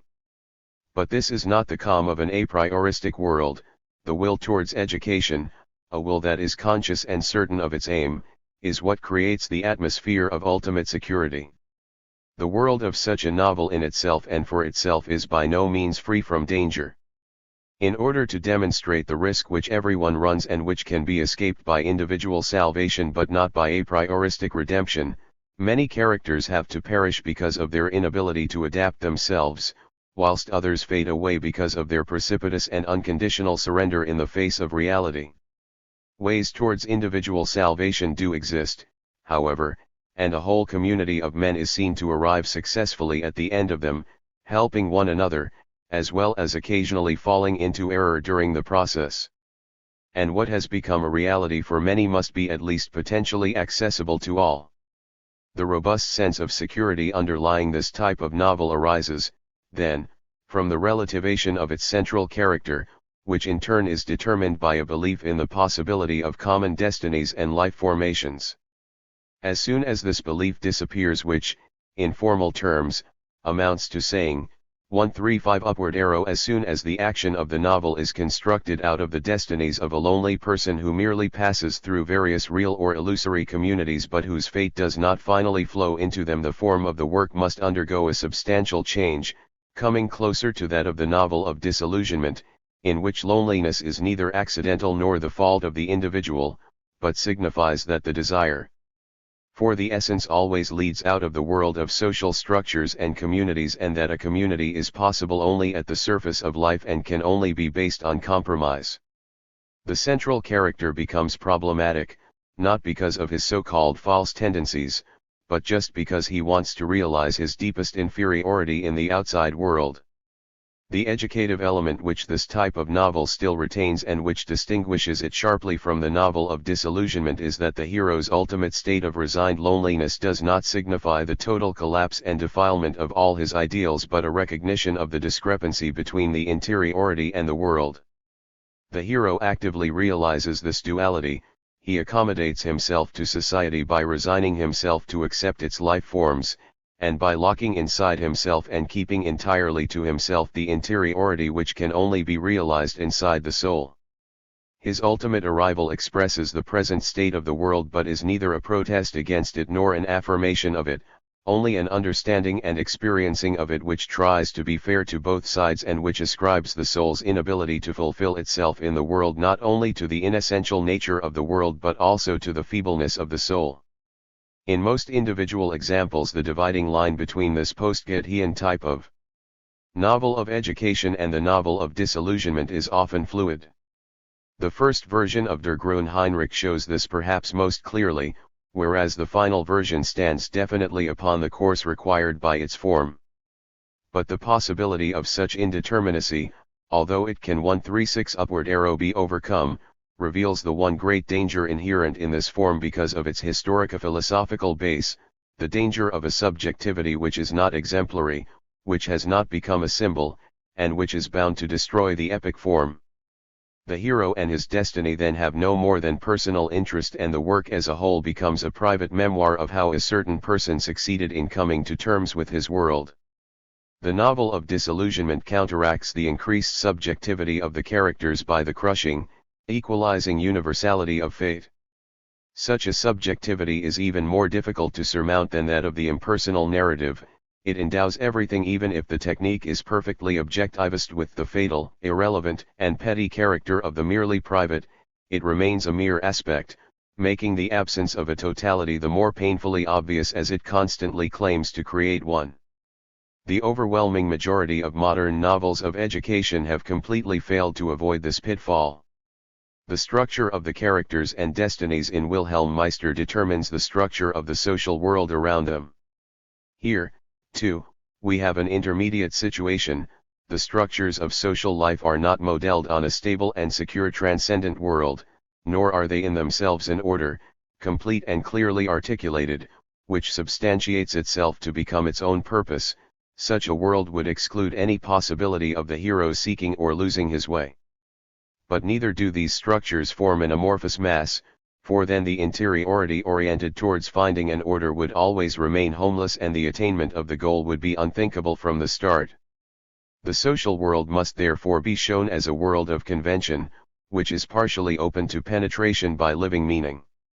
A new principle of heterogeneity is thereby introduced into the outside world, a hierarchy of the various structures and layers of structures according to their penetrability by meaning. This hierarchy is irrational and incapable of being 137 upward arrow rationalist, and the meaning, in this particular case, is not objective but is tantamount to the possibility of a personality fulfilling itself in action. Irony here acquires crucial importance as a factor in the creation of the work, because no structure in itself and for itself can be said to possess such meaning, nor not to possess it. It is quite impossible to decide from the start whether any structure is thus eligible or not, and only its interaction with the individual can reveal this. The necessary ambiguity is further increased by the fact that in each separate set of interactions it is impossible to tell whether the adequacy or inadequacy of the structure of the individual is due to the individual's success or failure, or whether it is a comment on the structure itself. But such an ironic affirmation of reality, for this uncertainty lights up even a reality totally lacking in idea, is, after all, only an intermediate stage. The completion of the process of education must inevitably idealize and romanticize certain parts of reality and abandon others to prose, as being devoid of meaning. Yet the author must not abandon his ironic attitude, replacing it by unconditional affirmation, even when describing the eventual homecoming.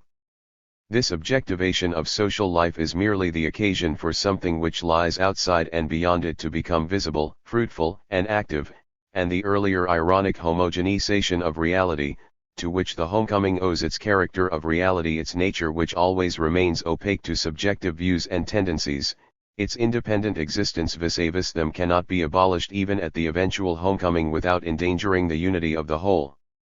And so the attained, meaningful and harmonious world is just as real and has the same characteristics of reality as the different degrees of meaninglessness and of partial penetration by meaning which preceded it in the story. In this ironic tact of the romantic presentation of reality lies the other great danger inherent in this form of the novel, 138 upward arrow, which only Goethe and not always he succeeded in escaping. It is the danger of romanticizing reality to a point where it becomes a sphere totally beyond reality, or, still more dangerously from the point of view of artistic form-giving, a sphere completely free from problems, for which the forms of the novel are then no longer sufficient. Novalis, who rejected Goethe's work as prosaic and anti-poetic precisely on these grounds, sets the fairytale transcendence realized in reality as the goal and canon of epic poetry against the method used in Wilhelm Meister. Wilhelm Meister's years of apprenticeship, he writes, is in a sense a completely prosaic and modern work. The romantic element is absent from it, and so is the poetry of nature the miraculous. It deals only with ordinary, human things, nature and mysticism are quite forgotten. It is a poeticized story of bourgeois domestic life. The miraculous is dismissed from it as mere poetry and exaltation. Artistic atheism is the spirit of this book. It is at bottom unpoetic to the highest degree, however poetical the writing may be. And again, Novalis' own harking back to the age of the chivalrous epics was not accidental but the result of that enigmatic and yet so deeply rational elective affinity between an author's fundamental intention and the matter of his works. Novalis, like the authors of those epics, wanted to create a totality of revealed transcendence within an earthly reality, although we can speak only of an a priori sharing of aims, not of any direct or indirect influence. His stylization, like that of the chivalrous epics, had therefore to be oriented towards the fairy tale. But whereas the intention of the authors of the medieval epics was epic in a naively natural sense and consisted in giving form directly to real life, the glimpsed presence of the transcendent and, with it, the transfiguration of reality into a fairy tale being merely a gift they received from their historico-philosophical situation, for Novalis this fairytale reality as a recreation of the broken unity between 139 upward arrow reality and transcendence became a conscious goal.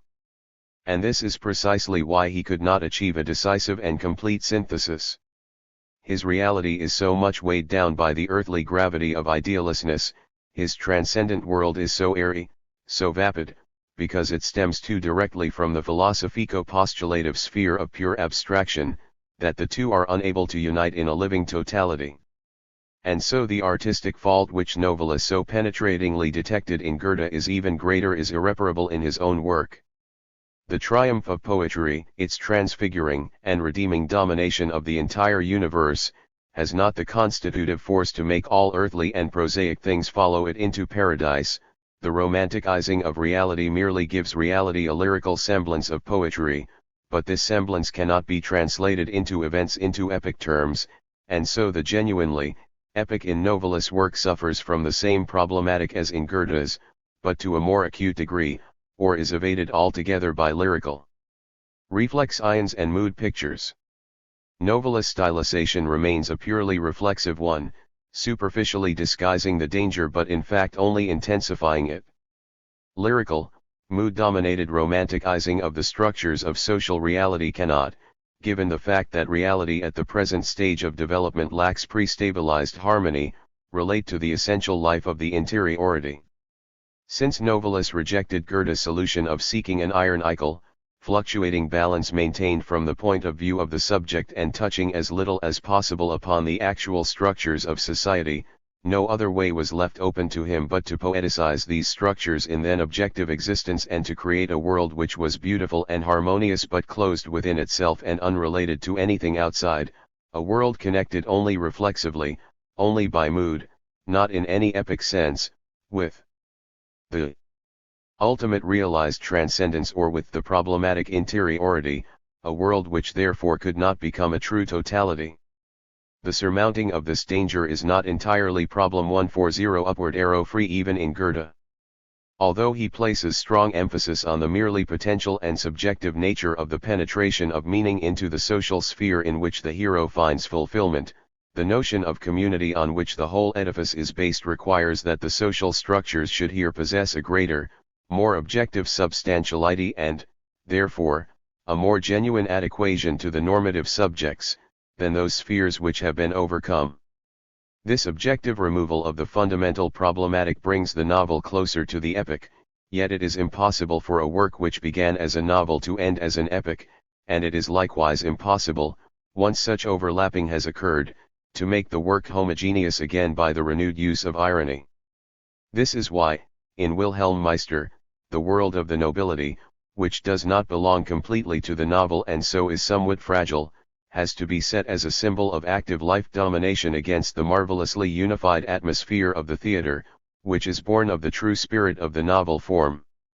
Certainly, by the nature of the marriages which conclude the novel, the nobility as a social estate is interiorized with the maximum epic and sensuous intensity, so that the objective superiority of a class is transformed to mean a better opportunity for a freer, more generous way of life for anyone possessing the necessary inner potentialities. But in spite of this ironic reservation, a social class is nevertheless raised to a height of substantiality to which it cannot inwardly be equal. Within this class, although confined to a small circle of its members, a universal and all-embracing cultural flowering is supposed to occur, capable of absorbing the most varied individual destinies. In other words, the world thus confined within a single class, the nobility, and based upon it, partakes of the problem-free radiance of the epic. Not even the supreme artistic tact with which Goethe introduces new problems at this late stage in the novel can alter the imminent consequences of the novel's ending. The one-for-one upward arrow world he describes, with its merely relative adequation to essential life, contains no element that can offer a possibility for the necessary stylization. This is why Goethe was obliged to introduce the much criticized fantastic apparatus of the last books of the novel, the mysterious tower, the all-knowing initiates with their providential actions, etc. Goethe makes use here of the methods of the romantic epic. He absolutely needed these methods in order to give sensuous significance and gravity to the ending of the novel, and although he tried to rob them of their epic quality by using them lightly and ironically, thus hoping to transform them into elements of the novel form, he failed. With his creative irony, by means of which he was able everywhere else to give substance to things that were in themselves unworthy of artistic treatment and to control any tendency to go beyond the novel form, he devalued the miraculous by revealing its playful, arbitrary, and ultimately inessential character. And he could not prevent it from introducing a disrupting dissonance into the total unity of the whole. The miraculous becomes a mystification without hidden meaning, a strongly emphasized narrative element without real importance, a playful ornament without decorative grace.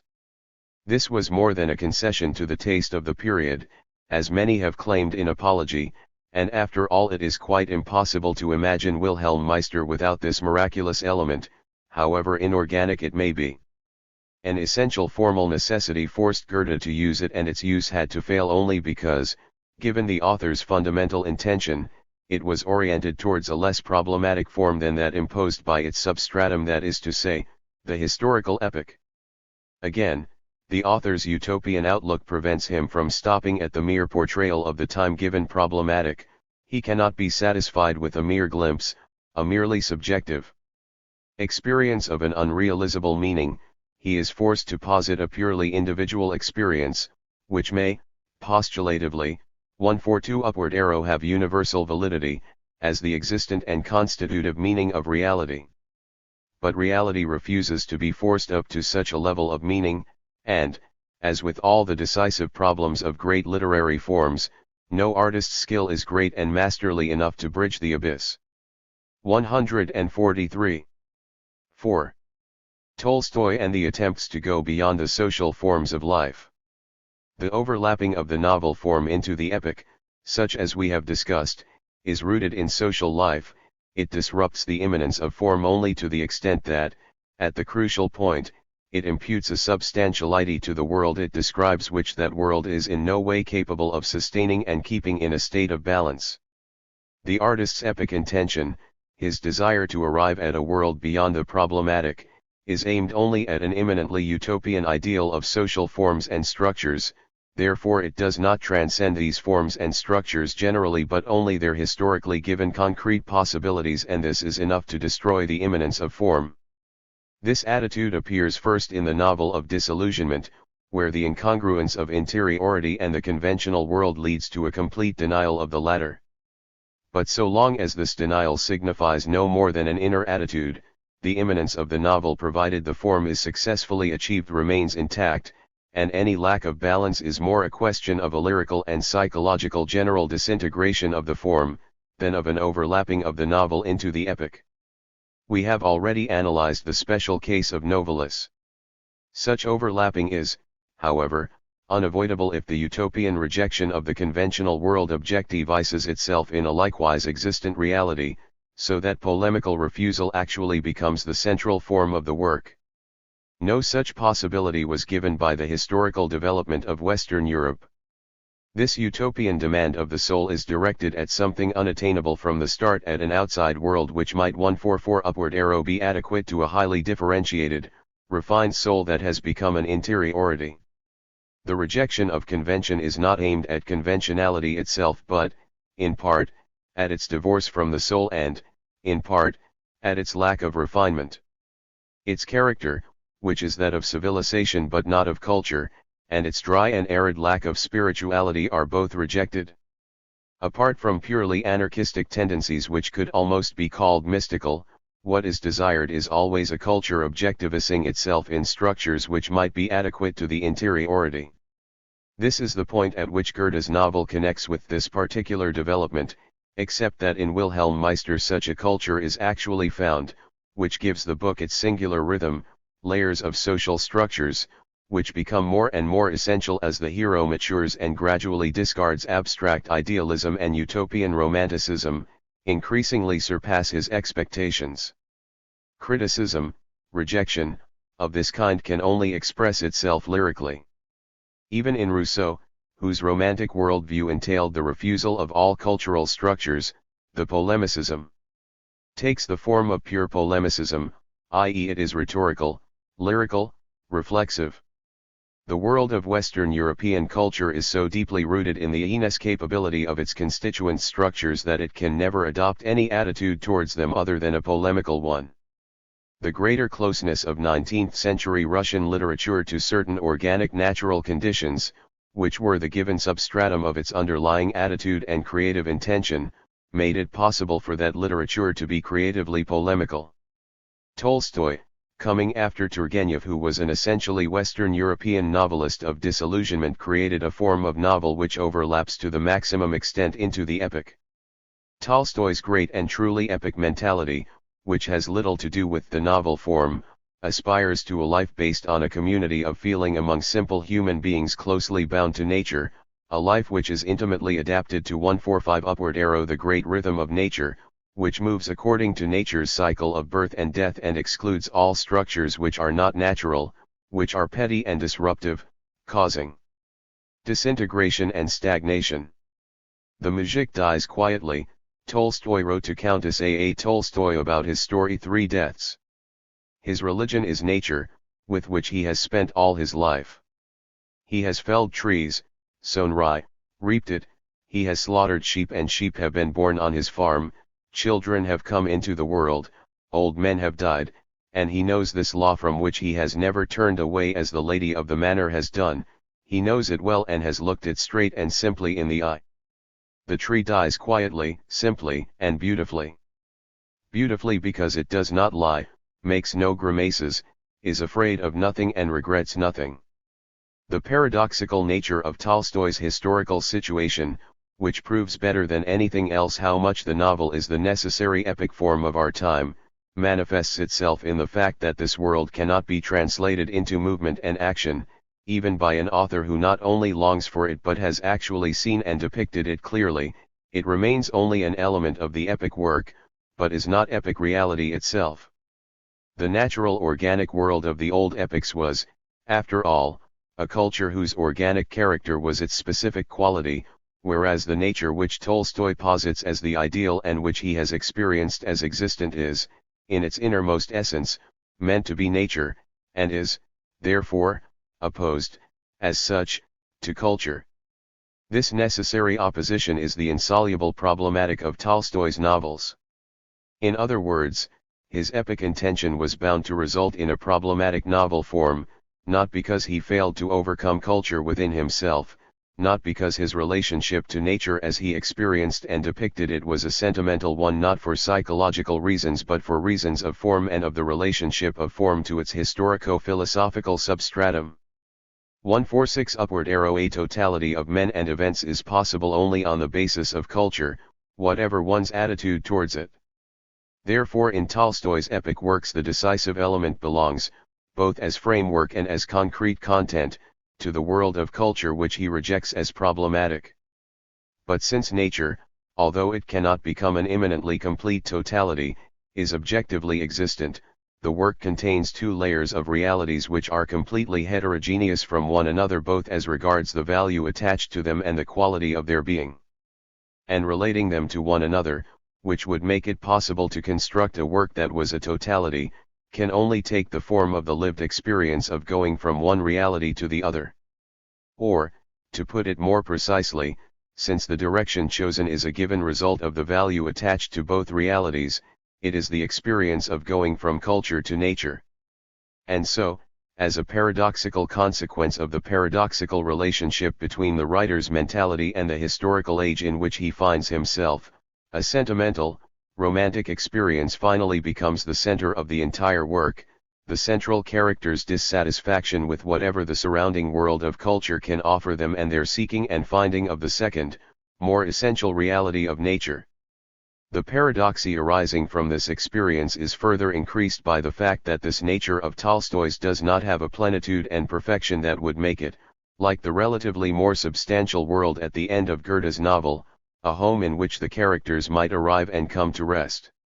Rather, it is a factual assurance that an essential life really does exist beyond conventionality, a life which can be reached through the lived experiences of a full and genuine selfhood, the self-experience of the soul, but from which one must irremediably fall back into the world of convention. With the heroic ruthlessness of a writer of historic greatness, Tolstoy does not flinch from the grim consequences of 147 upward arrow his worldview, not even the singular position he allocates to love and marriage, a position halfway between nature and culture, at home in both spheres and yet a stranger in each, can mitigate these consequences. In the rhythm of natural life, the rhythm of unpathetic, natural growth and death, love is the point at which the dominant forces of life assume their most concrete and meaningful form. Yet love as a pure force of nature, love as passion, does not belong to Tolstoy's world of nature. Passionate love is too much bound up with the relationship between one individual and another and therefore isolates too much, creates too many degrees and nuances, it is too cultural. The love which occupies the really central place in Tolstoy's world is love as marriage, love as union, the fact of being united, of becoming one, being more important than who it is that is thus united, love as the prelude to birth, marriage and the family as a vehicle of the natural continuity of life. That this introduces a conceptual dichotomy into the edifice would be of little importance artistically if it did not create yet another heterogeneous layer of reality, which cannot be compositionally connected with the other two spheres, in themselves heterogeneous from each other. The more authentically this layer of reality is depicted, the more strongly it is bound to be transformed into the opposite of what was intended. The triumph of such love over culture is meant to be a victory of the natural over the falsely, artificially refined, yet it becomes a miserable swallowing up by nature of everything that is great and noble in man. Nature is alive inside man, but, when it is lived as culture, it reduces man to the lowest, most mindless, most idea-forsaken conventionality. This is why the mood of the epilogue to War and Peace, with its nursery atmosphere where all passion has been spent and all seeking ended, is more profoundly disconsolate than the endings of the most problematic novels of disillusionment. Nothing is left of what was there before. As the sand of the desert covers the 148 upward arrow pyramids, so every spiritual thing has been swamped, annihilated, by animal nature. This unintentional disconsolateness of the ending combines with an intentional one in the description of the conventional world. Tolstoy's evaluating and rejecting attitude extends to every detail he depicts. The aimlessness and insubstantiality of the life he describes expresses itself not only objectively, for the reader who recognizes it, not only as the lived experience of gradual disappointment, but also as an a prioristic, established, agitated emptiness, a restless ennui. Every conversation, every event bears the stamp of the author's verdict. These two groups of experiences, the private world of marriage and the public world of society, are contrasted with the experience of the essence of nature. At very rare, Great moments generally they are moments of death. A reality reveals itself to man in which he suddenly glimpses and grasps the essence that rules over him and works within him, the meaning of his life. His whole previous life vanishes into nothingness in the face of this experience, all its conflicts, all the sufferings, torments and confusions caused by them, appear petty and inessential. Meaning has made its appearance and the paths into living life are open to the soul. And here again Tolstoy, with the paradoxical ruthlessness of true genius, shows up the profoundly problematic nature of his form and its foundations. These crucial moments of bliss are the great moments of dying. The experience of Andrei Bolkonsky lying mortally wounded on the field of Austerlitz, the sense of unity experienced by Karenin and Vronsky at Anna's deathbed, and it would be true bliss to die now, to die like that. But Anna recovers and Andrei returns to life, and the great moments vanish without trace. Life goes on in the world of convention, an aimless, inessential life. The paths which the great moments had revealed lose their direction, their reality, as the great moment 149 upward arrow passes. Such paths cannot be trodden, and when people believe they are treading them, their experience is a bitter caricature of what the revelation of the great moment had shown. Levin's experience of God and his clinging to what he has thus attained despite the fact that it is slipping from his grasp stems more from the will and theory of Tolstoy the thinker than from the vision of Tolstoy the artist.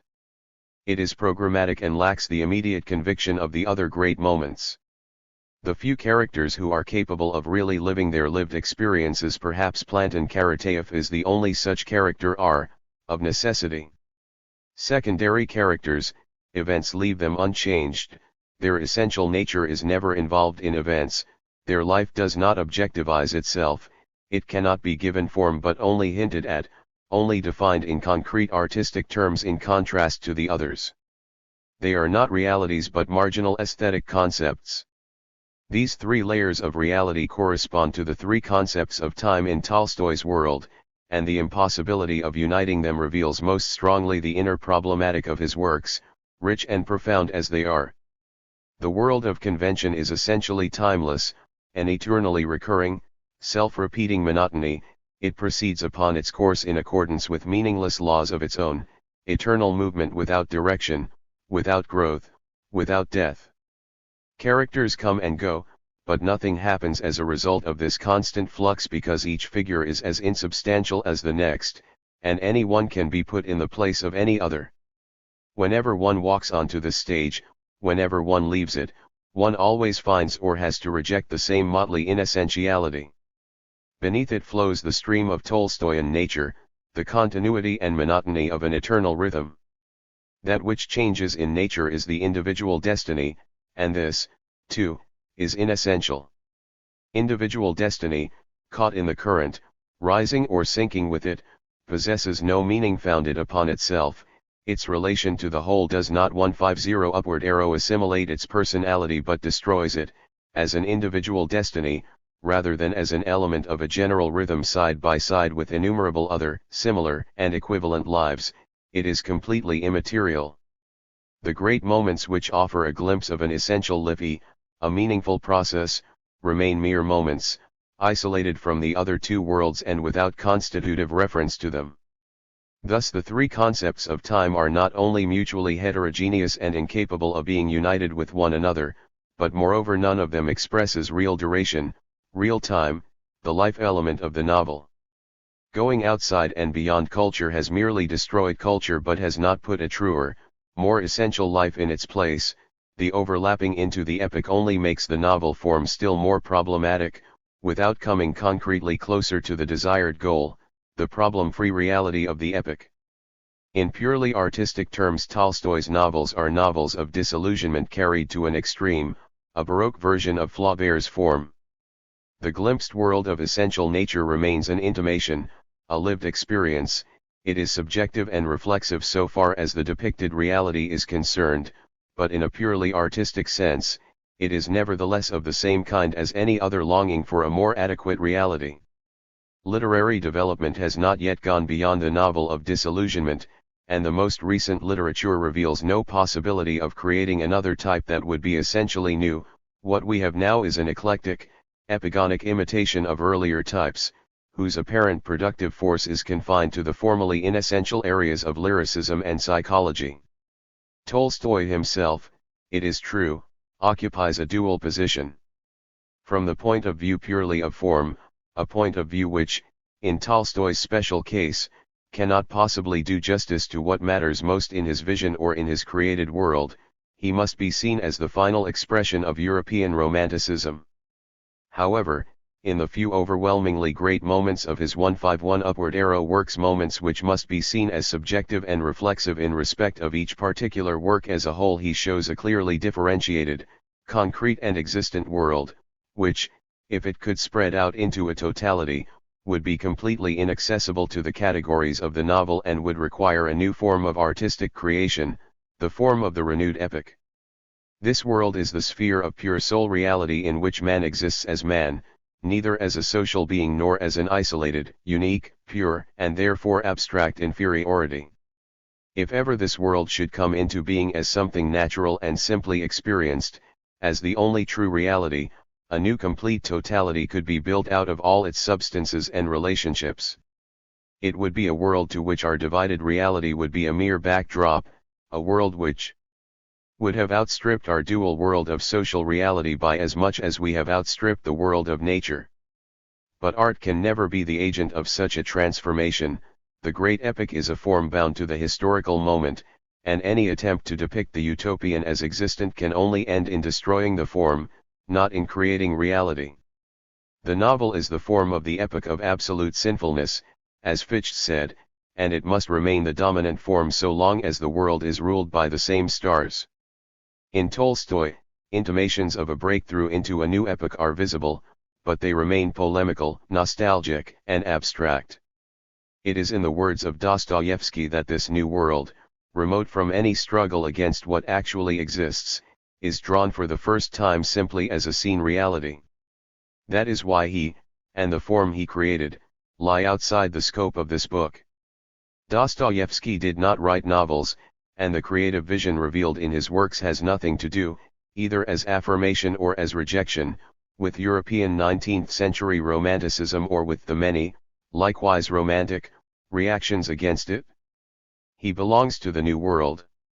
Only formal analysis of his works can show whether he is already the Homer or the Dante 152 Upward Arrow of that world, or whether he merely supplies the songs which, together with the songs of other forerunners, later artists will one day weave into a great unity, whether he is merely a beginning or already a completion. It will then be the task of historico-philosophical interpretation to decide whether we are really about to leave the age of absolute sinfulness, or whether the new has no other herald but our hopes, those hopes which are signs of a world to come, still so weak that it can easily be crushed by the sterile power of the merely existent. 153.